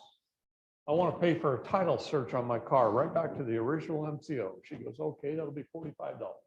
He whips out $45. He gives it to her. How long is it going to take? It's going to take us about a week. Or I don't know, probably pull it up on the computer in 5 minutes. But no, it's going to take a week. We'll mail it. So all of a sudden, a couple of weeks later, he's got this in the mail. Here's here's an older car. Here's every title, every owner, and the MCO is on the bottom. He takes it and he shuffles them so the MCO is on the top and they're in opposite order. And he binds them and he goes to the Secretary of State's office and he has it apostilled. Now he's got an apostilled MCO that the DMV gave him. Now that doesn't always work. The next DMV officer might run the other way. Okay, but it worked in that case. If all else fails, look at your maritime salvage laws. Salvaging. There's salvage companies out there that make millions of dollars every year salvaging crap. So what would be the process on salvaging it? Would I have to convince auto yard to salvage it for me? Not Or necessarily. Look up your salvage laws. we got a question from Jacob Jones. He wants to know, how does changing my status to state national going to affect me since I am on parole in the state of Texas? On parole in the state of Texas. Good luck.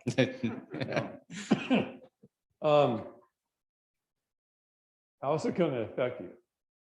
If you can get it done, if you can pull it off, it's going to do nothing but help you. You may have to rescind and get off that whole parole thing. Was there a victim in your crime? That's my question to him. Was there a victim in your crime? If it was a victimless crime, let's just annul the whole damn thing as if it never happened. Get you off parole. Now you're back in society, and let's go take care of it. That's what he's doing right now. Yep, that's exactly what I'm doing right now. He rescinded every document in his court case. A 20-year-old court case that they're trying to give me 20 years in prison for right now that I didn't commit. All they did was scare me into signing a plea deal. That was all that they were successful in doing. And they did. I was a young 21-year-old kid faced with a decision of 30 years in prison, or if you take this great deal, you'll never do a day in prison. And in 2 years, you can petition to get off, and we'll let you off of this. And here I am, 20 years later, still here on probation for a crime I didn't commit.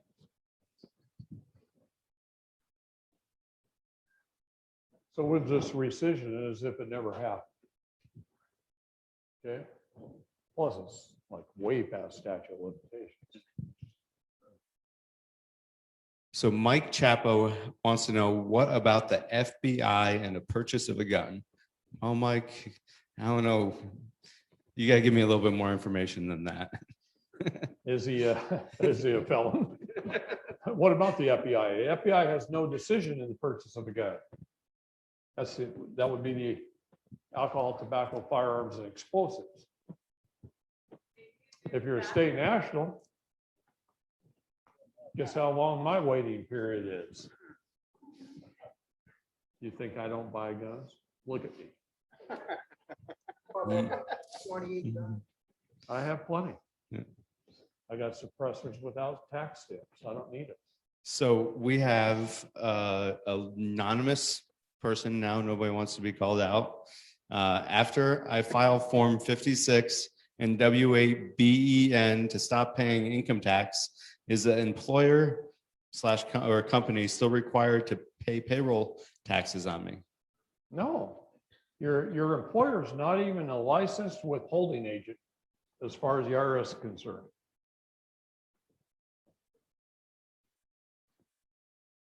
Yeah, try that one out. Look at Title 26 of the United States Code. This is why I tell people, make the United States Code your friend. Title 26 is the IRS code, codified in the United States Code. Title 26 says no part of this title, not its headings, not its footnotes, not its definitions, nor its body, shall be construed as law. Taxes are paid by voluntary compliance. Where does the 1040 come from? Anybody know? What if you watched my classes? Abe Lincoln, the 1040 bond. We were broke. It was a civil war. We had no money. He didn't know if he could ever pay them back. So he asked people to buy these 1040 bonds, which aren't any good. They're not backed by anything, but consider it a gift to help fund the war efforts. And he begged people to buy them, and people did. We were proud, patriotic Americans. So we stepped up. We bought a bunch of them. And the IRS has considered it a gift tax ever since. It's by voluntary compliance. Read every book ever written by every head of the IRS, and they'll say, we don't even understand why anyone fills out a 1040 or pays an income tax. They don't understand why they do it. They still get it. It's a voluntary compliance. Here's another thing. Definitions of words. Diction is everything. There's a big difference between the definition of income. It doesn't say income at the top of the 1040. And wages. Wages are money earned by the sweat of one's brow. Income is money earned on investments made from wages already earned. So it's double taxation. It's untaxable. Neither one of these are taxable unless you self-proclaim to be a citizen, a person, and a resident. Now you're subject to it by voluntary compliance, by the consent of the government. by the unrebuttal of presumption. Oh, wake up, people. Gosh. I love y'all. Wake up. So that is it for today. We'll see you guys back here tomorrow, 10 a.m. until 5 p.m. again. Okay, so we're off line. Anybody want to stick around for a moment? Yeah.